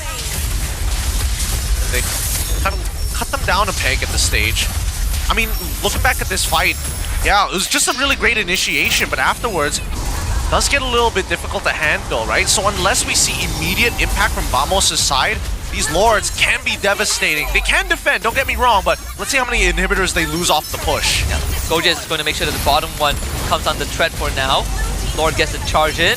Bottom inhibitor is already down. The wall gets put up. CG once more RWM as a response. Balance going to eat up the damage. They find a kick on the trap, who uses a Purify, and our trap once more protected by Chiku.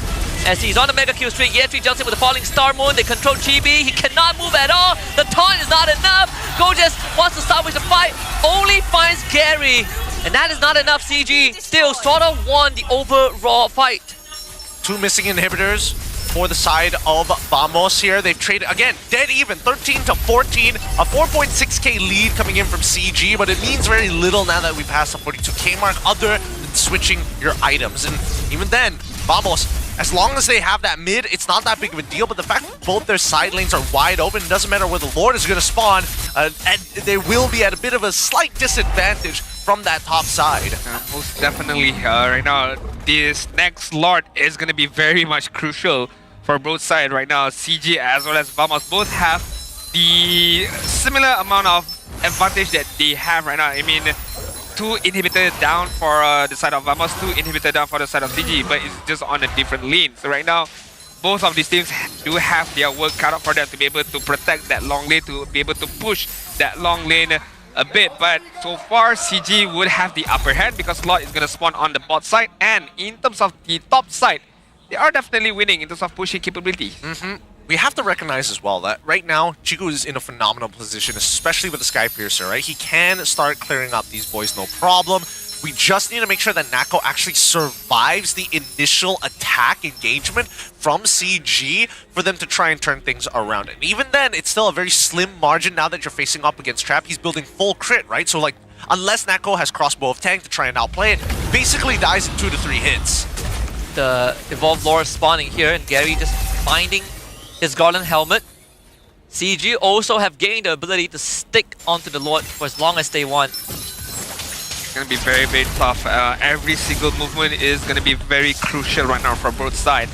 No mistakes at all. One small inch of mistakes would be very much crucial towards their effort to trying to win the game right now. Look at how Yetri as well as Chiku zoning out Chibi and the rest of the members of Vamos, but Zorn do have a prime position on this back side, trying to zone things out, just trying to catch anyone out with the kick, but everyone is playing a bit more safely. I mean, you know, the jitters is there, not allowing any kind of mistakes to be happening on this map right now. Yeah. You should be afraid if you don't see both Balance and Trap on the map, hiding on the bottom bush.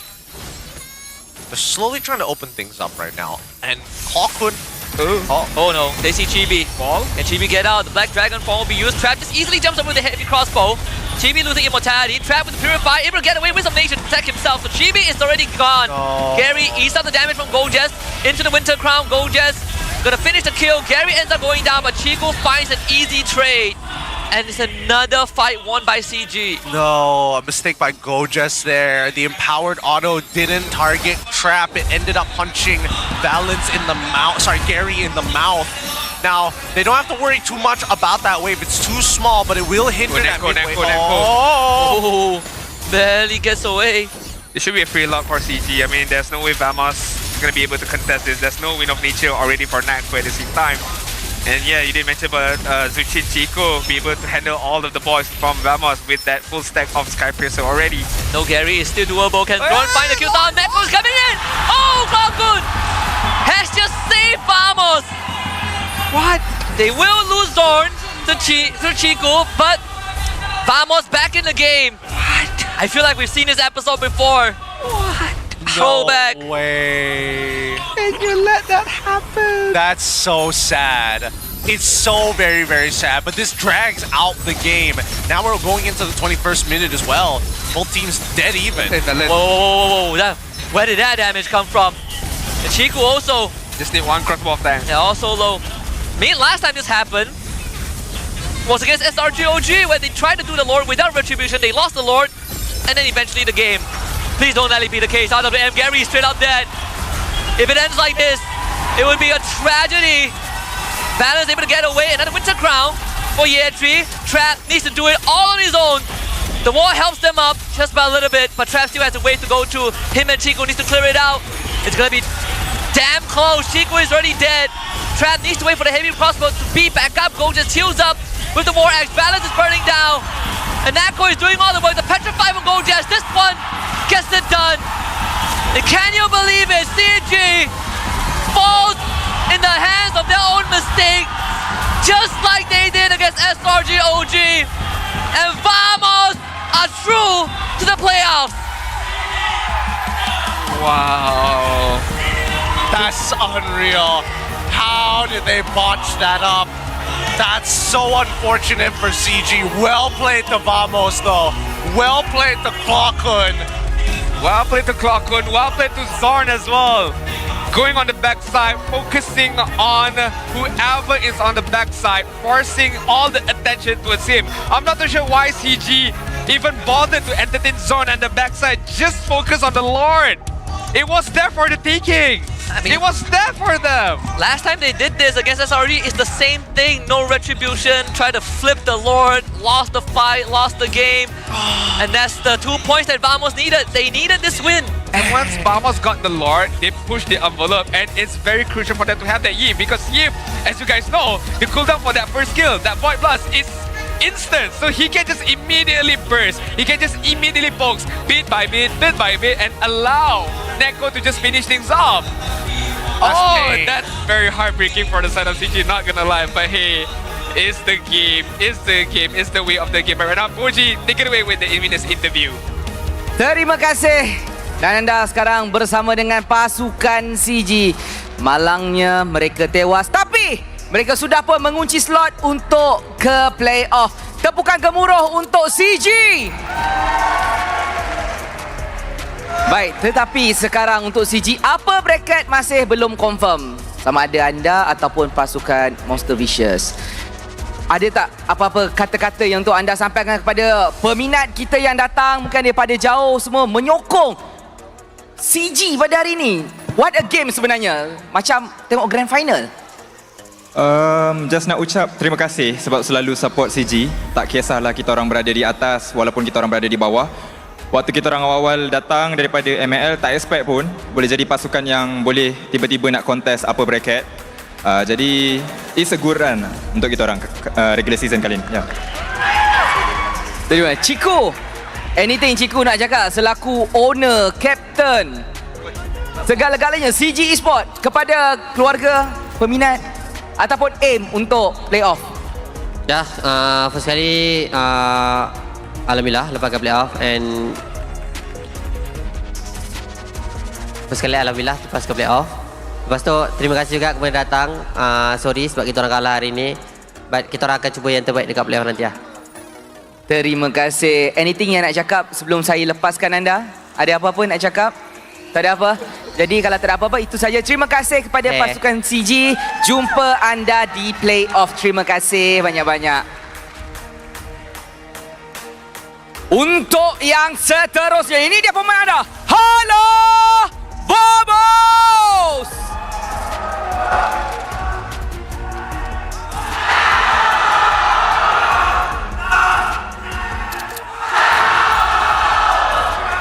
Menyala. Banyak-banyak yang melawak menjerit-jerit. Tahniah sekali lagi kepada pasukan Vamos. Kunci slot ke playoff. Tapi soalan pertama saya nak tanya kepada Clockun. Mana Clockun? Okey, Clockun. Secara rasminya mengunci slot ke playoff, kita nampak mainnya susah payah, menang 2-0. Apa perasaannya yang nak cakap kepada semua peminat yang datang menyokong? Mungkin ada daripada Malaysia dan juga Indonesia.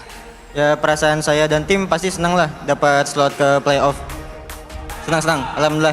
Tenang dan happy ya, alhamdulillah. Jadi untuk mungkin Cibi boleh kongsi Cibi perasaan walaupun tak ke upper bracket, tapi korang dah pun layak ke playoff kan. Jadi untuk hari ni kita nampak Vamos sangat lain macam, nampak garang. So anything happen ke dekat belakang, dekat coach ke cakap korang kena main betul-betul macam mana? Boleh kongsi dengan peminat yang datang? Sebab kalah dengan Todak minggu lepas. Kalah dengan Todak? Jadi benda tu macam apa tu, anjakan paradigma, kita kena berubah. Kita kena berubah, betul. Saya suka jawapan. Saya nampak lah sebab tadi bila dia menang, dia macam ni. Dia macam taunting tapi macam dia good boy dekat sini. Apa dia? Tadi nampak macam taunting. Ramai predik kita orang kalah kan. Tak tahu nak cakap apa. Oh, tak. Ramai predik kalah, mungkin itulah yang menjadi orang kata perasaan yang panas yang kau nak kena buktikan something. Tapi Gorgeous. Saya nak tanya Gorgeous. Adakah ini dinamakan mask off yang sebenar untuk Vamos? Sebab kat sebelah ada trap, kawan lama. This is my time. Aku nak mask off. Vamos sudah menyala. Persediaan ni ini menunjukkan korang yang dah bersedia untuk ke playoff dan juga mungkin ke M7. Susah kan? Nak kata mask off tu tak tahu lah sebab tak kena mask off setiap minggu kan. Tapi untuk playoff kita orang akan usahakan mask off tu. And untuk trap, solo kill. Happy dia. Dahlah sebab nampak korang lawan adalah top contender lawan City. Sebab tu saya rasa macam lain macam. Berbeza daripada minggu-minggu sebelum ni, lagi ganas. Tapi mungkin untuk Zon boleh kongsi sepatah dua kata-kata. Jadi untuk pendapat Zon, saya nak tanya ni berkenaan dengan pendapat lah kan. Untuk Zon, hari ni Zon tengok AJ main balik. Lepas AJ main balik, ada trap masuk balik. Jadi apa pendapat ataupun perasaan Zon bila tengok dua wajah yang boleh dikatakan OG sebenarnya kembali bermain dekat dalam arena kompetitif? Apa perasaan Zon? Rasa macam nostalgia lah. Dia macam throwback lawan dorang kan. Sebab last time memang selalu lawan dorang. So bila nampak dorang is back tu rasa macam excited ke. Tapi kita memang tahu yang dorang dah lama tak perform dengan baik. And then dorang dah lama rest. So kita orang pun dah expect lah dorang punya gameplay maybe agak tak balance lah untuk kali ni. Memang korang tahu korang boleh lawan lah sebenarnya. Kalau AJ yang turun, kita orang boleh lawan. Baik. Mana? Natko, handsome boy. Natko main sikit. Enggak dewa dia. Ada Patrick. Natko, tadi masa mic check kita ada tengok Zon ada pesan kat awak jaga-jaga dengan Claude Ciku. Dan awak berhadapan dengan Ciku, betul-betul dia guna Claude. Apa perasaan awak? Risau ke, takut ke, macam tabrak aja? Kau saja ni. Apa? Perasaan lu gimana lawan Ciku? Kata Cibi biasa aja. Apa kau? Enggak. Bohong. Tipu. Kata Cibi biasa. Okay, Bi. Soalan lah kan untuk Cibi kan. So, menuju ke playoff lah kan untuk Cibi kan. Cibi paling nak jumpa dengan tim mana dekat playoff sebenarnya? Apa? Tadi kenapa? Kau. Nak lawan siapa Nak lawan siapa tadi? Diam pula. Siapa guys? Bincang. Lawan siapa? Om Bos Om Bos kot. Saya ikut cakap fans je. Okey, kita tengok nanti bukti. Tapi sekarang MVP. Kita nak umumkan siapa MVP? Lagi. Alright. 3, 2, 1. Okey, siapa? Pak Bet.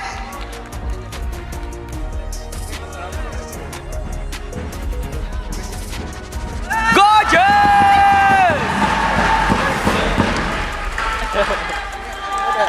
Saya rasa saya tak layak dapat MVP ni. Okay, jadi macam tu siapa yang layak? Cibi. Okey, tak apa. Cakap on behalf of Cibi sebab korang main sebagai satu pasukan. Gorgeous. Okay. Nampak macam kurang menyala sebenarnya pakai Yuzong. Sedar-sedar je mengganas di Lane of Dawn. Ya. Semua dilanggar. Jadi naga. Langgar kucing. Trap kucing tadi kan. Jadi perasaan menjadi naga yang garang dan MVP setelah sekian lama, happy tak? Happy lah sebab tak expect sebab memang setiap match expect Cibi dapat MVP sebab nak dia dapat regular MVP award tu kan. Tapi happy lah. Rasanya ni first and last lah. tak boleh lah first and last. Dia kena macam sentiasa ada aim yang lebih jauh. Tak boleh nak Cibi. Memang nak Cibi. Nak Cibi MVP. Okey, macam tu korang dah kena plan untuk next game korang kena menang. Champion insya-Allah. Dan M7. Boleh tak boleh? M7, amin. Dia tak nak target jauh dah. M7 je. Champion M7 insya-Allah. Alright, anything kata-kata terakhir kepada semua keluarga, peminat, kawan-kawan, penyokong yang datang ke Dewan Sri Putra, peminat yang menyokong daripada rumah, mungkin daripada Malaysia, daripada Indonesia. Ada apa-apa tak yang nak cakap? dekat diorang semua yang mendoakan kejayaan korang? Boleh? Terima kasih kepada semua yang sudi datang ke Dewan Sri Putra. Okey, terima kasih. Walaupun tim CG, Vamos semua, walaupun tim lain, jangan lupa saksikan untuk next match juga. Terima kasih juga kepada family saya sebab datang, family team member yang lain yang untuk datang. Thank you juga kepada Cobra dan juga Realme kerana sponsor. Terima kasih bos-bos Vamos dan terima kasih juga sebab hari ni ada extra buff datang. Oh. Buff siapa? Buff saya lah. Oh, okey. Alhamdulillah dapat playoff. Terima kasih. Alhamdulillah. Terima kasih. Dan inilah dia pasukan yang seterusnya mengunci slot ke playoff. Terima kasih kepada Vamos. Terima kasih kepada semua peminat CG dan juga Vamos yang datang menghadirkan diri ke Dewan Sri Putra pada hari ini. Dan ini sahaja daripada saya dan juga Vamos. Tanpa saya melengahkan masa, let's go back kepada caster untuk kita tengok apa yang boleh mereka simpulkan daripada keputusan 2-0 pada hari ini. Let's go.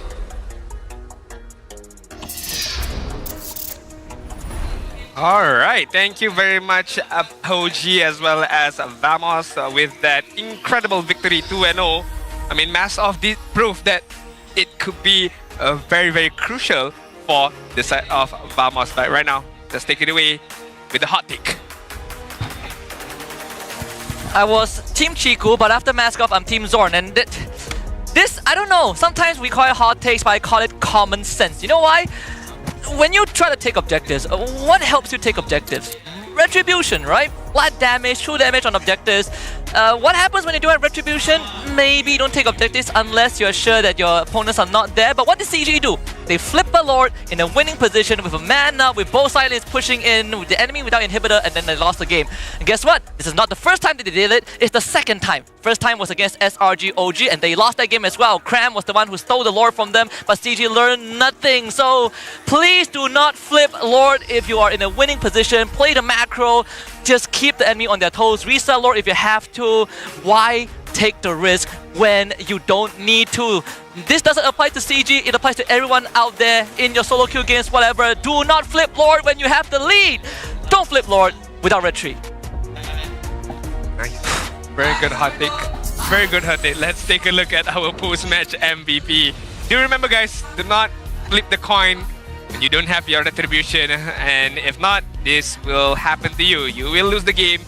But to be fair, Vamos, game number 1, game number 2, honestly, in terms of performance-wise, yeah, there are a few hiccups here and there, but again, overall, I like this style of Vamos. Very aggressive, very cohesive, and they know who they need to prioritize and they know who to target. That is the most important part of all. I'll be real with you. I'm surprised that Go just got away with playing Yuzong because at a certain point of the game, like Yuzong just kind of drops off even against some of the best, even against a majority of gold laners when they get Winds of Nature, which is the big problem item for these backline divers. A simple Winds of Nature kind of takes a lot of your value away. Now, admittedly, Natko had only made one mistake, and that's because he didn't know somebody was in that bush and just got one shot. I don't blame him. It happens, you know, to the best of us. But generally speaking, I think Zorn and Claw Kun really a big standout in this game alongside with Gojes, right? Zorn was able to not only bait out the correct spells from players, but Claw Kun was finding some incredible RWMs. It came to the point where Yetri had to shift his focus from targeting just Claw Kun to having to actually participate in the fight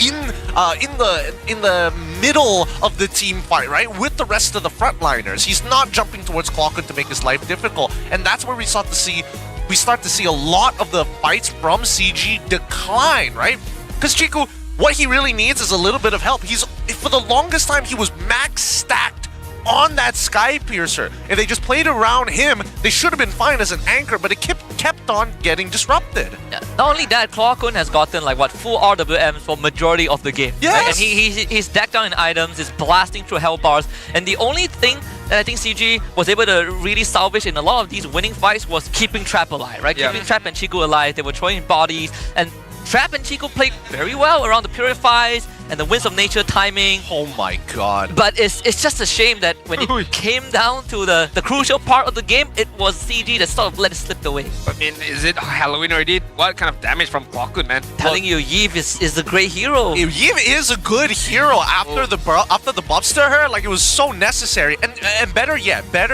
look at Clockwood's damage. Start comparing it to everybody else. Who is the real carry in this scenario? Is Clockwood, right? You look at CG. Even members from CG are closer to Clockwood than his own team. Like, you can't even touch him, right? Like, you want to get too close to Clockwood, Void Blast. I mean, there's one thing that definitely helped out Clockwood to be able to dish out tons of RWM, tons of Void Crystal, Void Blast. It's the double pressure from the side of Vamos. You have a Yuzong, you have a Cho at the same time. It forces CG to pick up the Purifier. Meanwhile, triple Purifier, if I may add on. And this allows Clockwood, again, we did mention, like, who's going to run away? How are they going to run away from the RWM? They literally have to walk away. And by walking away, you are damaging yourself from the Void Crystal, from the Void Blast, from the RWM itself. So, in all honesty, every single pieces that the draft from Vamos picks up, it helps Clockwood so much. I think one of my favorite parts of this game is the fact that you can see two sides of Chibi, right? In the earlier stages, he's looking for like opportunities to punish, to get into more fights so that people like Clockwood can actually provide, who needs the space, can actually provide the extra bit of damage. However, we do see a huge shift in where the meta was well, not really the meta, but at least the trajectory of the game. At the beginning, we're seeing that Vamos is finding like these small little advantages against their opponents, and they're going back and forth consistently. That's why we see it's a 19-18 scoreline in game number 2. However, building up on that lead to up into that 4.4, that's when we start to see, Chiku guys is already building up to that third item. We already see that people like Trap are actually pretty ready to fight with 3 items ready to go. And by that 15th minute, because of that singular mistake by Lord side and losing multiple turrets at the same time, where we see the big turnaround for CG, and then right at the end, the coin flip. That is a huge swing on that 15-minute mark. Who would have thought, like, one mistake, one kill that CG got, it was against Namco, and you guys got the Lord, and with that Lord, multiple turrets was taken, especially 2 inhibitor turrets, swing a goal lead from 4.4k goal lead from the side of Vamos to a 4.4k goal lead on the side of CG from one particular moment.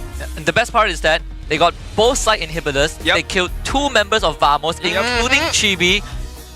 I don't know if they forgot his Flying Clouds or what, but that flip coupled with the fact that it's Flying Clouds just made it 10 times worse. Yeah. We need to take the highlight, especially at the last moment. What really happened? Like, were they focusing on Zon on the backside, allowing Clockwood to open up the RWM just in time, just in the range of the Lord? Later we shall take a look. But so far it was a bloodbath of a battle. I mean, it's Flying Clouds, hence why like it's just team fight after team fights non-stop.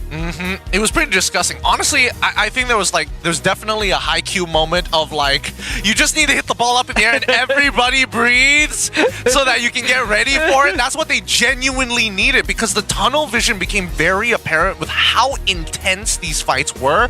Multiple adaptations from not only CG but even Vamos to actually approach these fights. I would have imagined that if this was Broken Walls, the game probably would have been over if it wasn't for the Flying Clouds itself. And not only that, right?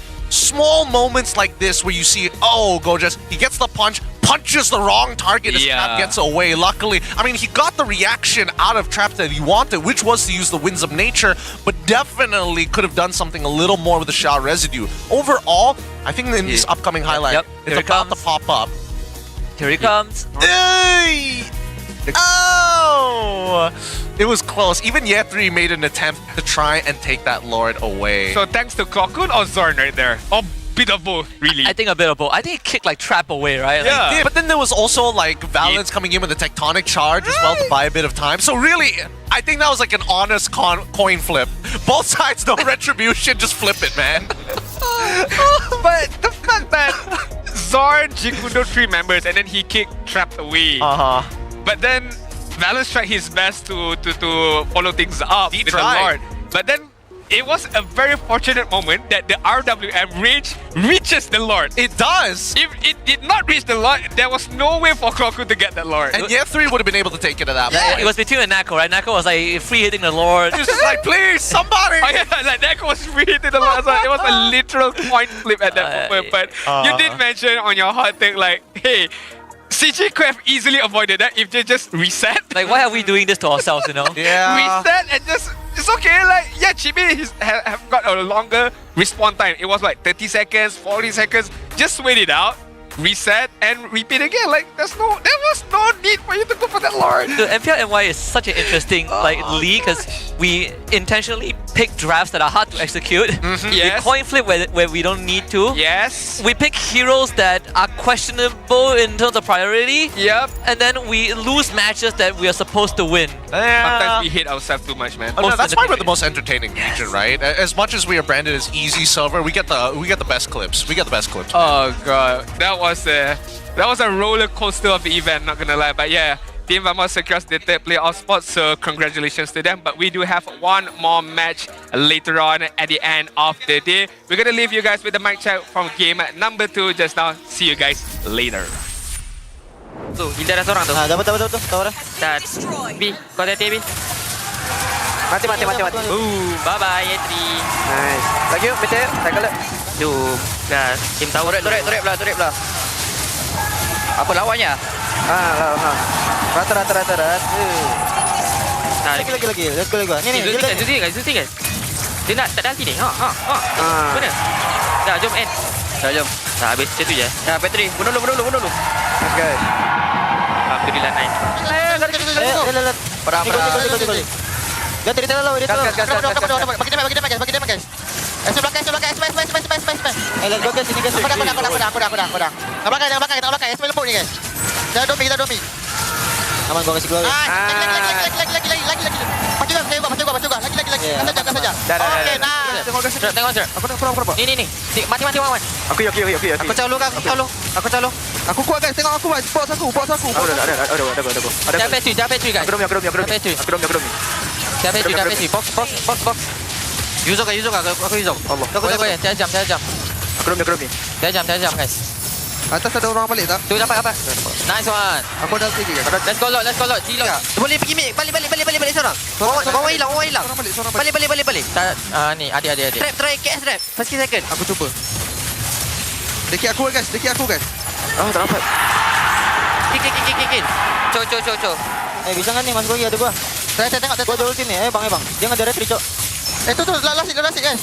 Jom. Last hit. Return nak boleh 5. Ulti aja. Ni gold ni. Berapa? Balik. Bagi mati. Tahu. Masa. Orang. Mati, kita mati. Ada weh. Tunggu isan lagi. Dah. Gas. Bunuh semua. Bunuh semua. Awan. Aku mati.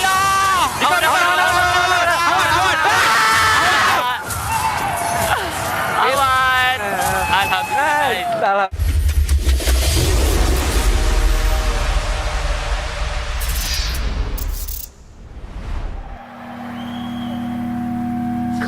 Bye. Saya boleh ni. Semangat nombor 1 ada dalam diri kita semua. Bukan atas usaha sendiri saja, tapi sokongan dan harapan yang dikongsi bersama. Sebab nombor 1 lebih daripada jadi yang terbaik.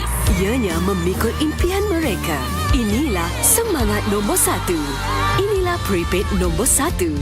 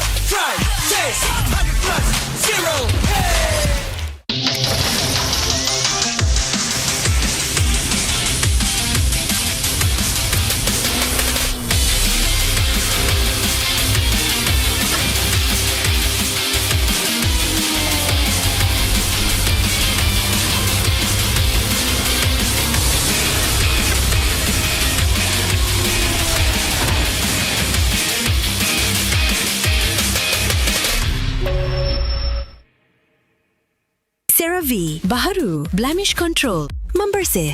2% salisilik asid untuk membersihkan pori dan 3 ceramide untuk melindungi kulit, memperbaiki. AHA, BHA dan niacinamide untuk menangani jerawat. Untuk kulit bersih dan sihat. CeraVe.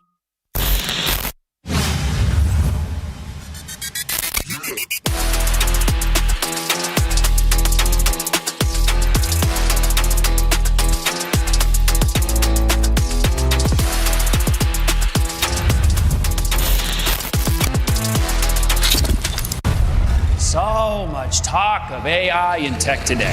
Virtual worlds, what are they going to look like? When will we get there? I would like you to meet Ares, the ultimate soldier. What are you? I'm looking for something. Something I do not understand. A malfunctioning program who wants to live. Fascinating.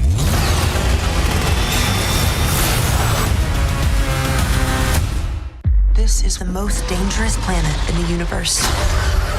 And you've come to hunt an apex predator.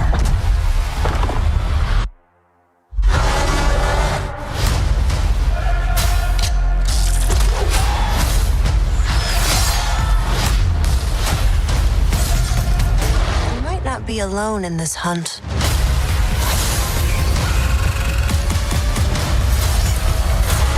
Predator Badlands, only in cinemas. 7 tahun, 16 musim, perjalanan yang dianggap sekadar permainan di telefon kini menjadi isukan paling berpengaruh. Inilah MPL Malaysia. Era permulaan segalanya, titik mula sejarah apabila Malaysia dan Singapura menjadi tuan rumah MPL pertama di dunia. Di musim pertama, kita melahirkan legenda Solos, Penjahat dan Fredo. Dari musim ke musim, MPL MYSG menjadi pentas lahirnya pemain tersohor. Musim kedua mengukir cerita untuk pasukan yang tak disangka. Sayan Rimau, Nur bangkit dari kedudukan tercorot di tangga liga, mengharungi satu demi satu halangan hingga akhirnya menjulang piala pertama buat Malaysia. Musim ini menyaksikan kebangkitan luar biasa pasukan Todak. Ciku Guys dan Moon menggoncang pentas M1 World Championship, menamatkan saingan di tempat ketiga, mengharumkan nama negara. Momentum itu memuncak di musim ke-6, detik bersejarah apabila Todak menjulang trofi pertama mereka. Dari detik itu, bermulalah era kompetitif. Dari musim 7 hingga musim ke-12, setiap musim nama baharu diukir di trofi. Tiada pasukan yang kekal di takhta. Di sinilah Todak membina legasinya. Bersama Ciku Guys menjulang trofi sebanyak 3 kali. Puncak kegemilangan mereka hadir di SEA Games ke-32. Gabungan superstar team Ripo, Chibi, Zod, Ciku Guys, Izarami, Momo dan Gary menakluk pentas Asia Tenggara dan membawa pulang pingat perak. Satu detik bersejarah yang mengangkat nama Malaysia ke mercu isukan tertinggi di era ini akhirnya mencapai noktahnya apabila musim 12 Homeboy, pasukan yang sebelum ini tidak pernah menjulang trofi, mengangkat piala buat pertama kalinya dan membuka jalan untuk babak seterusnya. Sorakan peminat bergema bukan hanya kerana nama, namun kerana SRG menjadi pasukan Malaysia pertama menjulang MSC 2024 dan mara ke Grand Final 2 tahun berturut-turut. Sekaligus menyemarakkan api harapan baharu untuk MPL MY. Era ini diterajui oleh Cram, Stormy, Yums, Skies dan Innocent. Bukan sekadar juara, SRG menulis sejarah daripada dominasi di peringkat liga sehingga ke detik terakhir mereka mempertahankannya dengan penuh megah. Musim ke-14 mereka terus membuktikan kekuatan, memecahkan lagi sumpahan menjadi juara bertahan. Musim ke-15 repeat bersejarah yang menobatkan SRG sebagai pasukan paling dominan dalam sejarah MPL MY dengan barisan pemain yang sama memperoleh kemenangan demi kemenangan. Tapi musim ini pentas akan digegarkan. Wajah baru muncul menentang gergasi. Wajah lama kembali membawa dendam membara. Medan tempur terakhir sebelum segalanya berubah.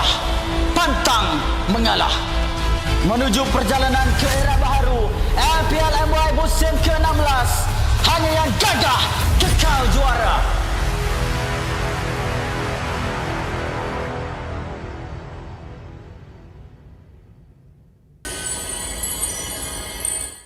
This is the brand new Aspirin skins.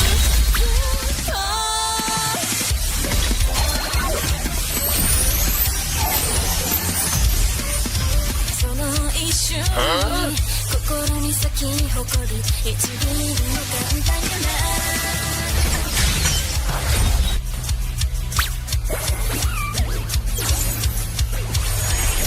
For the aspirants,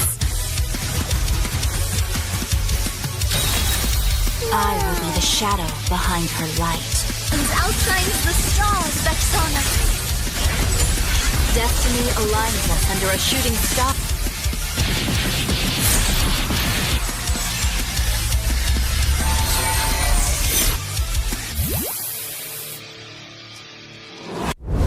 We are the aspirants.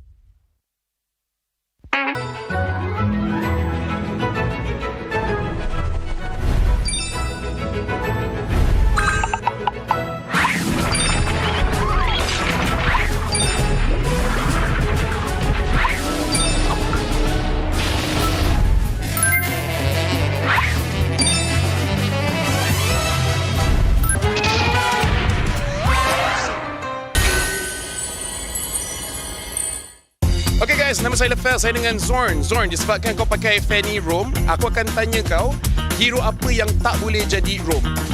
Kau diam je. Kalau ada hero yang kau tak boleh buat Roam, kau just cakap dah. Okay, kita start. Hayabusa, Mia, Layla, Saber. Okay, nampak gayanya memang semua hero dia boleh buat. Cik, Messi, cik. Okay. Aku tanya Zohan, sekarang aku tanya kau, okay? Aku akan sebut hero-hero dekat dalam ML, okay? Kalau hero ni kau tak boleh pakai, kau terus cakap, okay? Fanny. Aku macam boleh. Alright, itu je. So Zohan boleh pakai semua, dia tak boleh Fanny. See you guys later.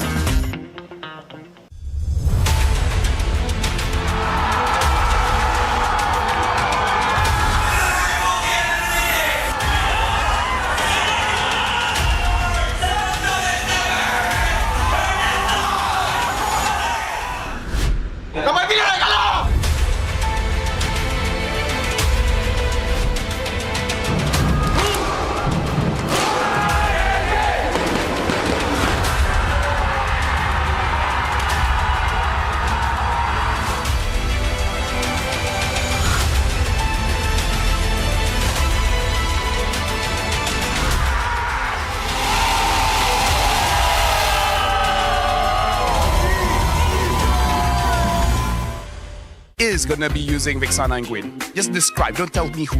I'm gonna describe. Okay, so maybe. Well, is there anyone on that team that Team.Corona wants to target? Give us a clue. Give us a clue. Okay. Who's gonna get target? 1, 2, 3. Arcadia. You want to attack the coach, huh? Yes. Basically, the other team wants to target only you. Oh, to be honest, we already predicted that. That's why we have a counter gameplay. Okay. So what is the base strategy that you guys have? Maybe akan duduk dalam base. Do you think the draft will be very important? Ya, kita orang akan buatkan draft yang paling bagus untuk dorang. Bagus untuk kita orang. Bagus untuk dorang jangan. We are the aspirants.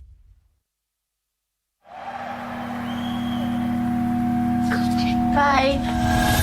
Saya boleh ni. Semangat nombor 1 ada dalam diri kita semua. Bukan atas usaha sendiri saja, tapi sokongan dan harapan yang dikongsi bersama. Sebab nombor 1 lebih lebih daripada jadi yang terbaik. Ianya memikul impian mereka. Inilah semangat nombor 1. Inilah prepaid nombor 1.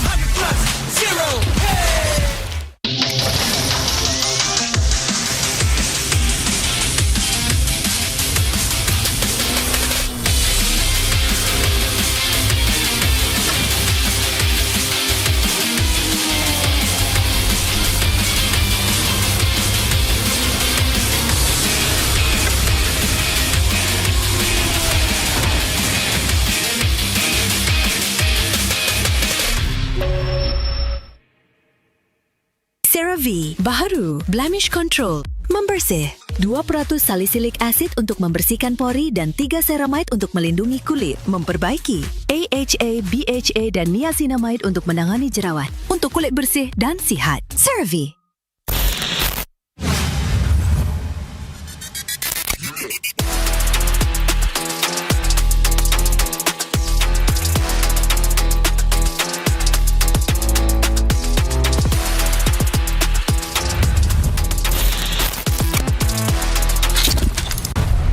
So much talk of AI and tech today. Virtual worlds, what are they going to look like when we get there? I would like you to meet Ares, the ultimate soldier. What are you? I'm looking for something. Something I do not understand. A malfunctioning program who wants to live. Fascinating.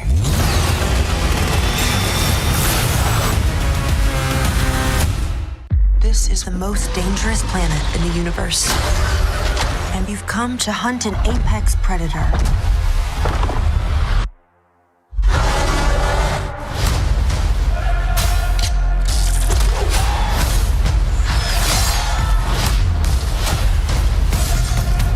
You might not be alone in this hunt.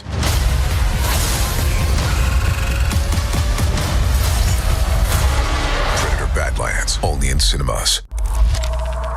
7 tahun, 16 musim, perjalanan yang dianggap sekadar permainan di telefon kini menjadi isukan paling berpengaruh. Inilah MPL Malaysia.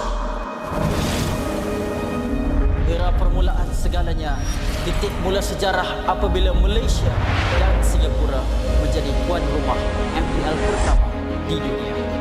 Di musim pertama, kita melahirkan legenda Solos, Penjahat dan Fredo. Dari musim ke musim, MPL MYSG menjadi pentas lahirnya pemain tersohor. Musim kedua mengukir cerita untuk pasukan yang tak disangka. Sayan Rebound, Noon bangkit dari kedudukan tercorot di tangga liga, mengharungi satu demi satu halangan hingga akhirnya menjulang piala pertama buat Malaysia. Musim ini menyaksikan kebangkitan luar biasa pasukan Todak. Ciku Guys dan Moon menggoncang pentas M1 World Championship, menamatkan saingan di tempat ketiga, mengharumkan nama negara. Momentum itu memuncak di musim ke-6, detik bersejarah apabila Todak menjulang trofi pertama mereka. Dari detik itu, bermulalah era kompetitif. Dari musim 7 hingga musim ke-12, setiap musim nama baharu diukir di trofi. Tiada pasukan yang kekal di takhta. Di sinilah Todak membina legasinya. Bersama Ciku Guys menjulang trofi sebanyak 3 kali. Puncak kegemilangan mereka hadir di SEA Games ke-32. Gabungan superstar team Ripo, Chibi, Zod, Ciku Guys, Izarami, Momo dan Gary menakluk pentas Asia Tenggara dan membawa pulang pingat perak. Satu detik bersejarah yang mengangkat nama Malaysia ke mercu isukan tertinggi di era ini akhirnya mencapai noktahnya apabila musim 12 Homeboy, pasukan yang sebelum ini tidak pernah menjulang trofi, mengangkat piala buat pertama kalinya dan membuka jalan untuk babak seterusnya. Sorakan peminat bergema bukan hanya kerana nama, namun kerana SRG menjadi pasukan Malaysia pertama menjulang MSC 2024 dan mara ke Grand Final 2 tahun berturut-turut. Sekaligus menyemarakkan api harapan baharu untuk MPL MY. Era ini diterajui oleh Cram, Stormy, Yums, Skies dan Innocent. Bukan sekadar juara, SRG menulis sejarah daripada dominasi di peringkat liga sehingga ke detik terakhir mereka mempertahankannya dengan penuh megah. Musim ke-14 mereka terus membuktikan kekuatan, memecahkan lagi sumpahan menjadi juara bertahan.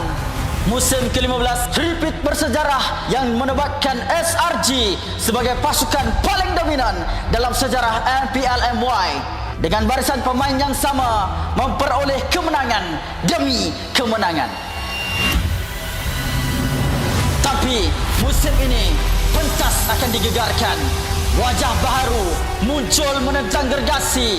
Wajah lama kembali membawa dendam membara. Medan tempur terakhir sebelum segalanya berubah. Pantang mengalah. Menuju perjalanan ke era baharu MPL MY musim ke-16. Hanya yang gagah kekal juara.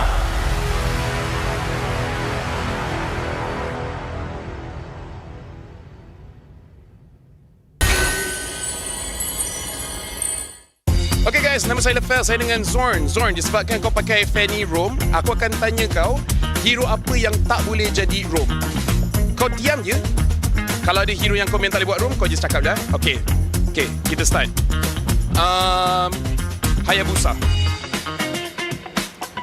Mia, Layla, Saber. Okey, nampak gayanya memang semua hero dia boleh buat. Cik, Messi. Okey. Aku tanya Zohan, sekarang aku tanya kau, okey? Aku akan sebut hero-hero dekat dalam ML, okey? Kalau hero ni kau tak boleh pakai, kau terus cakap, okey? Fanny. Aku macam boleh. Alright, itu je. So Zohan boleh pakai semua, dia tak boleh Fanny. See you guys later.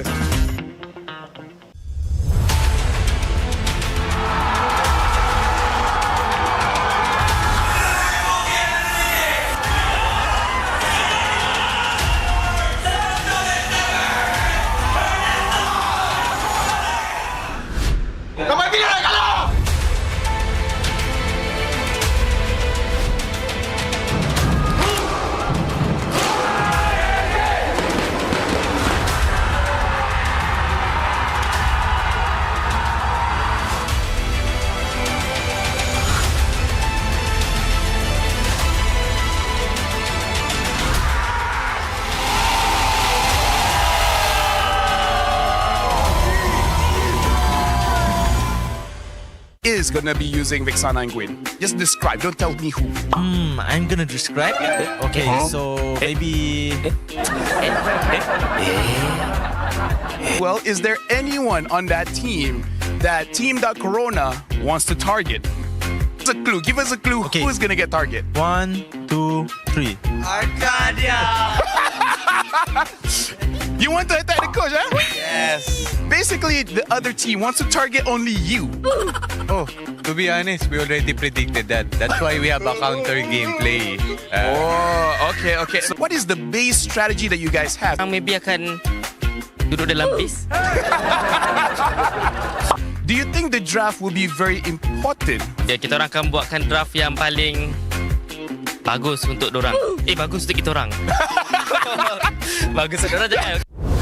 We are the aspirants.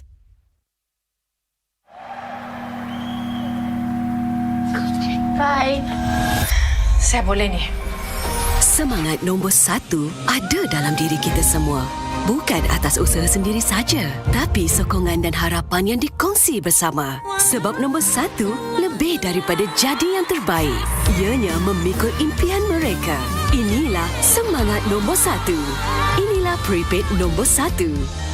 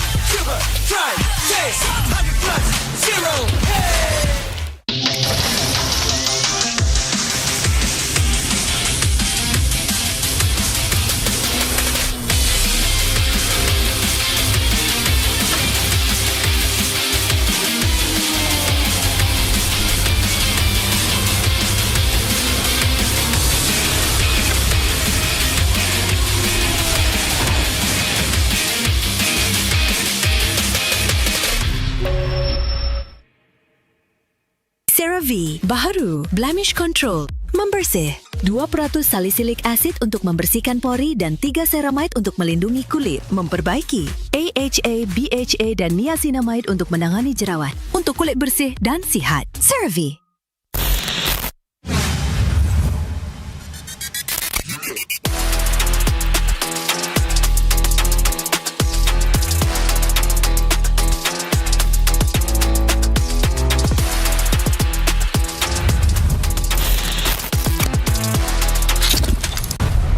So much talk of AI and tech today. Virtual worlds, what are they going to look like when we get there? I would like you to meet Ares, the ultimate soldier. What are you? I'm looking for something. Something I do not understand. A malfunctioning program who wants to live. Fascinating.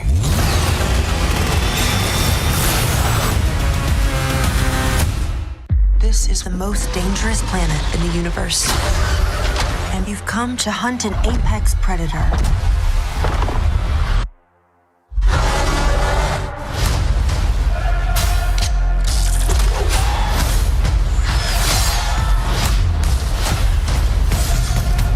You might not be alone in this hunt.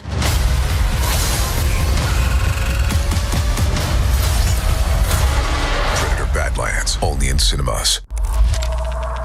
7 tahun, 16 musim, perjalanan yang dianggap sekadar permainan di telefon kini menjadi isukan paling berpengaruh. Inilah MPL Malaysia.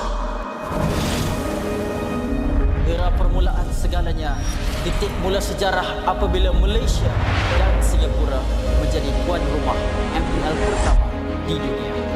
Di musim pertama, kita melahirkan legenda Solos, Penjahat dan Fredo.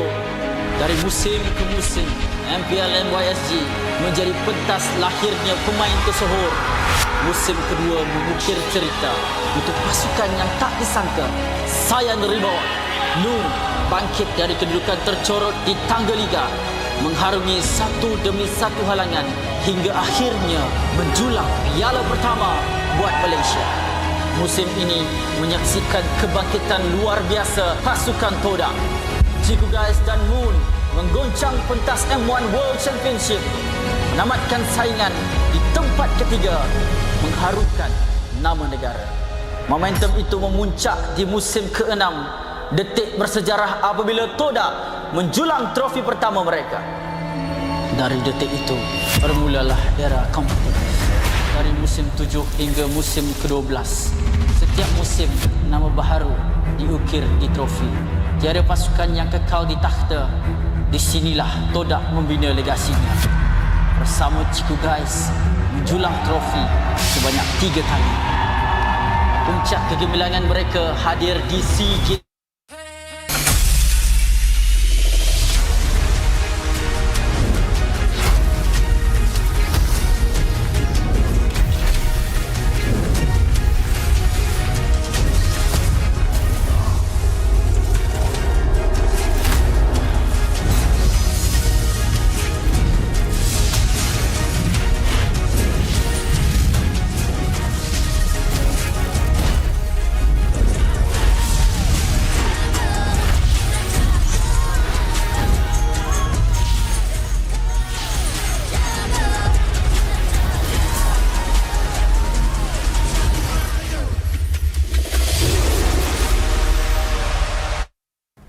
MPL Malaysia Season 16 is powered by Moonton.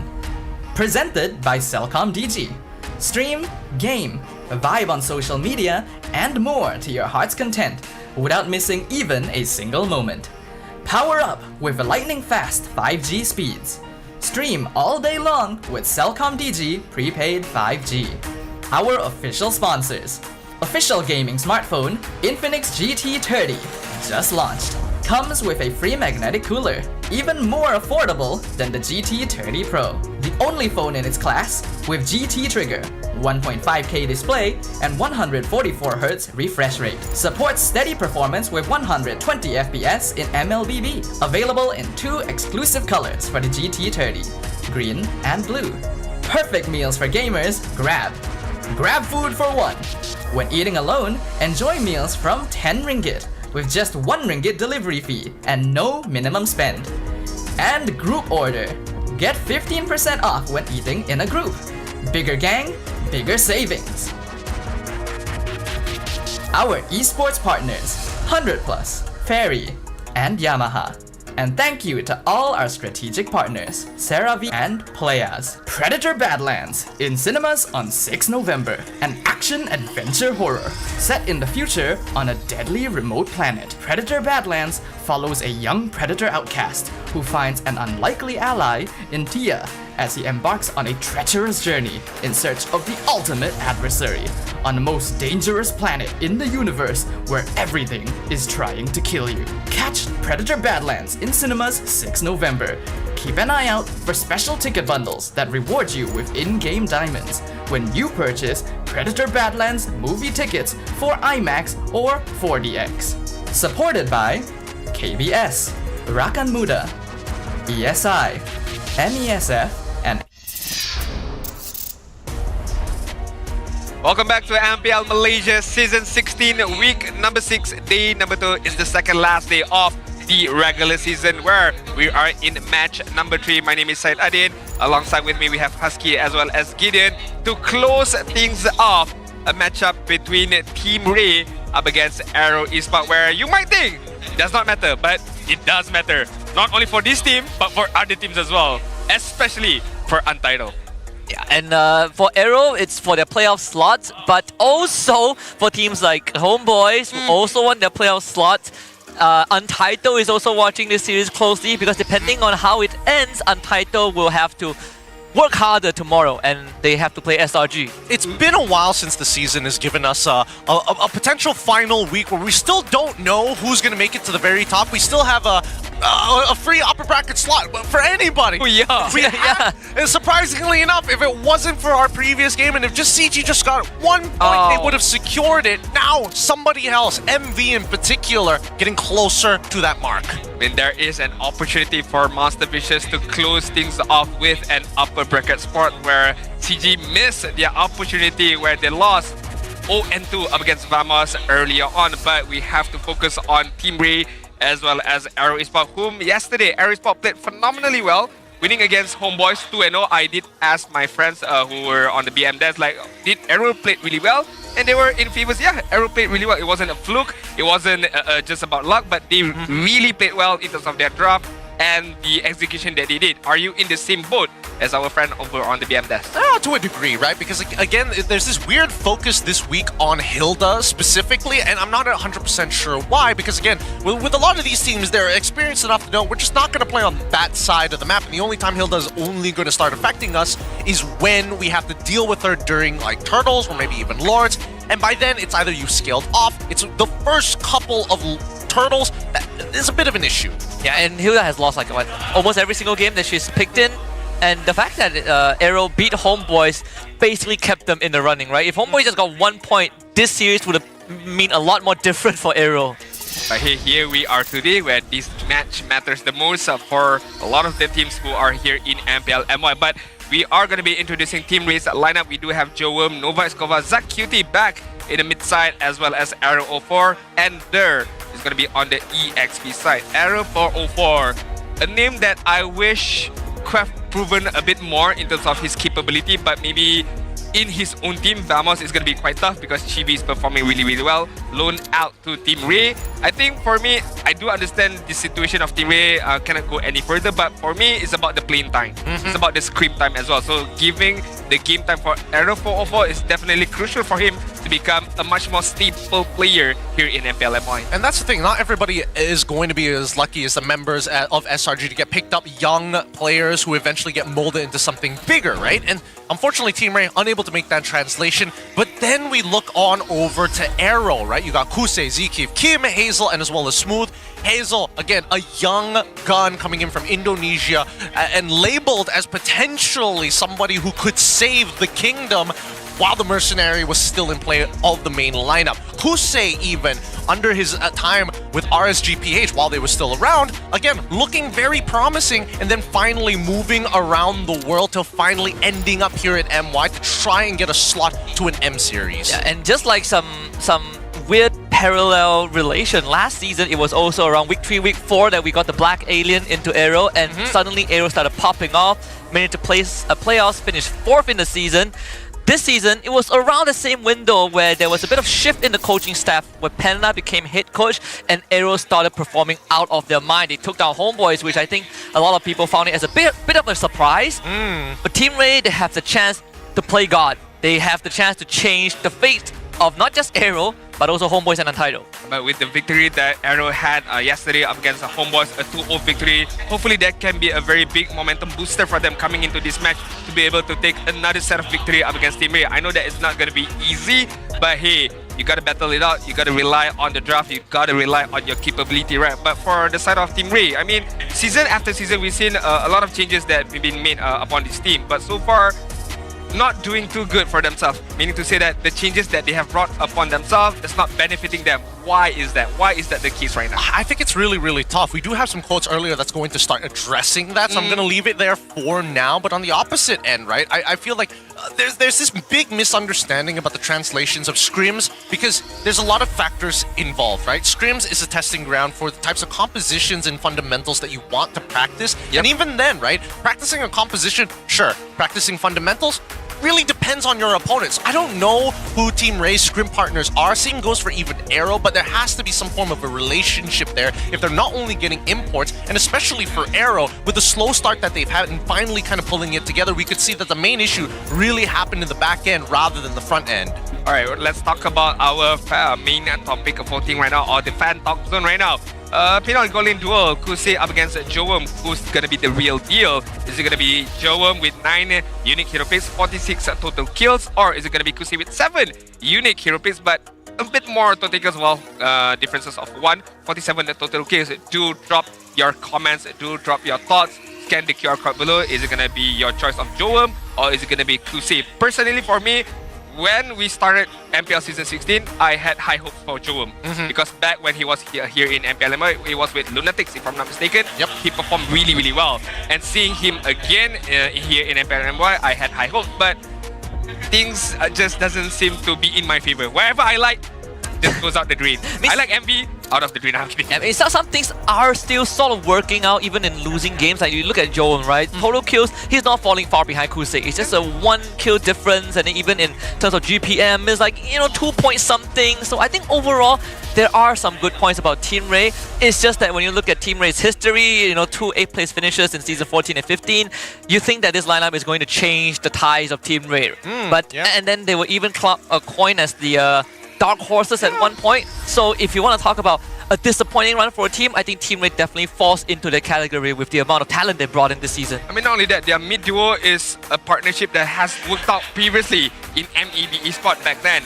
Nova Escobar as well as Zakiti. So I thought, okay, the chemistry is definitely there. It's just a matter of, okay, fine-tuning in terms of what kind of hero picks do you want to use. So you have that mid duo locked down. You have Joem at the same time. And you have Dust, an upcoming jungler at the same time back then before Aero 4-4 come into the picture. So it was all set in place. But I guess certain things just doesn't work well. You can plan, but when it comes to execution, it could be a whole different story. Well, I think a lot of it just comes down to like the ecosystem in general, right? Even though you are getting some like what you would imagine on paper as a good roster might not necessarily translate because of a couple of factors. Either A, the team's mood heavily affects the way that they play, scrim results sometimes, and worse yet, the patch. Because A lot of times we see that teams are looking for instant gratification. Oh, this particular patch we're really good. We need assassin players, we look for assassin players. We need to find a good goal laner. Sure, these particular hero picks, including maybe even a Beatrix as a pocket pick, yeah, let's get them in. And then the patch completely shifts to the Moskovs, the carries, the Claudes, and then it might even change back to patch afterwards. Yeah. Small things like these really make the ecosystem difficult, especially if you're buying into a slot. And worse yet, is when we start to think, who has the time, money, and effort to invest in a solid lineup for at least 2 years? Yeah, definitely. It came at a time where Team Ray, they gave their previous roster a solid shot, right? They ran it with 1 full year. We saw it in season 14, and I share the stance that I want to see them one more season. Let's see what they can do. Didn't work out. They went for a change, and they started off the season pretty well, right? They gave us some pretty good performances. The first team that they took down was Todak. They were showing good promises in the gold lane. We started to see priorities for Joel's Moskov, which was one of the only team that picks Moskov as sort of a signature for their gold laner. And then Dust also had a phenomenal performance on his Fredrin, and teams started to respect it. I just am not sure, even up to this point, whether bringing in subs, in the jungle role for Era and in mid in the form of Zayla Lina is going to change anything for Team Ray. I mean, we do have one thing that we can rely on here in MPL MY, or for the MPL MY teams. When there's no pressure, when the game, there's nothing much to it, that is when they can perform. That is when we can see the true colors, the true potential strength of a certain team. So maybe that would be the case of Team Ray, because GMX Kelantan did showcase that, okay, when the game, it's not really too much of importance to them, that is when they start to showing up. Jaja with the Lancelot and such. So Team Ray, maybe that could be one of the biggest motivating factor that they have. I'm not saying that all is lost for Team Ray, but so far we know that in terms of playoff spot is a no-go for them. So maybe without any kind of sort of pressure, that is when Arrow 404 can shine, the mid duo can shine. More pressure, or more so, is on Arrow Esports right now. They need to win this. And to be honest, they need to win it 2-0 to solidify a potential playoff spot for themselves. Even when you look at just their opponents who is fighting for their last slot, which is Untitled, general consensus, the odds heavily favor Arrow. Even 1 point is going to keep them in the running for majority of the season. Alright, I did ask the question about what's wrong with Team Ray, right? I mean, Zinhan, this is a quote from himself. Even though we changed our roster this season, we still end up in the same position. Our target was top 4. Our performance in Scrim and on stage is very different. During MPL, we play very passively. Honestly, we don't even know why things change when we're on stage. In Scrims, we're always aggressive. Okay, it's been so long since I heard this narrative. Oh, in scrims, we're performing well. In scrims, we're doing the right things. We are playing well, we're playing objectively, we're playing aggressively, so on and so forth. Come in MPL stage, I don't know why things change. Because we're playing the same game, we're playing the same hero. Yes, opponent might be different, and the environment might be different. Is that enough of a difference to force you to not play the way that you did in scrims? I think it's the difference between practicing to get hit by a bullet when actually having a gun pointed at your head. That's a very, very big difference. Okay, we shall hold on to that. We shall discuss it even further. But right now, Kim, a quote from himself: if we qualify for the playoffs, I want to face Team Damos because we believe we can handle their gameplay. Aside from M7, our realistic target is at least top 3. That if we didn't make it to playoff, I might consider joining another team. Bold statement right there, because I've been with Arrow for quite a long time. Just do it. Just do it, Kim. What are you waiting for? Yeah, nothing is stopping you, right? What are you waiting for? But here's the thing, right? Number one, who would pick him up and where would he go? Yeah, I think mid lane is quite saturated right now. And like mid and I think if you want to pick a role to go into, you probably look at jungle. I have an idea. You have an idea? Might be a crazy one, I don't know, depends. Don't say SRG. Don't say Ocean Black, SRG. I'm not going to say Ocean Black as well. GMX. Okay, this is the graphic easy way for Arrow to reach playoff. They need to win 2-0, and then Untitled must start at least 1 point versus SRG. That will be tomorrow's match. Okay, so that's the blueprint for Arrow, for all the viewer Arrow fans out there. Going back to Kim, CG, you shift Chiku back to the gold lane. I mean, I see that idea, but it doesn't solve the problem for CG, right? I mean, if Amzik cannot play, with all the study issues and that, he's gonna finish his SPM sooner or later, right?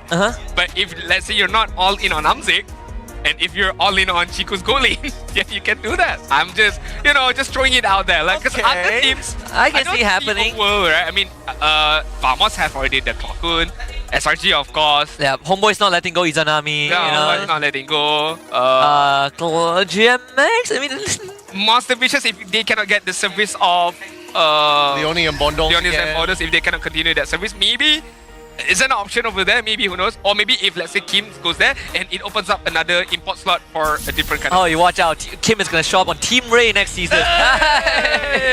Honestly, possibilities are wide here, and I'm not gonna lie. Like, there's a lot of roles so far that feel very, very saturated. Now, coming into the random match draw, we're gonna get Broken Walls this time. Arrow with a 75% win rate on it as we get into the draft, and straight away, Team Ray targeting down Kusei. 3 man on the goal lane side right now. Yep, definitely eyeing on Kusei's hero right now. Meanwhile, Arrow is going to be banning out the Fanny as well as the Angela. So you are letting go of course, your classic Insishin and Lancelot most likely. Grok is still there. Zushin is still there up for grabs. Yeah, I just hope that the teams don't prioritize the Hilda too early. I think a second phase would be like the best spot for Hilda picks to fall into right now. Another change for Arrow's draft, not just, aside from Panda being the head coach now, it's also sort of the freedom the player gets to decide what they want, right? I think they get to take on that responsibility, but at the same time, they also are held accountable for how they play out that draft, which is, I think, one of the reasons why Arrow has been winning these games, because they get to put their ideas on the table and they get to execute the game plan. You have an ex-player, ex-champion as well as your head coach right now, Panda. So good inputs should be able to come up from Panda towards the players as well. But right now, Team Ray, I mean, this is the third or second time we've seen the Baxia as the first pick for the first pick team right now. So Baxia as the first pick, Arrow, a lot of options they can go for now. They can go for a pick-off hero. Kalia Chow is there. Plus your mid, maybe? Farsa. Farsa is open. Kimless Farsa. I think it's very straightforward. I think put him on the Eve, right? Why not? The Eve is good as well, like either or. I think they gotta wait for a little bit, because right now Baxia is like the safest opening possible, but it's also a show of we have no confidence in our jungle whatsoever, right? It's something that is simple, it's simple to play, and again, the fact that you see that Team Ray is banning out 3 marksman heroes, they're for sure going to be playing around Jolum. That is a factor to consider as well. But what kind of hero do you want Jowum to kind of like ultra carry this, right? Moskov is still there if you want to go for an early Moskov. Nathan is also a good pick up, because you are lacking damage when you pick up a Baxia jungle as of now. So Nathan, Moskov is the main idea here. Or you keep it till the last minute and then you pick up your roams and your mid first right now. Depends on like what Team Ray feels, right? Like in the earliest parts of the season, they would like third pick Moskov, like right here. But of course priorities have shifted. They take the Kimmy first, which is completely fine. And they take the Esma. So Grok is left open. That is kind of crazy. Nova is the Grok player, come on. Esme? Very early Esme right there. But why? That's the thing. Good question. Why aren't we taking the Grok? Why aren't we taking Grok or Gatot, right? Either or I would have been okay with. Esme feels a little out of pocket. I think for Arrow, just go for the Yusachin and then you play a double fighter here. I mean, Team Ray is banning out a lot of gold laners here, so you opt to go for a double fighter. Ruby's still there for the taking.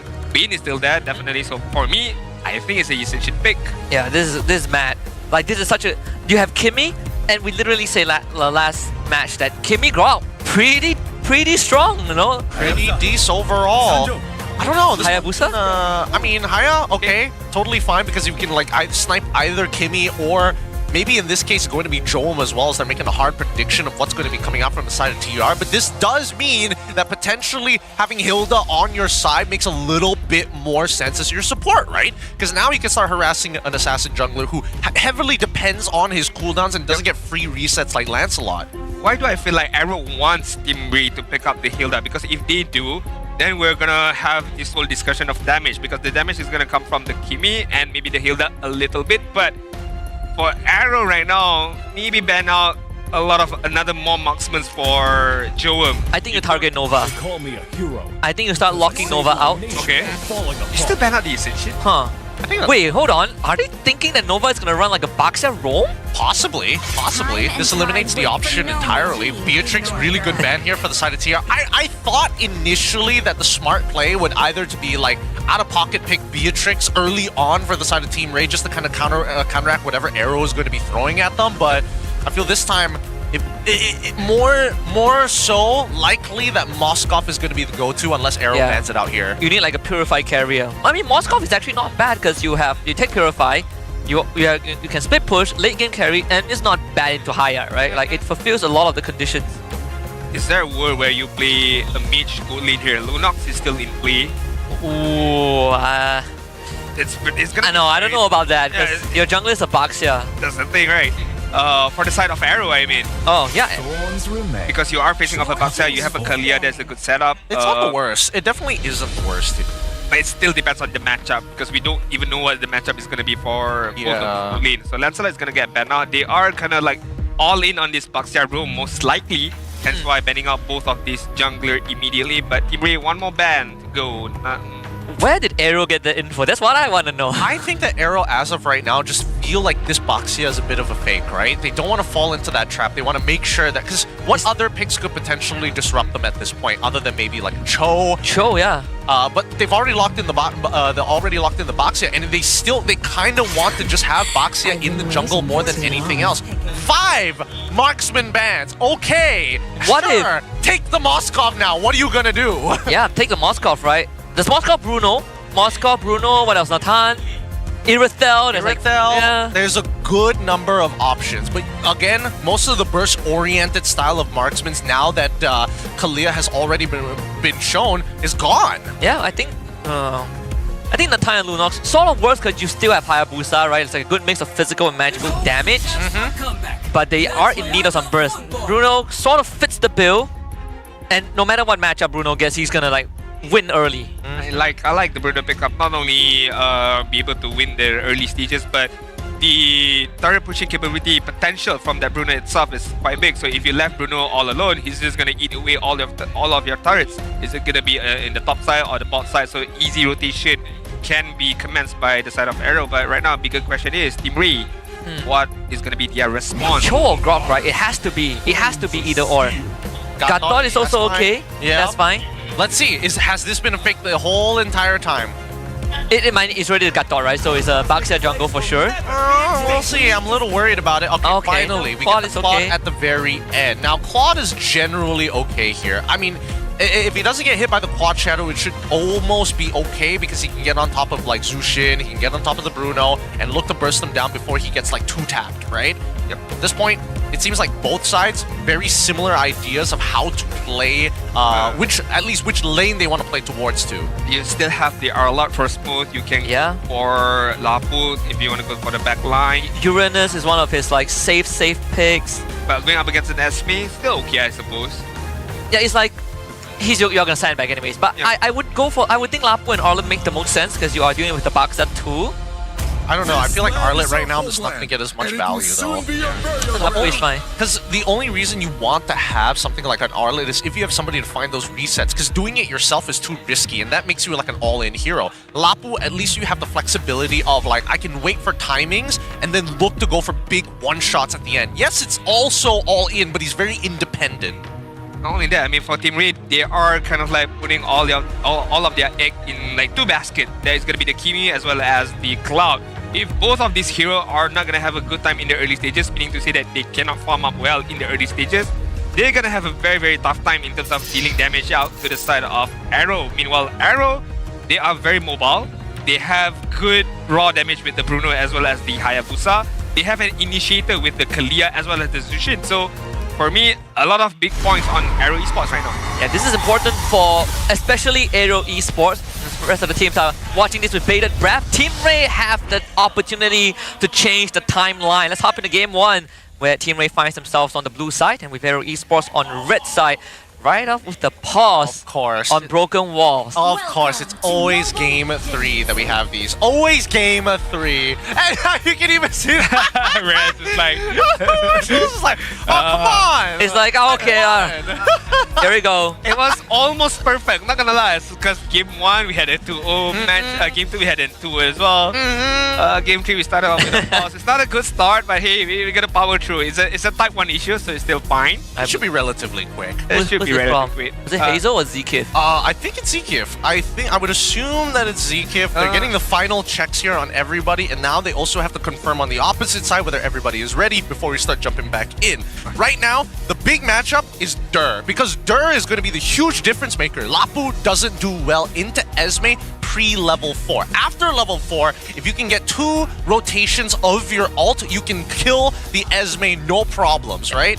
It's natural damage, but the big issue is once Esme kind of like beats you up in lane and makes that first motion, if the jungle happens to be the right side of the map, Esme is going to start harassing the Hayabusa as well. Yeah, and if you can somehow bring in the Baxia and your mid laner and you kill the Lapu once, the lane essentially explodes. I mean, there has been a big difference maker for Team Ray, but you can draw parallels between him and Siska, and the only difference being Siska is a lot more consistent in making those plays happen.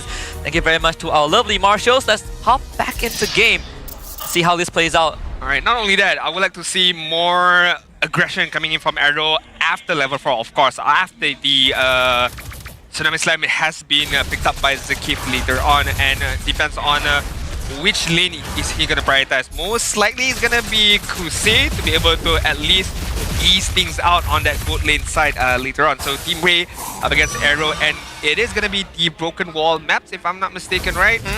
Yep, we got the 2 out of 4 members of Team 7 on Arrow's side too. We got the copy ninja and the medic ninja. So Chef pick up the Lucas, huh? Yeah, should have picked up they should have picked up Lucas or Suyo for EXP. Yeah, and then Suyo. That would be a first. That would be a world first, I suppose. Master of Assassin for Kusei would like to provide a bit more pressure towards the Cloud for Joam, but Cloud kind of negates that with the tenacity of his own on that bot side. And he has Brave Smite too. Yeah. It's all about surviving the lane. He really doesn't want to die in lane. He's opting to say no to the Quantum Charge, which is surprising because even so, Kusei, generally, he wants to freeze that lane into himself, and Joam, unfortunately, on things like Claude, doesn't really have much of a choice in the matter, right? He can slow push it, but he can never fully find a full freeze. Hazel is already slightly faster in terms of tempo. Aero 4 is going to show up and realizes that that camp is gone. Gone for the taking right now. Very mobile coming in from Aero right now. Almost hitting level 4 as well for Zkif. Meanwhile, Nova Escobar is just hovering around this top side, just fishing things out, providing vision here and there, but they're gonna try to look for the steal. Did they get it? I don't think No, it wasn't even close. Yep. Dur is gonna take some harassment there, but he hits 4 instantly now. Turns on the Zkif and Smooth. Here comes the Bravest Fighter into the Land Shaker. Purify out very quickly. Can Hazel steal this? Nope, Aero 4-4. Great secure. Nova with the facilitation.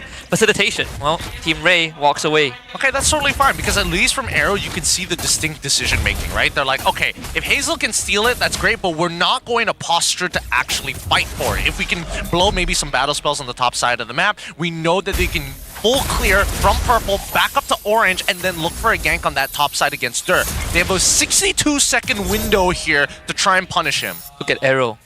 Trying to go for invade. He's going to be patient enough. Should be able to steal this. Yeah, and they are delaying the attention also. I think Smooth is going to check this.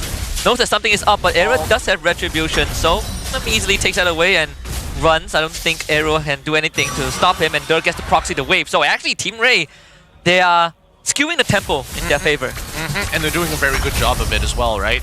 Hazel, again, still going to be very elusive on that signature Hayabusa. However, with vision over him, knowing that he's playing around that Litho Wanderer, Nova Escobar and ZQT has found vital information and also delayed Hazel from actually going for the counter jungle on the opposite side, right? Now, he can't go for a parallel jungling path. Air 404 is going to start building up an EXP lead.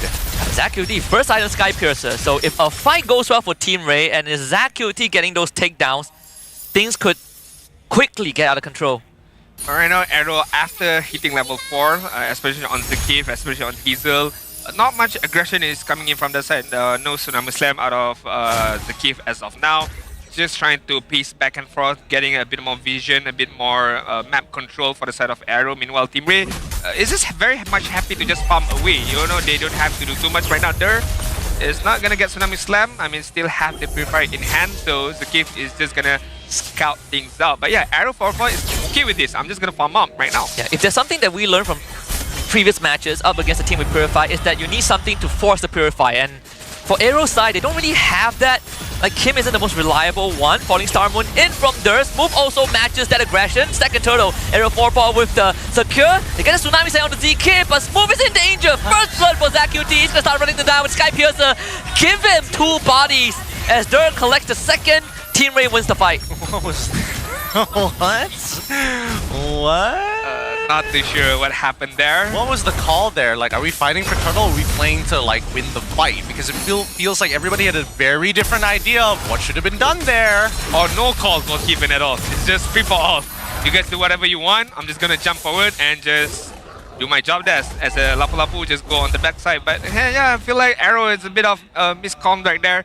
And we did mention about, you know, 4 Purifies, by the way, for the side of teammates. So even if Zakif wants to get a pick up, it's not going to be that easy right now. I mean, he can man fight Hazel, and not. I mean, the worst thing that can happen has already happened. You know, like Smooth went down once, Dur gets a kill, and it's so hard to catch anyone with Tsunami Slam. They're either too tanky or they're Purify, or you cannot never reach them. In this case, it's Joam. But that's the thing, right? In situations where you're like fighting for the turtle, at that point, if you're playing for picks, then again, they would have been there ahead of time. But since they're a little bit late, then maybe we could look to contest the turtle by only, hey, just Tsunami Slam Arrow 404, and we can almost guarantee that Hazel can get in on the fight to go for a retreat anyways, right? That probably should have been the line of play. It feels bad for Smooth. He left the lane so early.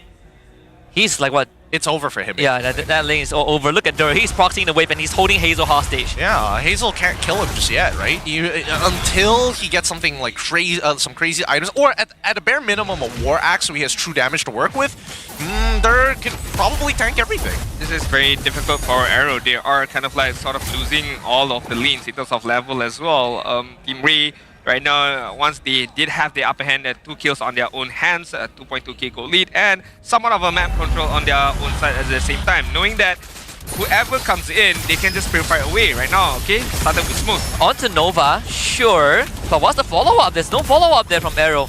And also, who bursts the target that gets kidnapped? Well, they're going to try with the kidnap, this time with the Arrow 4-4. AOG as a response, Arrow 4-4 goes down. Arrow 4-4 actually no, it's Z-Kip that goes down. Here comes Hazel, Shadow Kill, easily dispersed. Amongst 4 target, Hazel can't get anything done.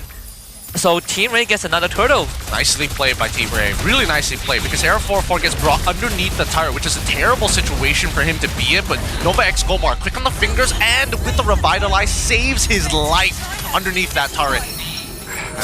Very looking kind of dull a bit for Arrow right now. Nothing is going in the favors of them. I mean, the initiation from Zakif before he went down was quite good.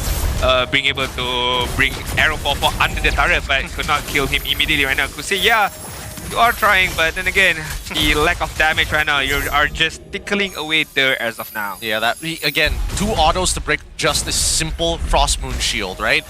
Can't do much about it. We need to see the Berserker's Fury come out first from Kusei before anything else. Without it, it's kind of tough. Malefic Gun being purchased instead. Talk about playing it incredibly safe and just prepping for the ultra late game.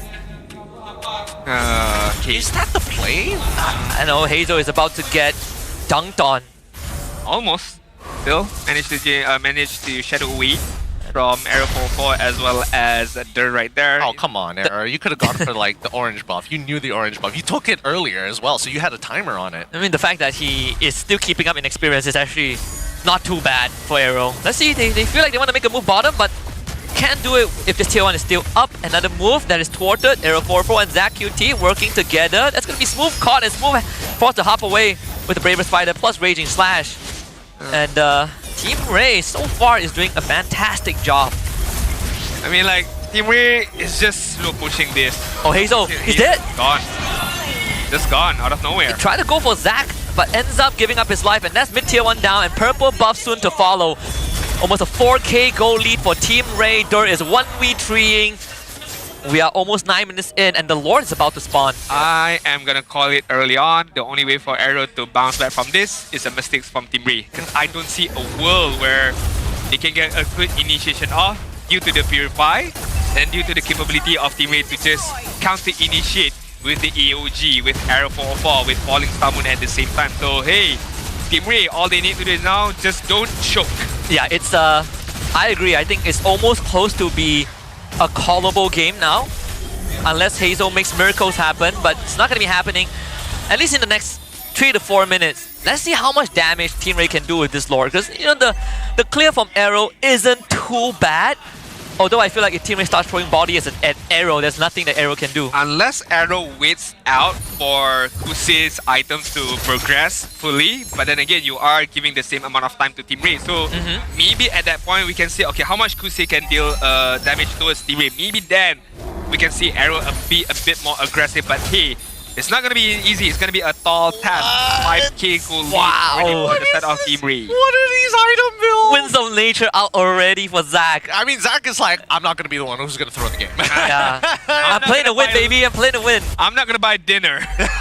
Literally, right? Because I think it's because of the Aogi Shadow Kill, most likely. Yeah. He doesn't want to get one shot, so a good defensive item for me personally. I mean, Zach QT is a slightly easier target for Hazel to plaster the shadow on than Joem. For sure. But I think at this point, right, the only way that Arrow can win is if they scale up to get Wishing Lantern on Kim and Kusei finally gets that Berserker's Fury. Because again, he has negative damage right now without the multiplier from the Berserker's Fury. Yeah, Dur is basically barely feeling anything. Oh, Hazel! He's so far back onto Joem. Placing duet from Joem just to survive.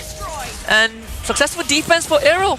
Okay, there is a glimpse of Arrow coming back with Hazel's just pure sheer brilliance right now. But I'm not too sure if that can take you far. I mean, 1 man versus 5 is not gonna be easy.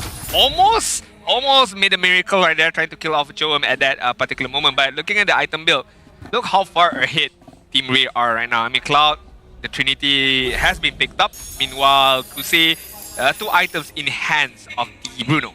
Yeah. At this point, Team Ray, like, with the 7.3k lead that they have, they're about to hit checkmate angle, right? Once they hit that 10k, and this is off of that next Lord. With that Lord, they're almost guaranteed to break at least 1 inhibitor from the side of Arrow Esports, and I think if they manipulate the waves well enough and manage it nicely, they should get a simultaneous clasp on it. Because as you can see, Team Ray, they want to kind of stay as 5. And the same can be said about Arrow as well. The closer they are together, the more likely that if Zekev does find an initial catch onto Arrow 404, maybe even for Nova X Kobar, they could look to burst them down. Yeah. And Dur is doing a great job at just splitting the long lane, right? No one from Arrow could kill him, nor stop him. And not only that, the only way for Arrow to force the Purify out of Team Ray is, of course, with Zekiv's ability. Other than that, maybe Kim could be able to, Crimson Beacon out the Purify. But then again, it's not going to be easy. So Team Ray can play it very, very safe, or Team Ray can just stall it out. Okay, you guys don't have any kind of threat for us to open up our Purify. So we're just going to play around with the spell that we have. And he can do that constantly. Look at how Dur is performing right now. Just pushing out the top lane, pushing out the long lane, and forcing Arrow to react as of now. I mean, he's set up a situation where the wave is naturally going to push in favor of Team Ray, right? Eventually, somebody will have to respond to it. For now, Team Ray, they can just hold this Lord hostage, right? They see the positions from Arrow. Doesn't matter. That top wave is still pushing even till now. Yeah. All you need is to see someone from Arrow show up on the map. You either force the fight, or you run down the Lord. Either way, Team Ray is already in a very strong position, in a position of command. In fact, Dur can just do this. Although he has to be a bit careful. The Purify is already out. Dur catches the Shadow Strike, ends up going down, overextending a little bit as the rest of Team Ray turns onto the Lord to conceal his use. Zeke is going to go on Arrow 4-4, extremely low, but still gets the Lord. Might have to give his life for the cause, but at least the job is done. Team Ray, though, had to sacrifice 2 for that. What are we doing here? Guys, what are we doing here? There we go. Like, I understand Dur dying. Why was Arrow 404 like 20 HP? What happened to him? And I get that Smooth went for like the big chunk and everything, but at that point you just call for a full reset, right? The top wave is still pushing up until now. They just needed to bide their time and fight for space if necessary. And Team Ray would have been more than happy to stick his 5 to fight for that space in the first place. This is the mistakes that I've talked about. This is the choke mistakes that I've talked about. I mean, Team Ray, they were in the driving position, but you know, a few mistakes here and there causing them a bit of momentum. And right now, Arrow Esports are, I mean, they do have some room to breathe. They do have some room to work with that particular kill that they managed to get. And at least one turret is going to go towards them on the top side. So it even things out at least. But so far, Team Ray is still in the lead in terms of numbers. But Arrow, slowly but surely, are building their very own momentum. Yeah, Team Ray needs to start respecting Arrow a bit more. I think they're overestimating himself earlier on. That's a, what, 2k goal swing? Almost 3,000 goal swing. Yep. It evens it out, but it also takes him out of the red zone, right? Now that Kusei has his 4 items already complete, like, this is going to be a bit of an issue because they've given everything over to Kusei. If he gets sniped by Joam in the back lines, it's going to be a huge problem because that's their main source of damage right now, other than Hazel, who, again, is still trying to look for Joam or maybe even Zach QT if he can sneak and weave the shadow right on top of him. I mean, Joam is also playing it very, very safely right now. He's not overdoing things. He's not being aggressive. He's not pushing the envelope enough, I would feel like. Because when you have a very extraordinary lead, you want to use that lead to your own favors. You want to push the envelope. You want to be in the face of the opponents because naturally, the opponents have one lesser item than you. Naturally, the opponent have lesser levels than you. Therefore, you have the upper hand. But you did not opt to go for that. You're gonna, you know, wait things out, play it safely, play it passively. That's interesting. It always goes down to the concept of, are you playing to win, are you playing not to lose? Yeah. Team Ray, the window is definitely closing. And we saw the DHS for Kusei. I feel like Team Ray should make more active moves instead of just trying to play the waves. I mean, it's a good idea to play the waves, don't get me wrong. But do it like one more time, do it wrong one more time, and Arrow will be back in the game. Yeah, let's take a look at the items, right? Because again, I'm surprised that Kusei wanted to go for DHS rather than going straight for Winds of Nature, because the only way that he realistically dies here is either he's already put to half HP by Joam, or he gets caught by Dur on this Esmeralda. So it's surprising to see that DHS was probably the way to go, because with the 3 items that he has right now, the crit is more than enough to kind of get through, especially with a Malefic gun, right? Oh, you got the blade armor, it doesn't matter. At least you're getting percentage armor reduction because of the Malefic gun. Okay, round number 2 right now in terms of the Lord Dance. It's going to commence between both of these teams. As we take a look at the long lane, is naturally pushing towards Arrow's side. So Arrow will have to react a bit. Kusei's going to get this started for free. Oh, Zach actually blocked the last shot, sort of. Top wave is going to be pushing in Arrow's favor now, as Hazel has already set it up. Kumar push. Arrow 4-4 not getting grabbed by ZK. It's going to say a prayer, and Kusei finally breaks the structure. Almost. Eventually will. There you go. Now what's the move for Team Ray? Because they don't know where Hazel is. They gotta fix the waves though. Top side is naturally pushing for the side of Arrow, but bottom side is naturally pushing for the side of Team Ray. They need to kind of correct that first before getting back into this fight, because they can drag this out for either Arrow or even TR. Either ways, they gotta cut off the supply lines, and Joam, once he gets that orange buff, might want to consider actually jumping onto Kusei when he still doesn't have the Winds of Nature. Yeah, Conceal gets broken. ZK forced to disengage, and Arrow 4-4. Good zoning. Zach QT gets his traction pulse back. The Lord in the red zone. Smooth jumps in. It's going to be Hazel in Arrow 4-4, and Hazel gets it. Smooth does end up going down to the Sky Piercer. A killing spree for Zach QT. Give him a double kill. Why not? Joam on the Kusei. Joam finds the kill. And Team Ray have won this fight. Arrow just trying to buy time. Came with the lift up. Ain't going to do enough. Joam finds himself a double kill as well. As the core items now come out from Team Ray, the Lord spawns in the middle lane, but Team Ray stays in the game. That's a very, very good decision making from Team Ray, knowing that, okay, we cannot win this slot, it's okay. We're gonna take our life away, and we're gonna take away the game number 1. Just one cannon. Can Hazel take it out? Hazel, he's trying! And he does it in time. Second wave coming in. Smooth in 5, Zkif in 6. Traction pulse gets used. Hazel not brought back. Hazel now into the shallow kill, trying to clear the minion wave. Team Ray gonna burst out the crystal. They're gonna try. It's so close, but there's no minion. Team Ray power through, and game 1 for them. Okay, boys, we have a game in our hand. Team Ray getting game number 1. It was not the most cleanest of game, most definitely. It was definitely scrappy up until the end as well. Like, to the point where you had to throw everything at the crystal just to the end the game. I get it, especially when you have a Trinity build, like you feel like you can power through it. And to be fair, Joel made the right call that he could get through that last bit of HP. But I don't know what I'm more disappointed of. Am I more disappointed that Kusei didn't buy Winds of Nature when he clearly had enough money to do so and decided to go no boots, DHS when he was already doing a decent amount of damage? Or am I more surprised the fact that Team Ray decided to throw a fight when they already had a naturally pushing wave on the top side? So, again, you know, pick your poison. I mean, when that Lord fight commenced, yes, it was a very good initiation from Zakif, locking down Arrow for Oppo and allowing Hazel to get that Lord. But what happened afterwards was much more impressive from the side of Team Ray, where we saw Joem immediately go for the BMI on the backside and then immediately using the ultimate up against Kusi. And you did mention, like, if there were a Wind of Nature, that ultimate could not... I mean, he would have won. Yeah, he would have won, basically. Like, because you just basic attack the cloud away. So, I don't know.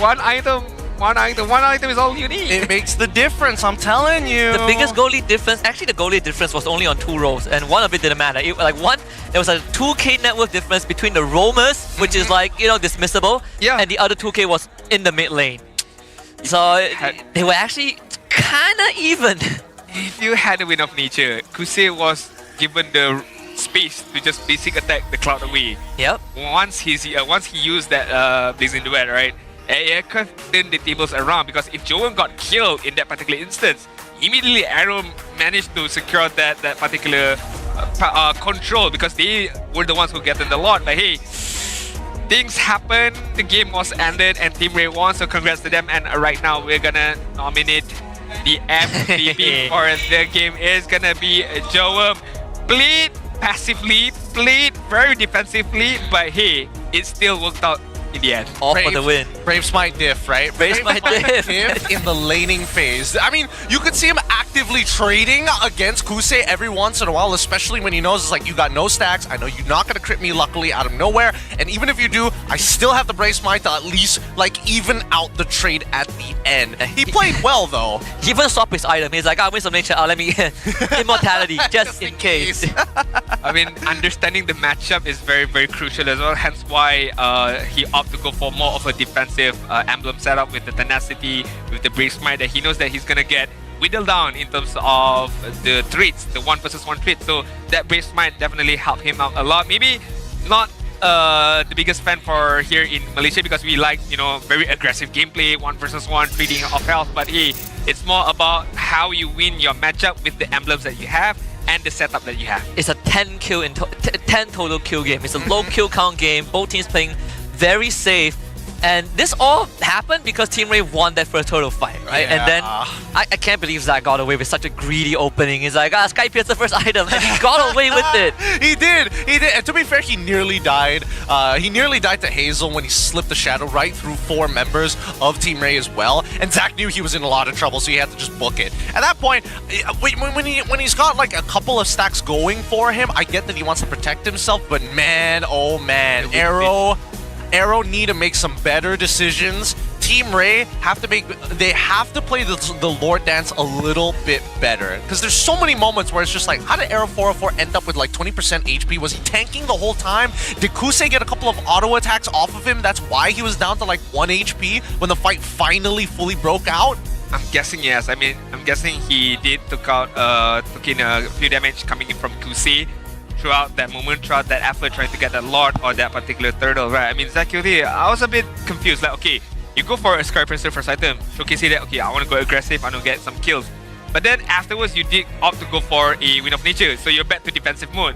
You're still afraid that, what if the Augie Shadow King hits me alone? So at least I have the Wind of Nature to be able to save me. It's funny enough that Zakiri is the one who picked up that early Wind of Nature. Not even Kusei for that matter. Zach QT is already, you know, buying futures at this point, right?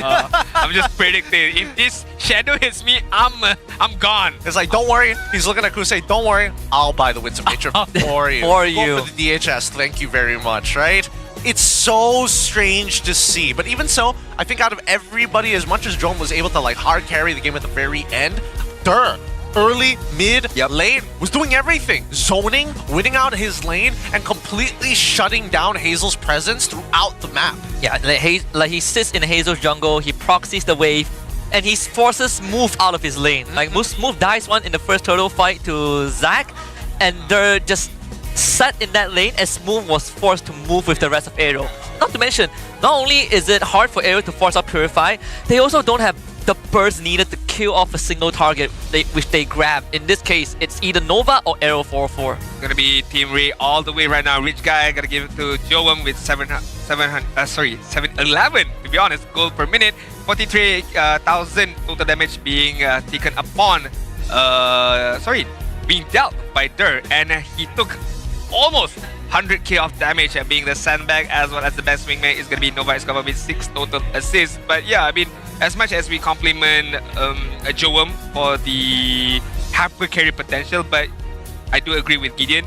Dur did a lot of stuff. A lot of the dirty work was done by Dur early stages on trying to win the laning phase, and once he got that laning phase down, he went forward to try to disturb Hazel's farming potential, at least just to get to know where Hazel is, where is his whereabouts, and absorbing almost all the damage. I mean, it's totally seen right here. I mean, 108,000 damage being dealt upon himself as an Esmeralda. So props to Dur, not gonna lie, hidden MVP for this game number 1. I guess you could say that Hazel got done dirty, real dirty here. Because look at him, right? He got away with so much, maxed out his build 15 minutes into the game. And oh man, the Ice Queen's one. Dude, Kusei purchased after he died, manages to get to Winston Nature right at the very end. That my man, Kusei. Woo! Still got it. Still got. He did. he did. The only difference is he bought it after he died. So if Panda wants to scold him, hey coach, no, I mean. Hey, I got it. I just didn't use it. I didn't get to use it, but I bought it. It's just unfortunate enough. I died.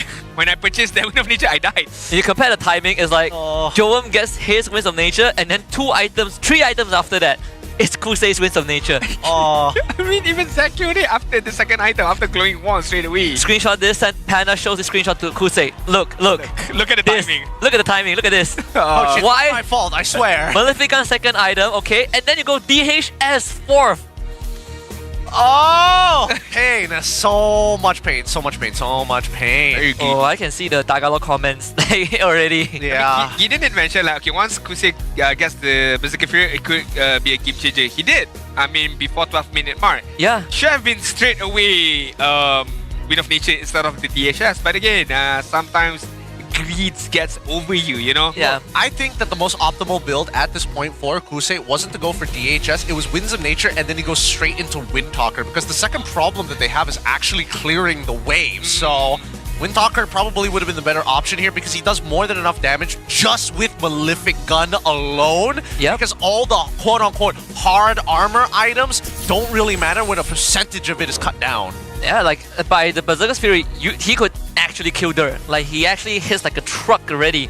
This was the first fight where Team Ray got the turtle and 2 kills, and right after that, Smooth got relegated to the side lanes to be like a roaming squad. Hazel gets his jungle basically invaded every 30 seconds, and they had to fight to claw back. Wow, we skipped so far. Wait, what happened in between? We jumped right to the final play. The fact that like it's just 4-1 in terms of kills, showcasing that nothing really happened much throughout this game. This was the BMI on the backside with the Blazing Duet, right? Yeah, look at that. If you had a Wind of Nature here, yeah, I think he would have won. Could have been a big difference maker, but then again, Joam's also have his very own Wind of Nature, right? At that moment. Yeah, the best part was when Joam pressed his Winds of Nature, no one was hitting him. Yep. And there you see the purchase right at the very end. Right as the crystal cracks. Right on time. I mean, hey, like I said, if coach wanna scold me for not purchasing the Wind of Nature, I did. Okay? I respect it. technically it's the end of the game. Kusei Maskov. Alright, Pinoy going to Kusei versus Joam. A lot of you gonna vote for Kusei. I mean, a lot of you, not gonna lie, majority of you, 77% up against a 23% for Joam. But after game number 1, might want to reconsider, I suppose. I don't know if they're allowed to change their votes, but I think for the time being, let's see whether the rest of this best of 3 is going to show what Kusei is all about. Because again, pretty even laning phase so far. I think everybody else is the one taking the punishment for the side of Arrow for the most part. And considering how it went, the best solution possible was to start funneling that gold into both Hazel alongside with Kusei. More so, is it going to change how Arrow drafts, right? Pick Kusei's hero early because he got 5 marksman banned against him. I don't think it was the problem. I think the main issue was that matchup specifically in EXP, or maybe switch it up, right? Instead of going for the Jushin, you go for maybe Vexana, maybe you know. Gwyn jungle? Gwyn jungle? Yeah, I mean, talking about Gwyn, right? I mean, talking about Gwyn, we do have to talk about the aspirant skins, right? So there is a mini series shows. It's gonna be happening tonight at 8 p.m. 18th of October. So you're gonna see the likes of Repo, the likes of Zron. I've seen, if I'm not mistaken, Yums is there, Arkida is there as well. So you don't want to miss this out. I mean, it's just a bit of fun, you know, less pressure, nothing too serious, just for you guys. So make sure to catch 8 p.m. tonight after this match. But right now, going into game number 2 for the side of Arrow. Draft-wise, no issue. I feel like it's very even Stevens, I feel. Decision making, very much questionable. I feel like there's a lot of things that can be sharpened a bit more, I suppose. Look at Panda, man. Look. Panda is like, whoa, where's Panda. your Winds of Nature? What is your item, bro? What is this, Kusei? Come on. You know Panda is gonna be pissed because he himself is the goal leader at the same time. Panda, I would have bought Winds of Nature. I would have bought. I would have bought that. I would have bought a first item. Kusei is like, hey, you finished 10th in season 14. In season 14, shut up. How many MSCs did you take part in? Youch. Bring back Tazi, come on.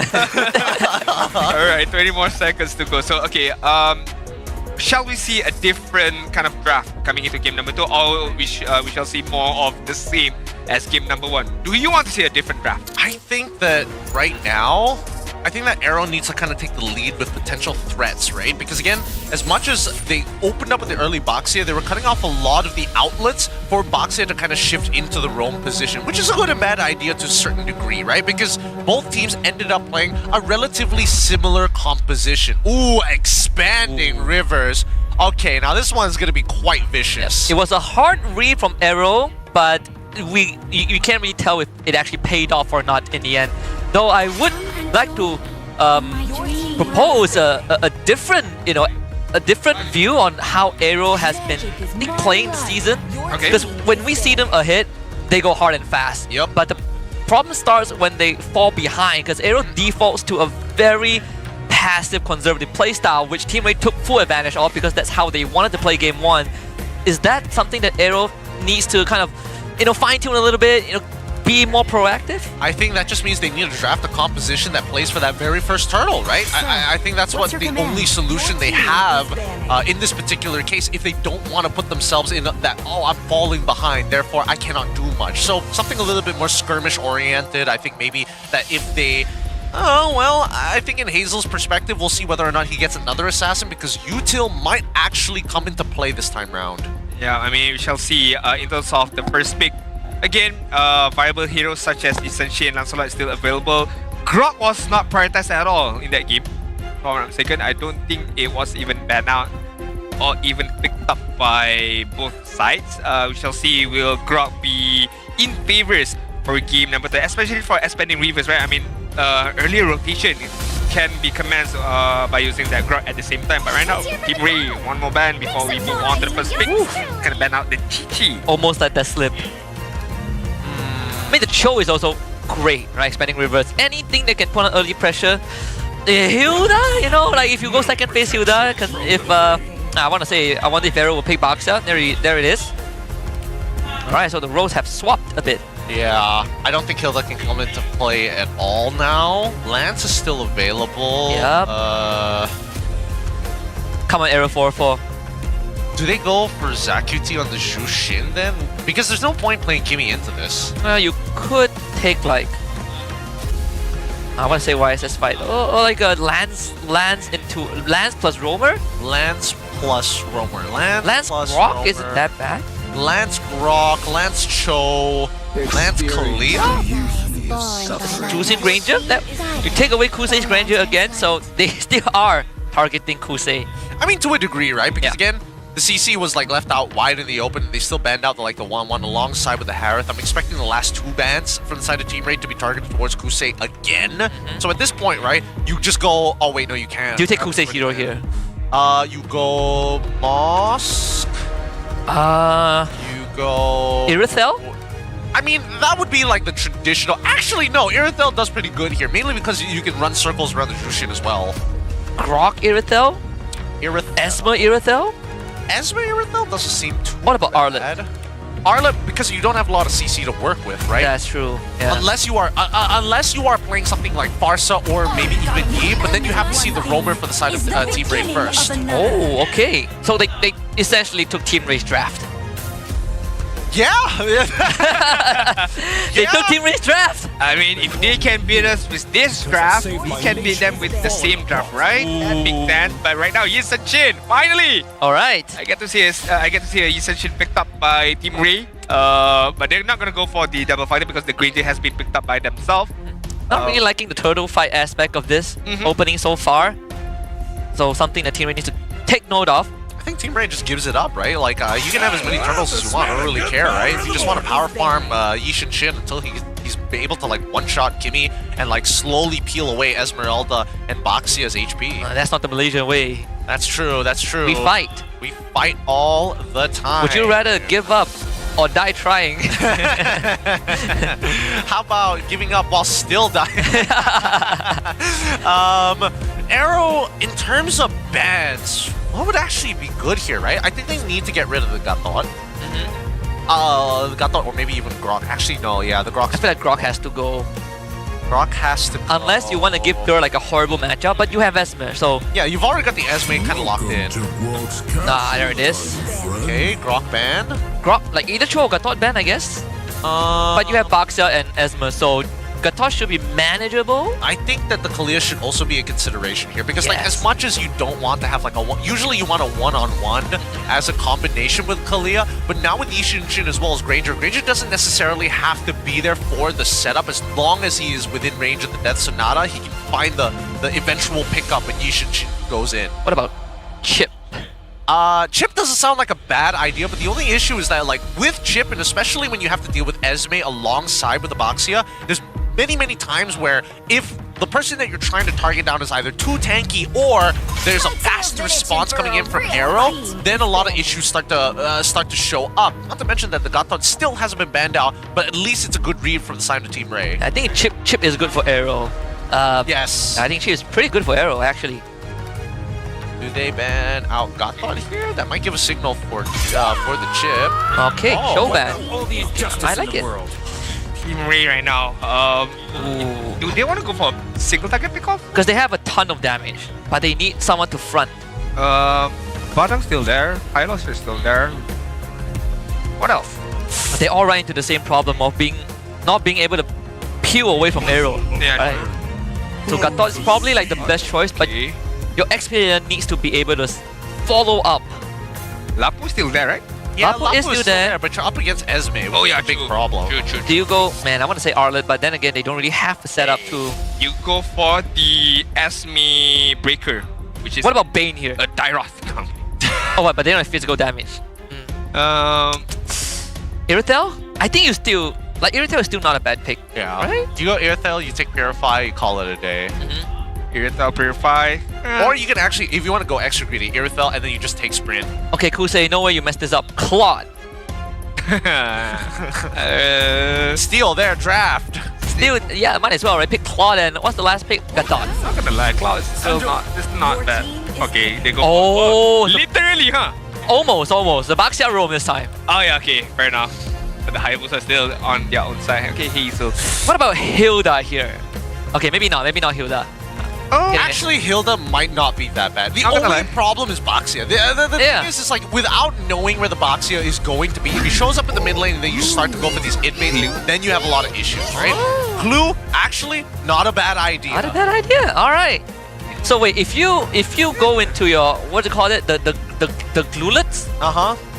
Globules. The globules and the goobers. If the shadow Q you can easily disperse the shadow Q, right? Yes. But do you take damage if the blobs die? You don't, right? You take like minimal damage. Okay. You take minimal damage. It's basically negligible for the most part of it. It's a tough call because both sides are still playing relatively similar to each other. It's very much around that gold lane, very much around trying to get like their gold laners ahead. And when they do, and especially on expanding rivers, these turtles now turn into almost a catalyst for teams to kind of slingshot themselves ahead, because with a Yi Shen, there's not a lot of ways you can actually defend yourself from the invasion after losing a turtle. Alright, we're gonna jump into game number 2. It's gonna be the expanding river for the side of Team Ray as well as Arrow. Team Ray is ahead with 1 point or 1 victory as we jump into the land of Dawn right now. Arrow Esports, do they have what it takes to pull a miracle and to force us to go into game number 3 with a Baxia roam right now? Could be the difference maker for the side of Arrow Esports. And it's worth mentioning, if Team Ray wins this 2-0, Arrow is out of playoffs. Yep. And Homeboys Untitled lock in playoffs. And MV lock in. Well, MV is already locked in playoffs, but yes, you get the memo. It's some scary stuff for Arrow. Like, they really need to win this game somehow. Kusein as well as Jom are going to have like the time of their lives fighting against each other, but generally it's a little Kusei favored right now. And Jom has to be real careful, right? Because a single death, it's over for that lane. Same, I don't think between Smooth and as well as Dirt, it's kind of a sandbag, so nothing much is going to happen. Mid lane also very volatile. We did talk about how teams who are playing without any pressure, without anything on the line, tends to perform a bit more better than the teams who are under pressure, and it's showcasing right now once again for this particular match, where again Team Ray managed to win that game number 1, and feels like they have again no pressure, no issue, that they can just play their own game, their own style right now. I bet one of the criteria when you sign up for a team is, can you play under pressure? Depends on who sang it.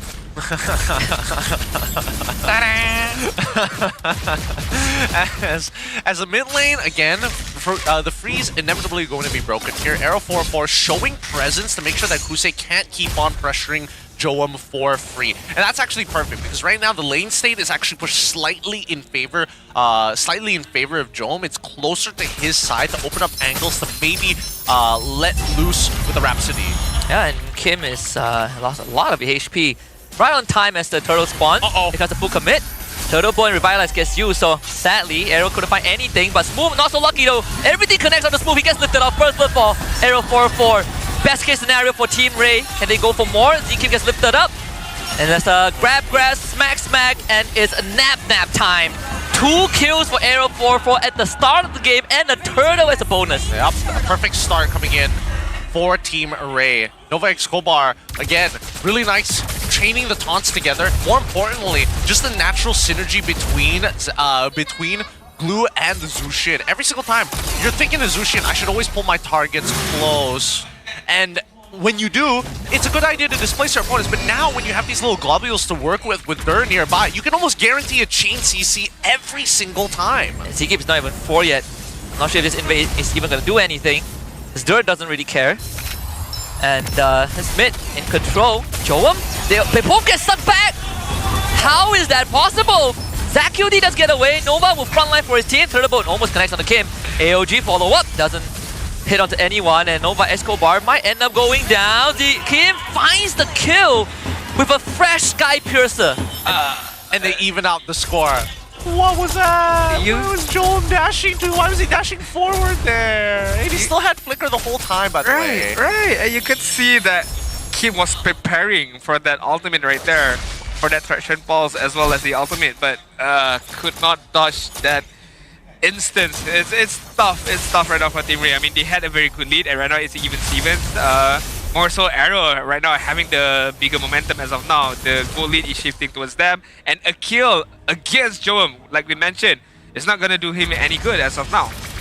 I mean, he's still full level ahead. Oh. Nova able to get out. Zikif, not sure if you want to face tank that. He's going to end up going down. Joam finds a collection. Traction Pulse doesn't do anything, but does force out Revitalize. Oh, I'm surprised that Kim didn't try and bail him out, or even like Usei at that point, because again, they need to know that Baxia is kind of an all-in style of support, right? As much as he's able to kind of like heal for his targets and have consistent amounts of damage in the middle of the skirmishes, and more importantly, just the way that his trading pattern against Nova X Kobar, it's actually in his favor to do so. Right, right now, the Turtle has spawned on the bot side, but Arrow Esports is just gonna hover around. Who's gonna make that first move there? Is gonna be in the front line as of now. Move.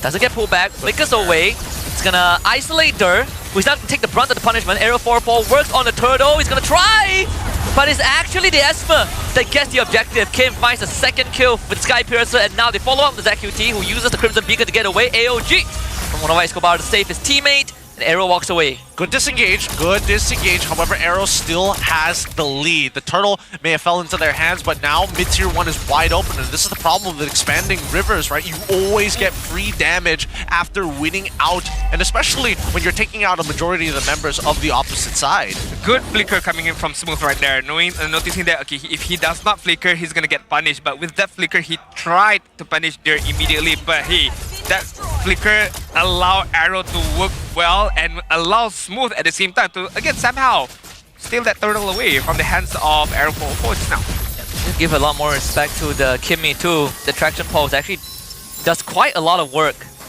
And bottom tier 1 ends up going down to Smooth. He's now free from his lane. And Dur is not going to have a good time either. Has to surrender his top tier 1.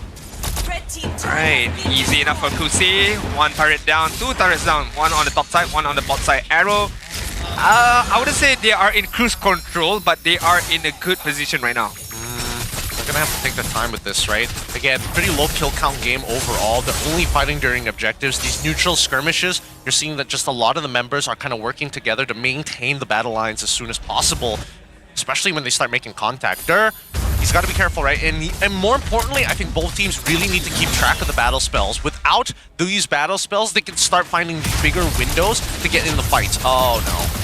There's so much damage on the Dur. Ah, he gets hard chunked. And that's gonna be forcing out Dur away, but still, okay, almost. It even canceled his recall, and now he's forced to kind of participate in the upcoming Turtle fight. This is not looking good for Team Ray. He needs to be able to get at least some health away right now. I mean, okay, a good amount of health, could be able to do something about it, but then again, one more hit from Kim, and that's gonna be Dur out of the picture right now. Yeah. It's an important Turtle fight for Team Ray. If they lose this, Arrow will be in full control of the game, and I don't think they can even walk up unless Arrow makes a mistake. They will still try. Turtle is very low. Mountain Shocker used. Arrow 4-4 wants to find an angle win. Good Traceless to dodge everything as Dur zones out Kim, but still Hazel finds the objective. Arrow 4-4 wants to escape but cannot do that. Hazel with the execution. AOG just to escape. Dur once more abandoned by his teammates, and a killing spree for Kim. Alright. Okay. Interesting fight. But in the end, Arrow now has a definitive lead, right? Hazel able to sneak away and actually take out Arrow 4-4 is great, and now they're going for more. Yeah, Smooth with the help of Kim is gonna get Nova back, and Nova in execution range. Boom! Kim and Kusei work together with the kill. 4.5k goal lead for Arrow. This was the expectation of hold on, getting more than what they can chew right now, but and it's okay, it's working out well for them. Arrow right now 4.8k goal lead. Are they gonna go for more? Okay, no. Alright, this is what I was expecting for game number 1 from the side of Arrow. More cohesion, more cooperativeness from them. But right now, it's showcasing in game number 2. But okay, Shadow kill. Good Traceless. Okay.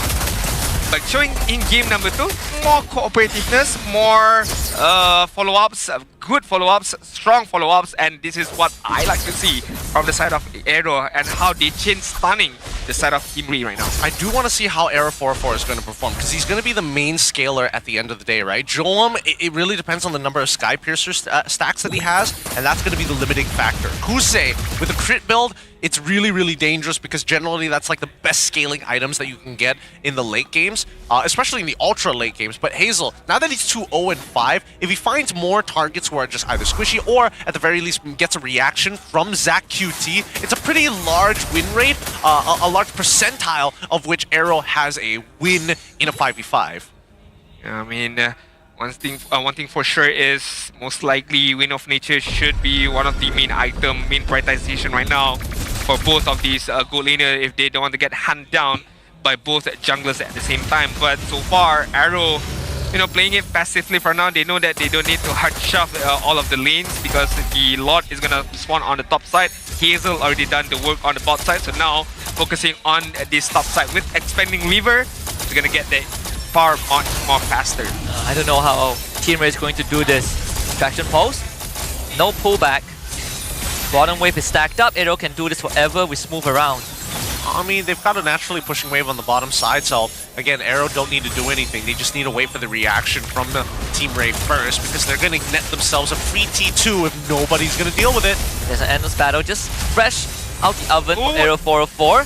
Shadow kills behind. Hazel doesn't get anyone, but enough to force Zach QT and his ultimate out. DK gonna get jumped on, but easily pauses the ultimate and gets away. Nova Escobar rooted down, and Smooth continues to be a nuisance, and that is gonna give Arrow full liberty off the Lord. Unfortunately, Team Ray too late to the party. You're gonna take the fight instead. Smooth able to flicker away with dirt on top of him, but they need the follow-up damage. So the conceal is used by Team Ray. Zkip jumps back in. Nova Escobar trying to peel, but sadly, Zkip is enough to keep Team Ray away, and Dur once more abandoned.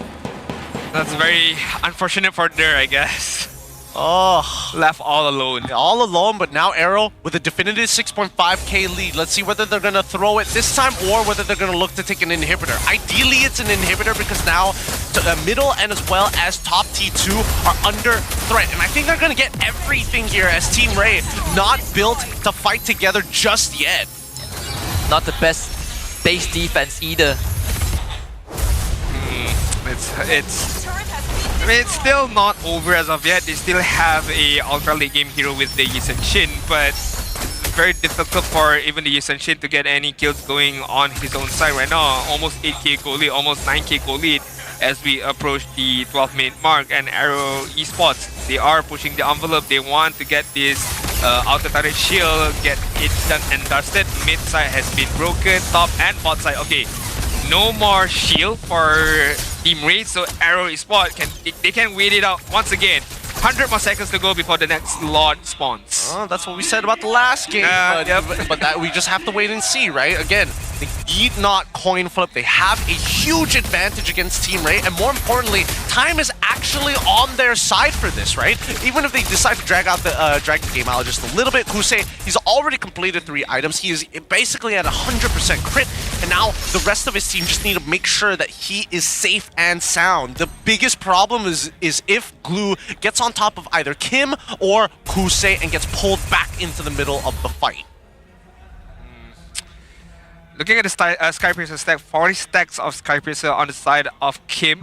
Slowly but surely is going to bump it even much more higher. Again, low kill count as we approach the 30-minute mark. 8k lead as of now for the side of Arrow. In terms of level, of course, Arrow Esports is going to top the chart. I mean, Smooth is the lowest level so far. Oh, sorry, Zakif is the lowest level so far, level 11. But looking at the side of Ray, 3 of their members are level 11, and even Dur is only level 10. So big margin differences of level that is going to hinder them a lot if Team Ray wants to contest this next slot, which I don't think they should. But if they don't, it's going to be kind of like game over, like, I guess. How long more can you take the punishment, right? Like, how much more are you willing to take? No, they're not gonna catch Arrow 404, although they will. They were thinking about it. The distance not in their favor. Yeah, they gotta set these waves up now, right? And that's why you see that Team Ray is taking so much effort just to try and push up to catch the wave in the first place. Top side is in favor of Arrow, but that's more to, at least it's close to the Lord, so now there's an opportunity to try and go for the burst, right? Unless we see Mountain Shocker from Arrow 404 to check the HP. Look at Dur commits onto Kim. He sticks onto him. Mountain Shocker gets used, and Smooth and Zkip's gonna zone Arrow 404 away. Kusei gets spotted out. Arrow 404 not able to jump onto him. Is it a 1v2? Oh boy, that was so close. Arrow 404 almost made magic happen, but they were too far behind. What a taunt from Nova to end up killing Hazel. So Team Ray still has a chance. They did lose 2, but I don't think there's a chance to steal this Lord. Oh, they don't. And they have to back away. Arrow now finding the exact angle that they want to look for, despite losing Hazel as well, right? 20 seconds left on the clock before he comes back on, but I think that if Arrow tries to force it now to get an early inhibitor before that Lord spawn, I'd say it's a little risky.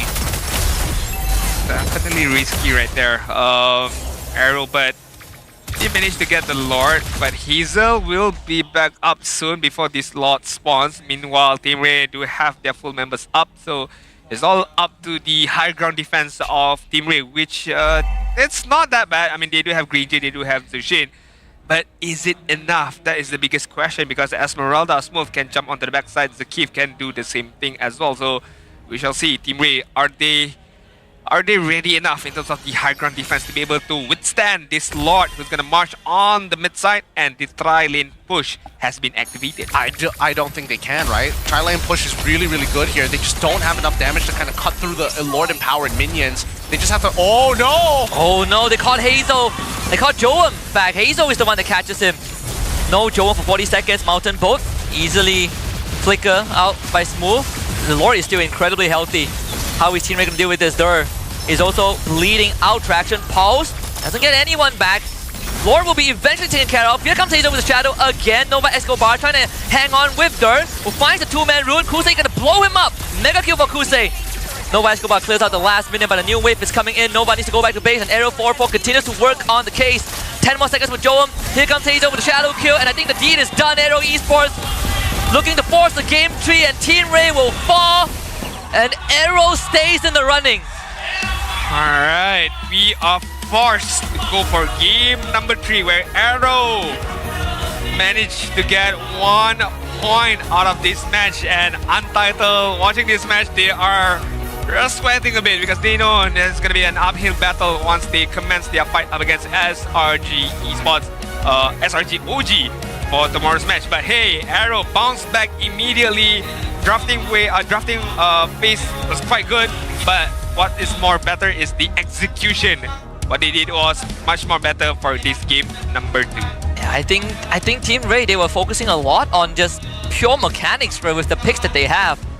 Not really sure if they needed to go that far, but things didn't exactly go well, and the Arrow's draft is a lot more easy to pull off. Especially when you have the right members, right? The 2-on-2s, especially the 5v5s. There's a low kill count for a reason. It's all about scaling, right? And I think that the drafting pattern shouldn't change too much. Maybe for the side of Team Ray, what are they going to allow Kusei to play? Because again, they've hunkered down so many different times to just ban out his picks in the first place on top of the CC, but that's only because they were on the red side.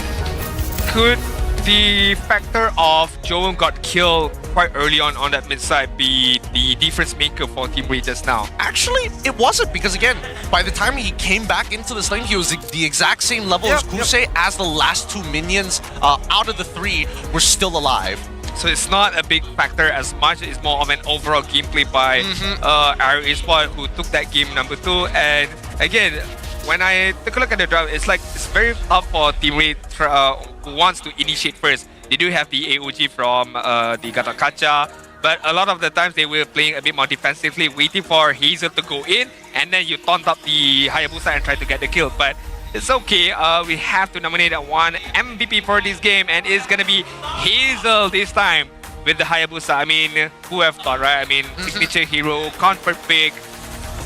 That's what you get from picking up a comfort hero for an assassin user such as Hazel. You get a win. Yeah, you get wins, man. 5-2 and 8 is the final score. GPM of 835. And I think what makes him the MVP this game was that he finally was able to fight back for the tempo, right? With 2 assassinations, that double kill snowballed him really far ahead, and it put him, it put Arrow in a position where now we can start playing for angles. Now we can start playing our game as we invade after each and every one of these turtles, now that we have a side lane that isn't going to be late to a fight. That's a very, very good comment by you, Gideon, because I forgot that the early game, it was Arrow 4-4 who got that double kill early on, and I thought, okay, this is a very good start for Team Ray. You give Yusenshin a double kill, he's winning his own farming, but then again, once Hayabusa was given to Hazel, there is a way, there is a mechanism for Hazel to bounce back, and that bounce back was immediately afterwards because Hazel got his own personal double kill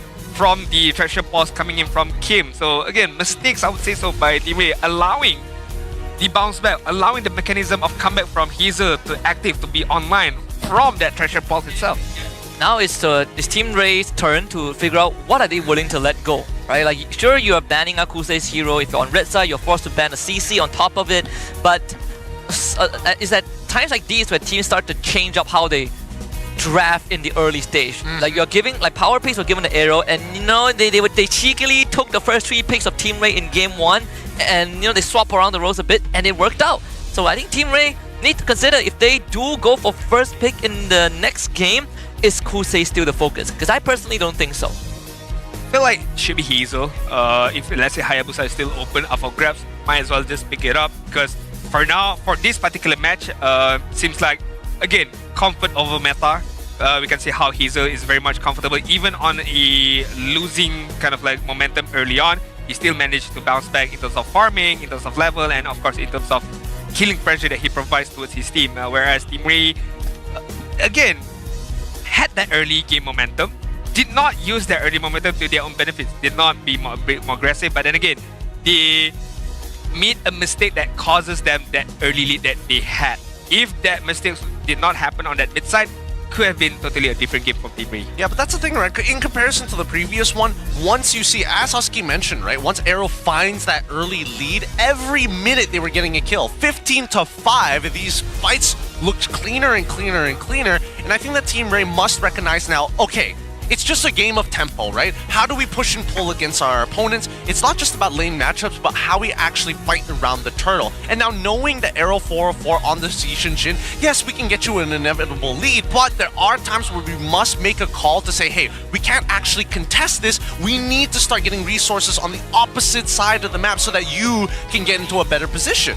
They could opt to go for a laning kind of playstyle. I mean, just forgo the turtle, just forgo the objectives, play the lanes. Try to get the lanes, try to get the turrets, and allow a bit more map control on your own side, and to farm up a bit more for Joe Worm, allow to Arrow 44 to farm up a bit more at the same time for the Zushin as well. But hey, things has been said and done, and Arrow Sport is the victor for the game number 2. Hazel is going to be the rich guy, Kim is going to be the carry with 54,000 total damage being dealt, and Nova Escobar did his very best with the Kacha. I think there was a few instances where the heal that came out from the Gato Kacha at a very crucial time, good EOGs, but there's nothing much that he can do more. A lot of EOG had to be used for defensively, trying to run away or try to taunt up Hazel once Hazel shadows in.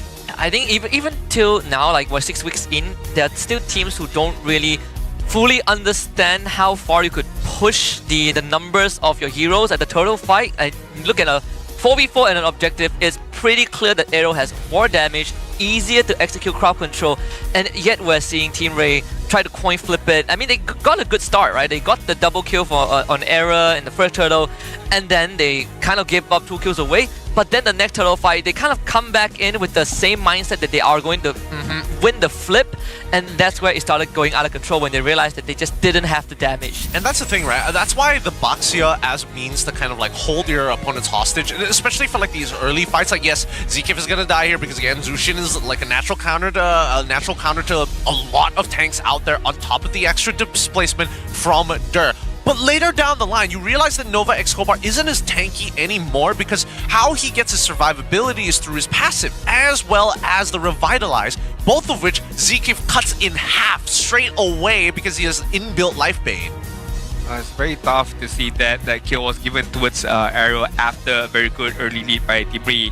And afterwards, it's just Arrow Sport a bit more decisive on what they want trying to do, a bit more mechanically better in comparison to Team Ray, as well as the kiting ability that they had. They kited Dur really, really well. They waited it out for everyone to walk away, and Dur had no targets that he can use the ultimate on, and they took down pieces by pieces, bit by bit.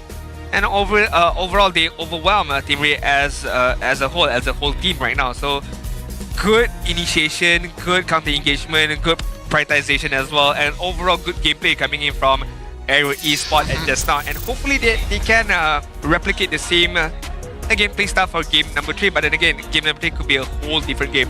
might be Team Ray's turns to get an advantage, right? An early lead. Personally, for me, I think that the draft needs to change, right? Again, with the way that they're banning out, get rid of Lancelot and as well as the Hayabusa, right? Force them onto something like Joy that takes a little bit of time to actually scale up into this game, and then you can start thinking about high ground heroes like Yevon as well as Farsa back into this game. Because again, every single time we see Jushin, the biggest problem is that I can't really deal with the waves. I depend on other people to help me clear. Yeah, and I don't have damage, right? And I'm very, very mana dependent. If I miss on one stack of the butterflies, I cannot get a lift off. That's 3 seconds of downtime. It's and it's a vicious cycle for Jushin in long drawn out fights, especially when it doesn't go your way.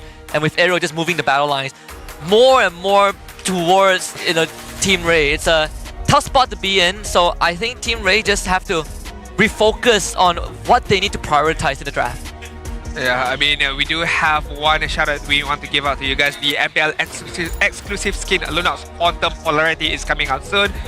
This skin features a neon light design that will shine brightly with every skill cast on the battlefield. So it's a very, very elusive skin, and what we to present this skin by using Lunox with your Brilliance, with your Chaos Assault at the same time, right? So make sure you do get this skin once it comes out. The MPL local effect is also there. So do check it out for your very, very own Lunox players. To be fair, Lunox today, I mean, do we have any Lunox? Yeah, I mean, majority of them have been banned out, to be fair. Yeah. So there's nothing much they can really do about it. I mean, we'll see, because again, it feels like Team Rain as well as Aero have like a very similar idea of how they want to play the game, which is good and bad, right? Because again, identity feels very, very similar, yet there isn't much of a difference other than the fact that it's more hesitant for Hazel to actually pick up a tank, which I think is actually a good thing, because now Team Ray have a consistent pattern that they can, punish Aero with. Yep, and I wonder if Aero will say, you know what, we'll ban the Baxia since we're second pick and see what Team Ray has, right? Maybe we force the Assassin matchup, Assassin against Assassin matchup. Although, Team Ray, sometimes I think teams also need to decide which lane sort of gets the shoulder end of the stake and gets picked second. Like if you put priority onto we have to pick our goal and mid lane first, you better make sure that your jungler is extremely strong, or you pick like an insanely strong roam like Grok or Cho. If not, then one of the cores can be left for second phase so that you open up more options for yourselves. I would like to see, will Team Ray ban out the Hayabusa as their priority bans or as their first 3 bans later on, because we know what Hazel can do with the Hayabusa, or they have an answer towards that Hayabusa themselves, because if they do ban the Hayabusa, they might leave out certain other heroes up for grabs. Maybe the Zushin, maybe even the Grok for that matter was banned out, was not being focused as the first 3 picks, be it from the side of Team Ray or the side of Aero Esports. So maybe a Grok pickup could be the focus for this game number 3. I suppose. Then again, there's just so many times where teams, especially here in Malaysia, just kind of like want to divert from expectation, right? They don't want to be part of that norm. They're just looking for more unique ways to punish their opponents. But now let's see with the random map draw. Oh, it's Flying Clouds. All right. So now the EXP matchup doesn't matter as much, but we do see a Baxia ban as an adjustment for Aero. All right, CC first pick. And this is where it's fair to let all the Aero fans know that Homeboys have qualified for playoffs, thanks to them losing thanks to Team Ray getting 1 point. But if they win this, then Untitled will have to beat SRG tomorrow. Yep. Mandatory. Mandatory. Aero loses this, Untitled will need to take at least 1 point from SRG. Hayabusa and Lunox opener, very strong opener by the side of Aero Esports right now, showcasing their 2 damage dealer immediately. As we gave a shout out to the MPL Quantum skin for the Lunox, Quantum Polarity. Lunox immediately pops up in game number 3. Team Ray right now, they do have an option to go for Yusenshin or Lancelot as their jungler +1. That one could be a Grok. I don't know why, but I feel like Grok is just a suitable hero. Or they could go for Yusenshin again? And Yusenshin? Why? I think it's fine. I think at the end of the day, it's like you're going to lack burst damage anyways. You need a means to scale. This is one way to do it. And I mean, if 404 feels confident that he can beat the Hayabusa, by all means, let him go. He had a pretty 50-50 matchup into the Hayabusa until the later stages. Hopefully this is going to be a mistake that he's going to rectify. Also, the Jusin, right? You already saw the Lunox, unless they are worried about a Lunox go. But again, you are putting Nova in an even more egregious spot now that you are blue side. So he's not gonna have much roamer choices when it comes to his turn to pick. I think he still will, right? There is Cho, there is Grok, there is Kalia still wide out in the open, and I don't think Team Ray is going to put so much emphasis on banning out the supports, more so leaning into the gold lane matchups that could be a little frustrating, because again, Claude, Granger's already out, Granger, 1-1 Harith, they get rid of potentially Moskov, and then follow it up by banning out an Irithel, maybe? We'll see, because Gatot is a good ban from Arrow. I do like the band's recommendation coming in from Gideon right there. The Irithel, the Moskov at the same time, but that opens up Arrow's capability or option to maybe pick up like someone like a Bean, Gulin for themselves. But we shall see. Right now, Team Ray banning out the Kalia, so no pickup potential for the side of Arrow. But so far, there is still Cho, there is still Grok for the side of Arrow if they want to go for a much more tankier kind of a roamer right now. Yeah, and both of them are not going into Lunox. So that's something that Team Ray needs to keep in mind. Ruby ban just to deny the double fighter for Team Ray. Interesting. This it could just be like a Lapu angle here, to be fair. Could be a Lapu angle, because at the end of the day, it doesn't really matter about the laning matchup because of the flying clouds. So they could have like a double fighter comp, but they need like a strong setter. I think Cho probably is going to be their best bet, because then they can start skirmishing and splitting up their forces in two different areas, right? Because there's natural synergy with CC's Curtain Call alongside with Zhu Xin, or whether it be like Yi Shin trying to go with Turtle Boat for an example, that also kind of enables the Zhu Xin to kind of catch up with his opponents. It's a long shot here, but is there a world where Chip fits through either of these draft? Not for Team Ray, no. Yeah, definitely not for Team Ray. Claude ban. Wow. Side of Team Ray. All right, sure. Okay. Irithel, Bruno?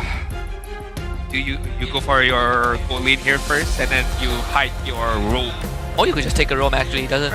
I think it's still, for me, I feel like it doesn't matter, whichever comes first. You could pick up a Grok if you want to go for roam. You could put Lunox go if you want, right? Yeah. Take the Grok away. Finally! I can't believe that they picked the Grok so late. Yeah, they either go Cho or Hylos, and then they go for Lapu at this point. No, I mean, it's really tough, because once you have Lunox on the opposite side, like, how many ways can you realistically force out the Brilliance? And not to mention that they picked the Jusin after seeing Lunox, so you can't even harass her out of lane. Yeah. Yeah, so they kind of shafted themselves. For double fighter here? I think that's why I'm thinking like Cho or Hylos kind of needs to kind of get them past the early stages of the game. Oh, Khalid, alright. Fair. You could pressure them early on. Pressure both Lunox and Haya early, actually. I'm okay with that, but the final pick leads into Uranus. Okay. Double fighter. Double fighter, CC going to be the way to kind of deal with Kusei. But I don't think Kusei even has like a optional or relevant picks at this point. Moskov, I guess. Moskov, Natan, Natan. Bane, actually. But then again, you doubling down on your magic damage with the Lunox. Yeah. It is. It's not too bad of a choice. If you want to play long lane, Moskov is still there. It is. Yeah, Moskov is still there if you want to play like for the late. Moskov and Natan are the two choices. Anything that sets up well with Rock. Yeah, no, I think you kind of have to lean into Moskov just a little bit more. I feel like Natan, as good as he is, taking the Purify doesn't feel that great. It's a Bane. Oh, wow. Okay. Wow, this is what it's devolved to, huh? Bane against CC. I think it's fine. As long as Kusei is able to kind of get the level 2 effectively. Once he gets to level 2, then it's not so bad. Could be an early Holy Crystal for this Bane. For sure. To just provide tons of damage with the Crab Claw Cannon, with the Delia Sketch at the same time, and it allows some form of space for Lunox to get her items as well. Yeah, Arrow has to play like the game of his career. Yeah. I don't know how he's gonna take on Arrow, his comp, but he has to play the cleanest Yi Xunshin. He has to be like Yi Xunshin. He saves his nation.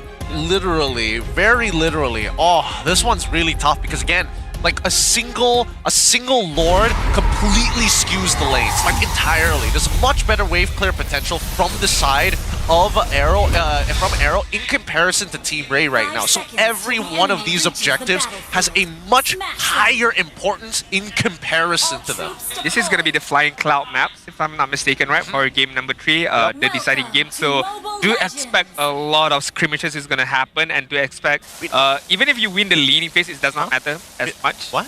Okay. Why are we going for the proxy? Why not we go for the big chunk out at this point? I guess he can heal off of it anyways. Yeah, but and they can just move. Well, the hope is to catch out Hazel, but are they stealing a camp? I think they can. Can they? I mean, Joam is still doing it. That's ready. Look out for that QT, and Hazel is chunked out. So now there is a better chance to steal. Where's the Yi Xunshin? They need to bring him in. There's a very slow steal, not gonna lie. Yeah, and that's a flicker for Kim. Okay. Still. Now that's a steal. All right, worth it. And still gets a Lethal Wanderer at the end of it. Interesting opening from a Team Ray. Instead of going out for the chunk out, they go for the early proxy, especially since they already figured out where the Grok is, revealing himself pretty early on in that front lines. Dur, unfortunately, just has to eat it here. Joam did take the firmness, so extra defensive stat. Now the next thing is how do you convert that, right? Like they've stole like a lethal and a golem, but the conversion is what I'm looking for. And wow, that's a lot of damage on Smooth. Oh, he's about to die here. Yeah. Get some extra shields. Smooth still has flicker. That means good. Okay. Still able to kind of power through. Luckily, he at least is held on to his regen for as long as possible. Oh, Dur. And Dur is dead. Shadow kill. Goodbye. First blood. Right? Okay, there it is. Okay. Oh my goodness. Oh, Kim. They do find one back into Kim, which is totally fine. Because again, this all boils down to, do you have your flicker? Are you level 4? Number 1, you don't have your flicker, you're not level 4. If we hit you with any CC, you're basically as good as gone. And at least for Arrow 4-4, this is the start that they was hoping for to keep up with Hazel. GQ is going to get forced away. 2-9 now mana from that QT to get the kill. Hazel spotted taking his purple. Here comes Lord Smooth from the XP side. Let's see if Arrow wants to contest this turtle. It's going to be a bit hard. Kusei also forced out of his lane, and Arrow 4-4 gets a free turtle. Alright, 1-for-1. First turtle in the favors of Team Ray right now. Looking quite good in the early stages, but we cannot count Arrow Esports out of it yet because we know that Lonox, when she hits the power spike, is gonna deal a ton of damage. Meanwhile, Kusei right now is struggling a little bit, but so far it's still okay. I mean, he's not gonna get zoned out, pushed away from his own lane. He's gonna heal out and then farm out really, really well. But looking at the side of Team Ray, very aggressive right now. I don't know why they're not fighting though. Like they should be fighting with Joam already at level 4 and Kusei was at level 3. They knew that 3 people were on that top side. They knew that Kim eventually would have to come back into the mid lane anyways. Why start turning the attention towards Arrow 404 when they have double fighters and they can legitimately just play to poke them out rather than going for the all-in? Yeah, I thought they would bring Joam in and, you know, try to at least make it hard for Hazel to get the orange. Smooth. Flickers away, Dur gets sniped. Arrow 4-4 with the second takedown. Not exactly going well for Arrow at this point of time, especially for Smooth here, which I'm very surprised that they've decided to split up the map this way. But even so, it caught him off guard, and that's exactly what they were looking for, right? Joam getting a huge chunk onto Kusei is great, but look at that bottom side. Arrow 4-4 getting free gold plating. Even with the flying clouds, I don't think Smooth can save this turret. No, he's already gone. Under 4 minutes. Arrow 4-4 is eating good. This is looking good for Arrow 404 and for Team Ray in general. What was a 700 goal lead has transitioned into a 2k goal lead, or almost 2k goal lead at the 4th-minute mark. Less than 15 more seconds. The turtle is gonna spawn on the top side. Smooth. He's dead again. Arrow 4-4. It should be safe. The shadow didn't connect. They find Kim as the Chaos Assault into the Brilliance. Kim forced to run away. He even used his flicker to get out. Now Arrow 4-4 and Dur's gonna zone out the rest of Arrow. Buff secured by Hazel, and Team Ray disengaged and press for the next turtle. Joam though is still there. Hazel gonna go into the shallow queue. He has no choice. And Joam easily hops out. They should invade again. they should go for another invade at this point, right? ZachQT is ready to fight. They know that Zeke still has that ult, but really, yep, Nova Escobar get right in front of Hazel's face, make his life really, really difficult here. And it's about this consistent push and pull, about managing your resources by throwing bodies who can actually consistently poke against your opponent. And look, Zeke, even if he goes to try and ult, he's just going to die. He has to back away. This turtle will fall into the hands of Team Ray as long as they zone the angles away from specifically Hazel from getting in with the quad shadow.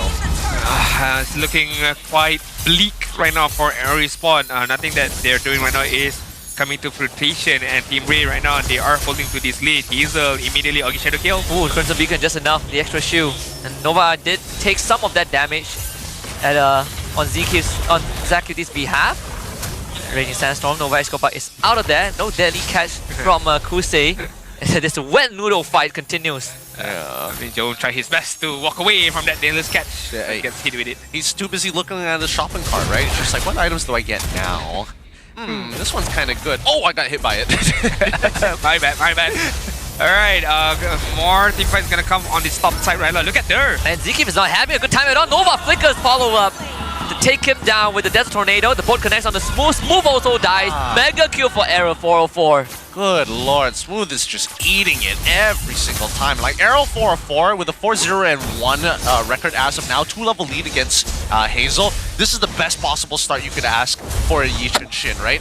The best possible ask, and even so, they're purposefully just taking their time on the top side, not taking the T1 when they could have done it at any time, right? They want to drag out this laning phase, but Kusei's like, nah, I'm going to the opposite side of the map. I mean, very good decision making coming in from Team Ray right now. Not allowing much for Aero Spot to do anything about it. And what could make it more perfect for Team Ray right now is for Aero 4-4 not to get any kills, but get 3 more assists. You know, 4-4 and then 4-4. Just the icing on the cake for me right now. Yeah. Gotta get the branding down. Look at that goal difference. 1.6k lead. Everybody else at a 600 to 500. Oh, wait, hold on. Wow, Kusei attempted one shot, but he doesn't have the damage, so he ends up dying. And ZachQT should be able to walk out from this. Unstoppable for Arrow 404, and Smooth is just non-existent in that fight. Is it over? Is it safe to say? Nah. Not yet. We're getting there. We need to see that very first Lord, right? Because that's the big turning point. All of these turtles kind of chain into each other, but that Lord can almost guarantee at least one inhibitor if things go really, really wrong for the opposing side who doesn't secure it, right? And 404 is currently outscaling the entirety of the lobby, but ZQ still has the game changer in that tectonic charge. 5k goal lead, or to be precise, 5.7k goal lead on the 7-minute mark. 7 kills in total for Team Ray right now. Look at Arrow, he's gonna get sandwiched from left to right now. Look at how Team Ray is just closing down on Arrow, making Arrow's map looking very, very small as of now. Yeah, Kim can't really get into these fights. No brilliance. He walks up, he is forced to tank damage, and he doesn't have the items yet to necessarily threaten anyone from Team Ray's side. So, I'm sure Arrow will need a bit more extra time. I don't think they're going to be given any time because Team Ray, as of yet, they're going to get more and more aggressive here. Ooh, very aggressive build coming in from Arrow 404. He's not thinking about survivability. He's thinking of just about one-shotting his targets, right? Catch somebody, kill him straight away. Don't think too hard about it. And Smooth again is going to take the punishment. And actually, they go on to Kusei instead. I felt like Smooth was a free kill. Team Ray have they botched it. Shadow kill comes in. ZachQT ends up dying. Hazel gets the freebie and Arrow walks away. What was that? Always that moment, man. Did he think that he could catch both of them with the Raging Sandstorm? Greed, 7 deadly sins. It's always that moments from the side of Team Ray right now. Once they had the lead, you know, a few mistakes here and there, allowing Arrow breathing space a little bit, but it's okay. It's not the end of the world right now for Team Ray. They are still holding that lead, 6k goal lead, 9-minute mark, and Arrow right now just trying their best to find you know, the loopholes, some ways to be able to work their way back into this game. I mean, we've not seen Kim for majority parts of this game, so there's no like brilliance, chaos assault moments, and Kusei as well. I mean, not gonna lie, it's not a big factor for now. It's about scaling, right? They need items, and I think the hardest part about it is the fact that their damage profile. If they get some early MR, they're generally okay. But their biggest problem is Hazel more than anybody else. Yeah. This Lord easily secured by Error 404. 7k goal lead for Team Ray despite the earlier mishap.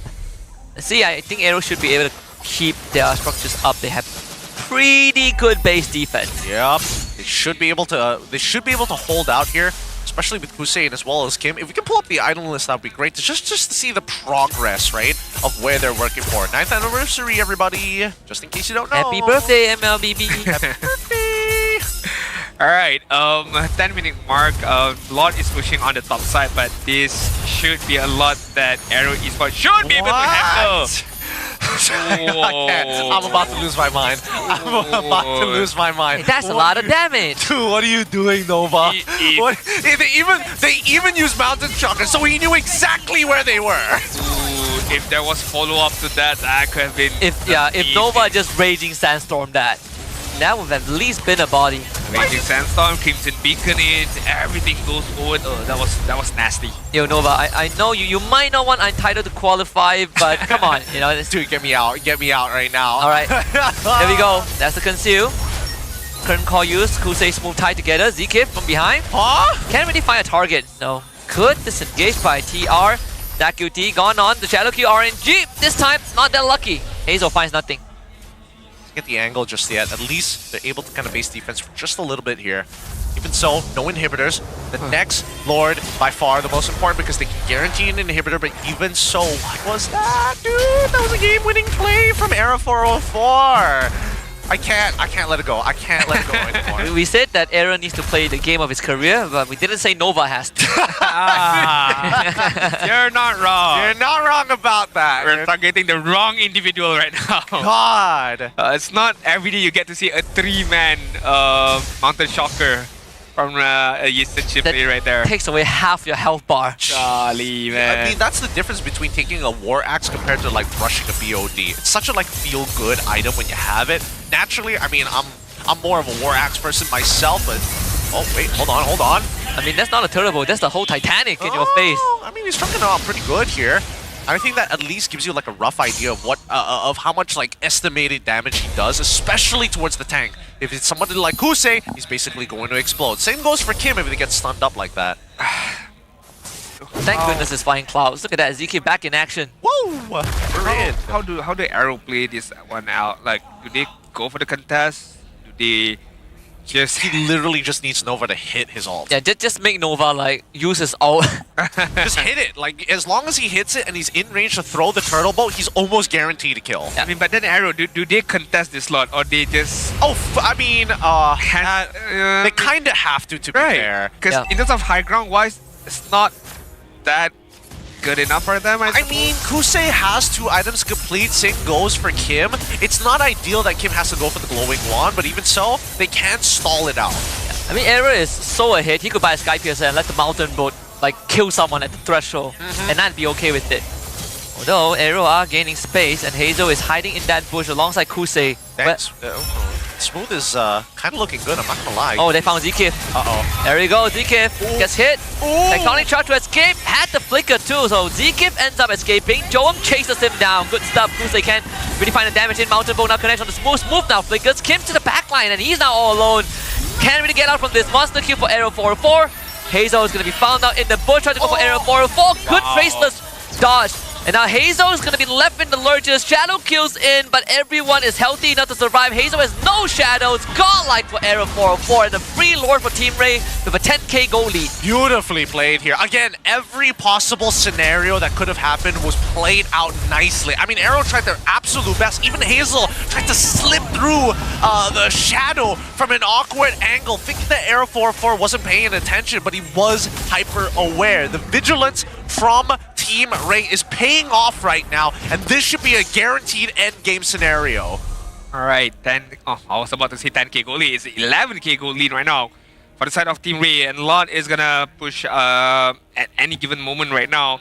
Every spot, even with Kusei's deadliest catch, even with the brilliance, even with the Chaos Assault coming up from Kim, I don't think it's enough for them to stop this momentum of a push from Team Ray. They are gonna set up for that tri-lane push. Lot is gonna march on the top side.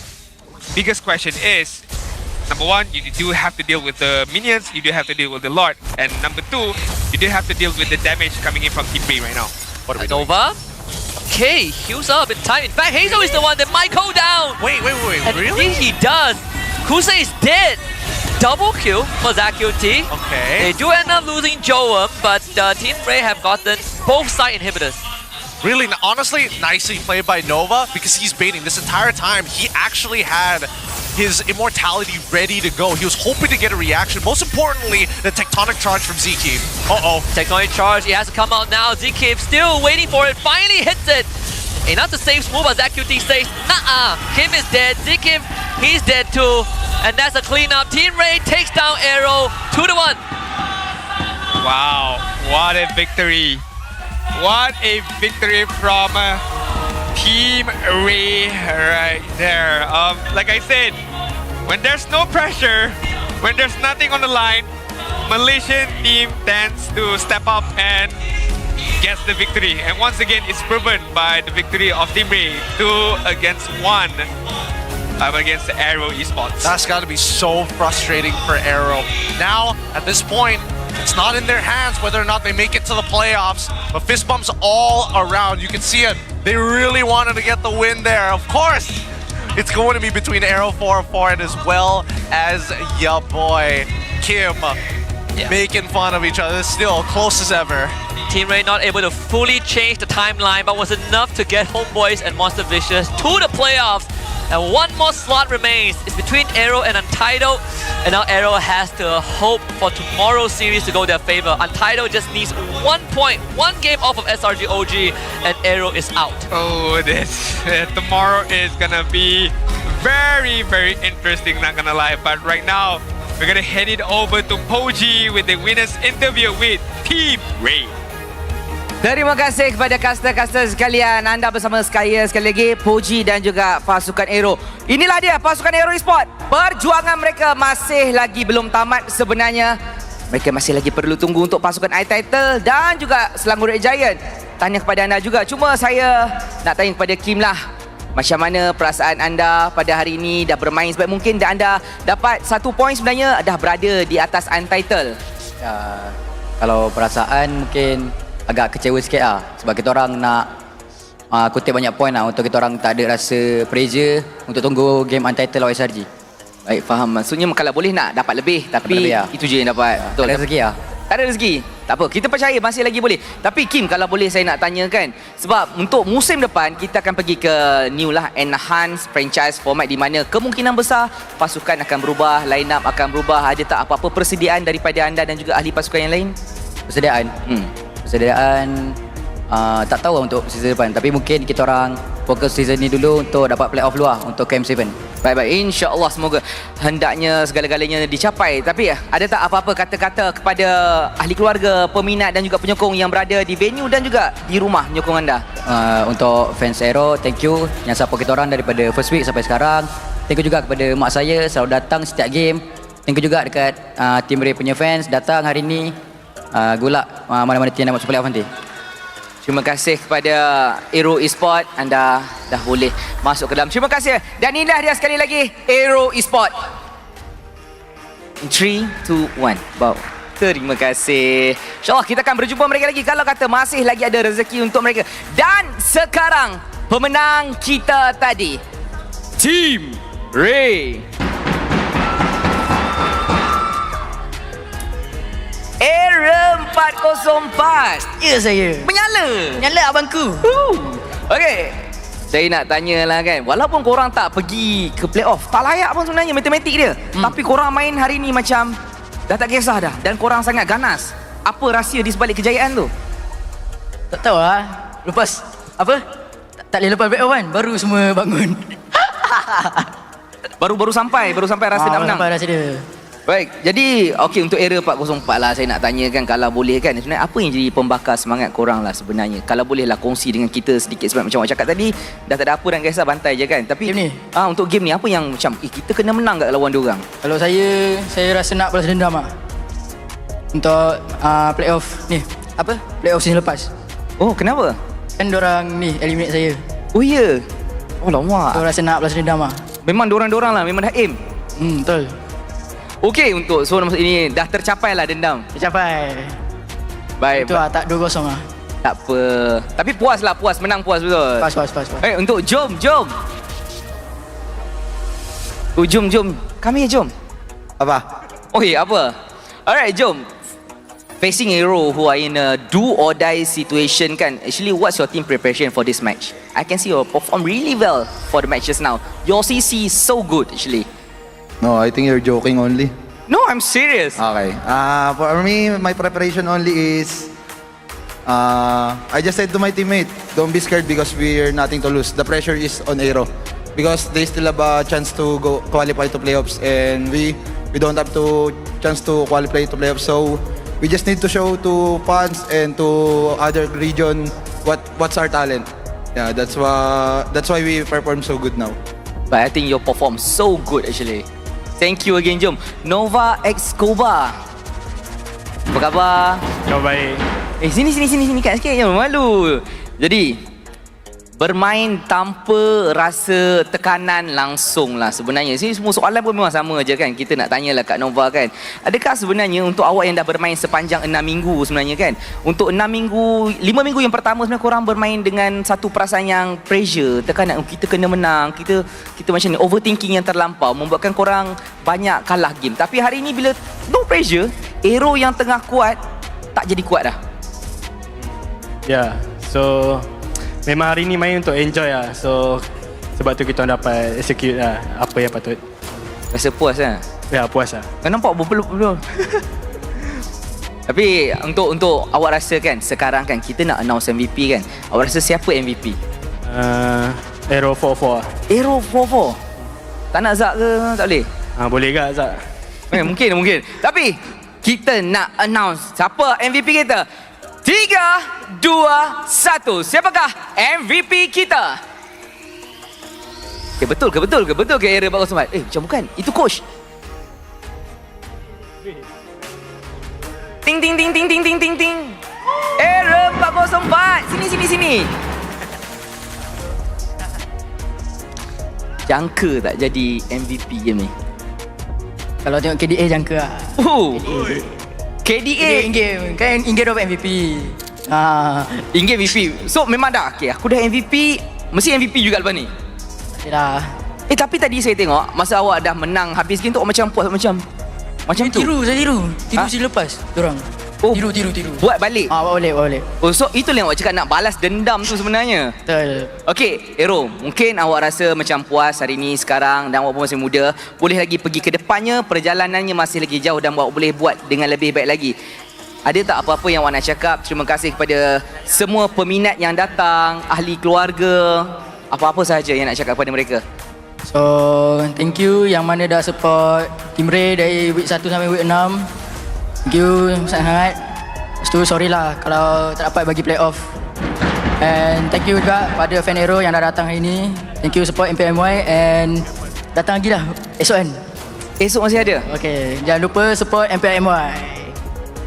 Thank you semua. Mantap sekali. Hari yang mantap. Terima kasih kepada Team Ray dan hopefully kita akan jumpa mereka lagi untuk new season nanti, untuk newly format franchise Era. Dan ini sahaja daripada saya dan juga suara-suara mereka. Mungkin ini adalah kali terakhir anda akan menatap wajah-wajah ini. Mungkin di season yang akan datang segalanya akan berubah. Dan untuk itu, ini sahaja daripada kami. Dan sebelum kita menutup hari ini, korang dipersilakan untuk memberikan final bow. In 3, 2, 1, dipersilakan. Terima kasih Team Ray. Terima kasih kepada anda semua yang hadir pada hari ini. Dan sekarang, mari kita kembali semula kepada meja caster untuk kita dengar apakah luahan hati mereka berkenaan game yang baru saja selesai tadi. Maka dengan itu, let's go kepada mereka. Alright, thank you very much, Poji, with the winners interview from the side of Team Ray just now. And Aero 44, what a gem that we have here in MPL MY. I'm happy to see that he gets a bit more playing time. But then again, when you focusing on one player, you are, I wouldn't say neglecting, but you are taking away some game time from another player. And I'm talking about Dust, where I feel like he should deserve also some game time, right? But then again, Aero 44 with the Eastern Chain, 8-6 in terms of KDA, 100% kill participation, damage per minute 3.6k, full set of items of damaging except for the immortality. But so far, Husky did mention that Arrow 44 needs to play the game of his life, and he did. Yeah, he performed, he delivered. He definitely did. I mean, he also proved me wrong, right? I said at the start of the day, I'm not sure if this is going to help Team Ray in any positive manner, you know, bringing in 2 players for the mid and jungle, but Arrow 44 pulled through in the closing match, and even though they couldn't really affect too much, they still were able to take down Arrow and keep Sunday's matches meaningful, at least for Untitled. Again, Arrow still has a chance to qualify for playoffs, but it hinges on whether Untitled can steal a point from SRG tomorrow. Yeah, I think overall, at least for the side of TR, like, without the shackles of having to worry about, you know, the pressure about getting into it, it's true what Joam said. A lot of it just boils down to Arrow having to make plays, and unfortunately this time they took a much more passive route. They tried their hardest trying to sneak through as many cracks as possible, but as long as Team Ray was ever vigilant, it became very obvious that this game was going downhill extremely fast. A really good opener with Nova Escobar and Joam actually going for an early proxy after seeing Grok at the mid lane, but from that point onwards, how do you really come back into it? Solo kills happening on both sides, and also the distribution of resources. Arrow 404 splitting off after showing himself on top side to walk with Dur to gank Smooth 2 times, 3 times, all 4 times Smooth died, chain dying 3 times before he finally stabilized. And once again, Arrow 404 in game number 2, he got that early kills, 2 early kills early on, and once again did the same thing for game number 3 and was able to snowball out of control when it comes to the mid to late game potential, where it was very hard to kill him with the traceless, with the hand-eye coordination very much fast to walk away, to dodge away, or to maneuver around Hazel's Hayabusa just now and allow him an ample of time to provide the damage onwards to the Arrow Esports side. 55,000 damage being dealt towards the opponent. As we mentioned, the carry is going to be Arrow 404 with 876 gold per minute. The rich guy is going to be him as well, and Sandbag is going to be Zakif. To be fair, did not play it well so far throughout this series. I expected more out of this upcoming young jungler from Arrow Esports, which is Zakif, but here needs a bit more practice, needs a bit more game time, needs a bit more coaching or a bit more nurturing to become, you know, could be the best roamer one day. But so far, it's been all the brave for this series. Yeah.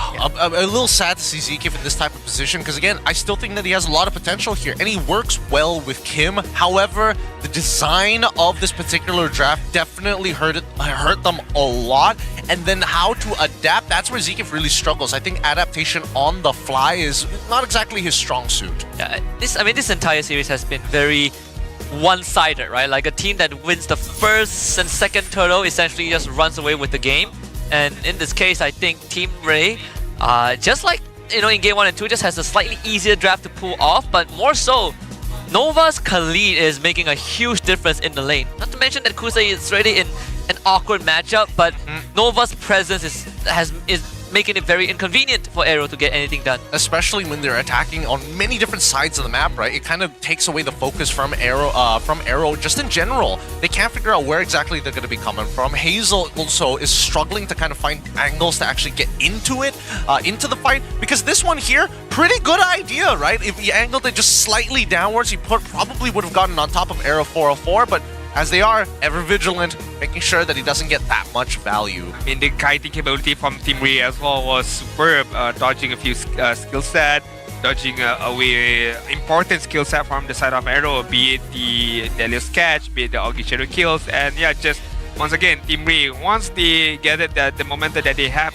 we can see what they can do, we can see what kind of team fight they can provide, and it works well. It was a positive movement from a Team Ray, but as of now, this is the standings. Week number 6, Demon number 2. Number 1 is going to be SRG claiming that number 1 spot.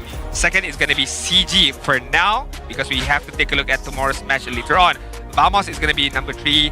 Monster Witches is going to be at number 4 with 15 points. Homeboys number 5 with 15 points as well, and Arrow Esports gonna sit at number 6 with 13 points, whereas Untitled is gonna be in number 7 with 12 points, and then round things off, 8, 9, and 10 is gonna be Team Ray, Toda, as well as GMX Kelantan, who have finished their match except for Toda. One more match to go. Pretty crazy because MV will be playing for the upper bracket slot tomorrow to skip day 1. All they need to do is to find a 2-0 over Toda, and they are through. They win by aggregate over CG. All Untitled needs to do is to take one game off SRG, and they win by aggregate over Aero. So tomorrow's matches are still as important. I can't believe that we are down to the last day, and the matches still matter. I know. I'm so happy. I know. Compared to the last couple of seasons where we started having show matches just to party around, no stakes attached whatsoever, this time we have to pay attention. And I think that Untitled, now that they're back against the wall, once again, they face off against SRG. It can get a little disgusting. To be fair, SRG haven't had the perfect run. They haven't lost the series, but they've been dropping games. Now, let's look at the bracket forecast. All right, let's take a look at the upper bracket quarterfinals first. It can be a 3 teams position right there. Be it Vamos, Homeboys, or Monster Vicious, facing off either Monster Vicious or Homeboys. It really depends on what happens tomorrow's match. Whereas match number 2, upper brackets quarterfinals number 2, it can be either Vamos, once again, CG or Monster Vicious, or Aero Esports as well as Untitled. That is the last spot. Either Aero or Untitled for match number 2. But for the upper bracket semifinals, of course, SRGOG has claimed their number 1 spot, the number 1 seed. Meanwhile, that second upper bracket spot is still up for grabs. Either gonna be CG or Monster Vicious. Let's see how Torak feels that day. Yeah, let's see if the nothing to lose mentality is strong enough to take down Monster Vicious. Although I would say, as competitive as this season has been compared to the previous seasons we have, 5 out of 6 teams that enter playoff will be the same, right? The only exception being that we either get Aero and Untitled instead of both of them.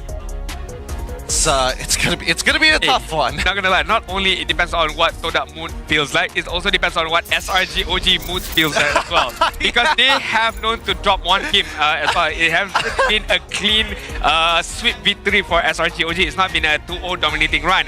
There has been an instance where SRG OG wins, but it is a 2-1 win for SRG OG. But for tomorrow, it's gonna be a very, very interesting where we're gonna begin with Monster Vicious up against Soda. 12:30 p.m. is gonna be scheduled for that first match, as well as match number 2.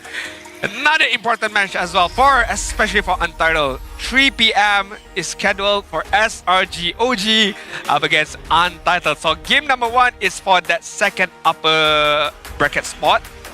Second upper bracket spot. And then match number 2, it's the fate of Untitled or the fate of Aero Esports, who's gonna make it to playoff. Hey, at least every game matters. At least you have to actually stay until the end of the last match of MPL MY. Imagine all of those fans who never got a chance to watch MPL, right? Because tickets sold out and whatnot.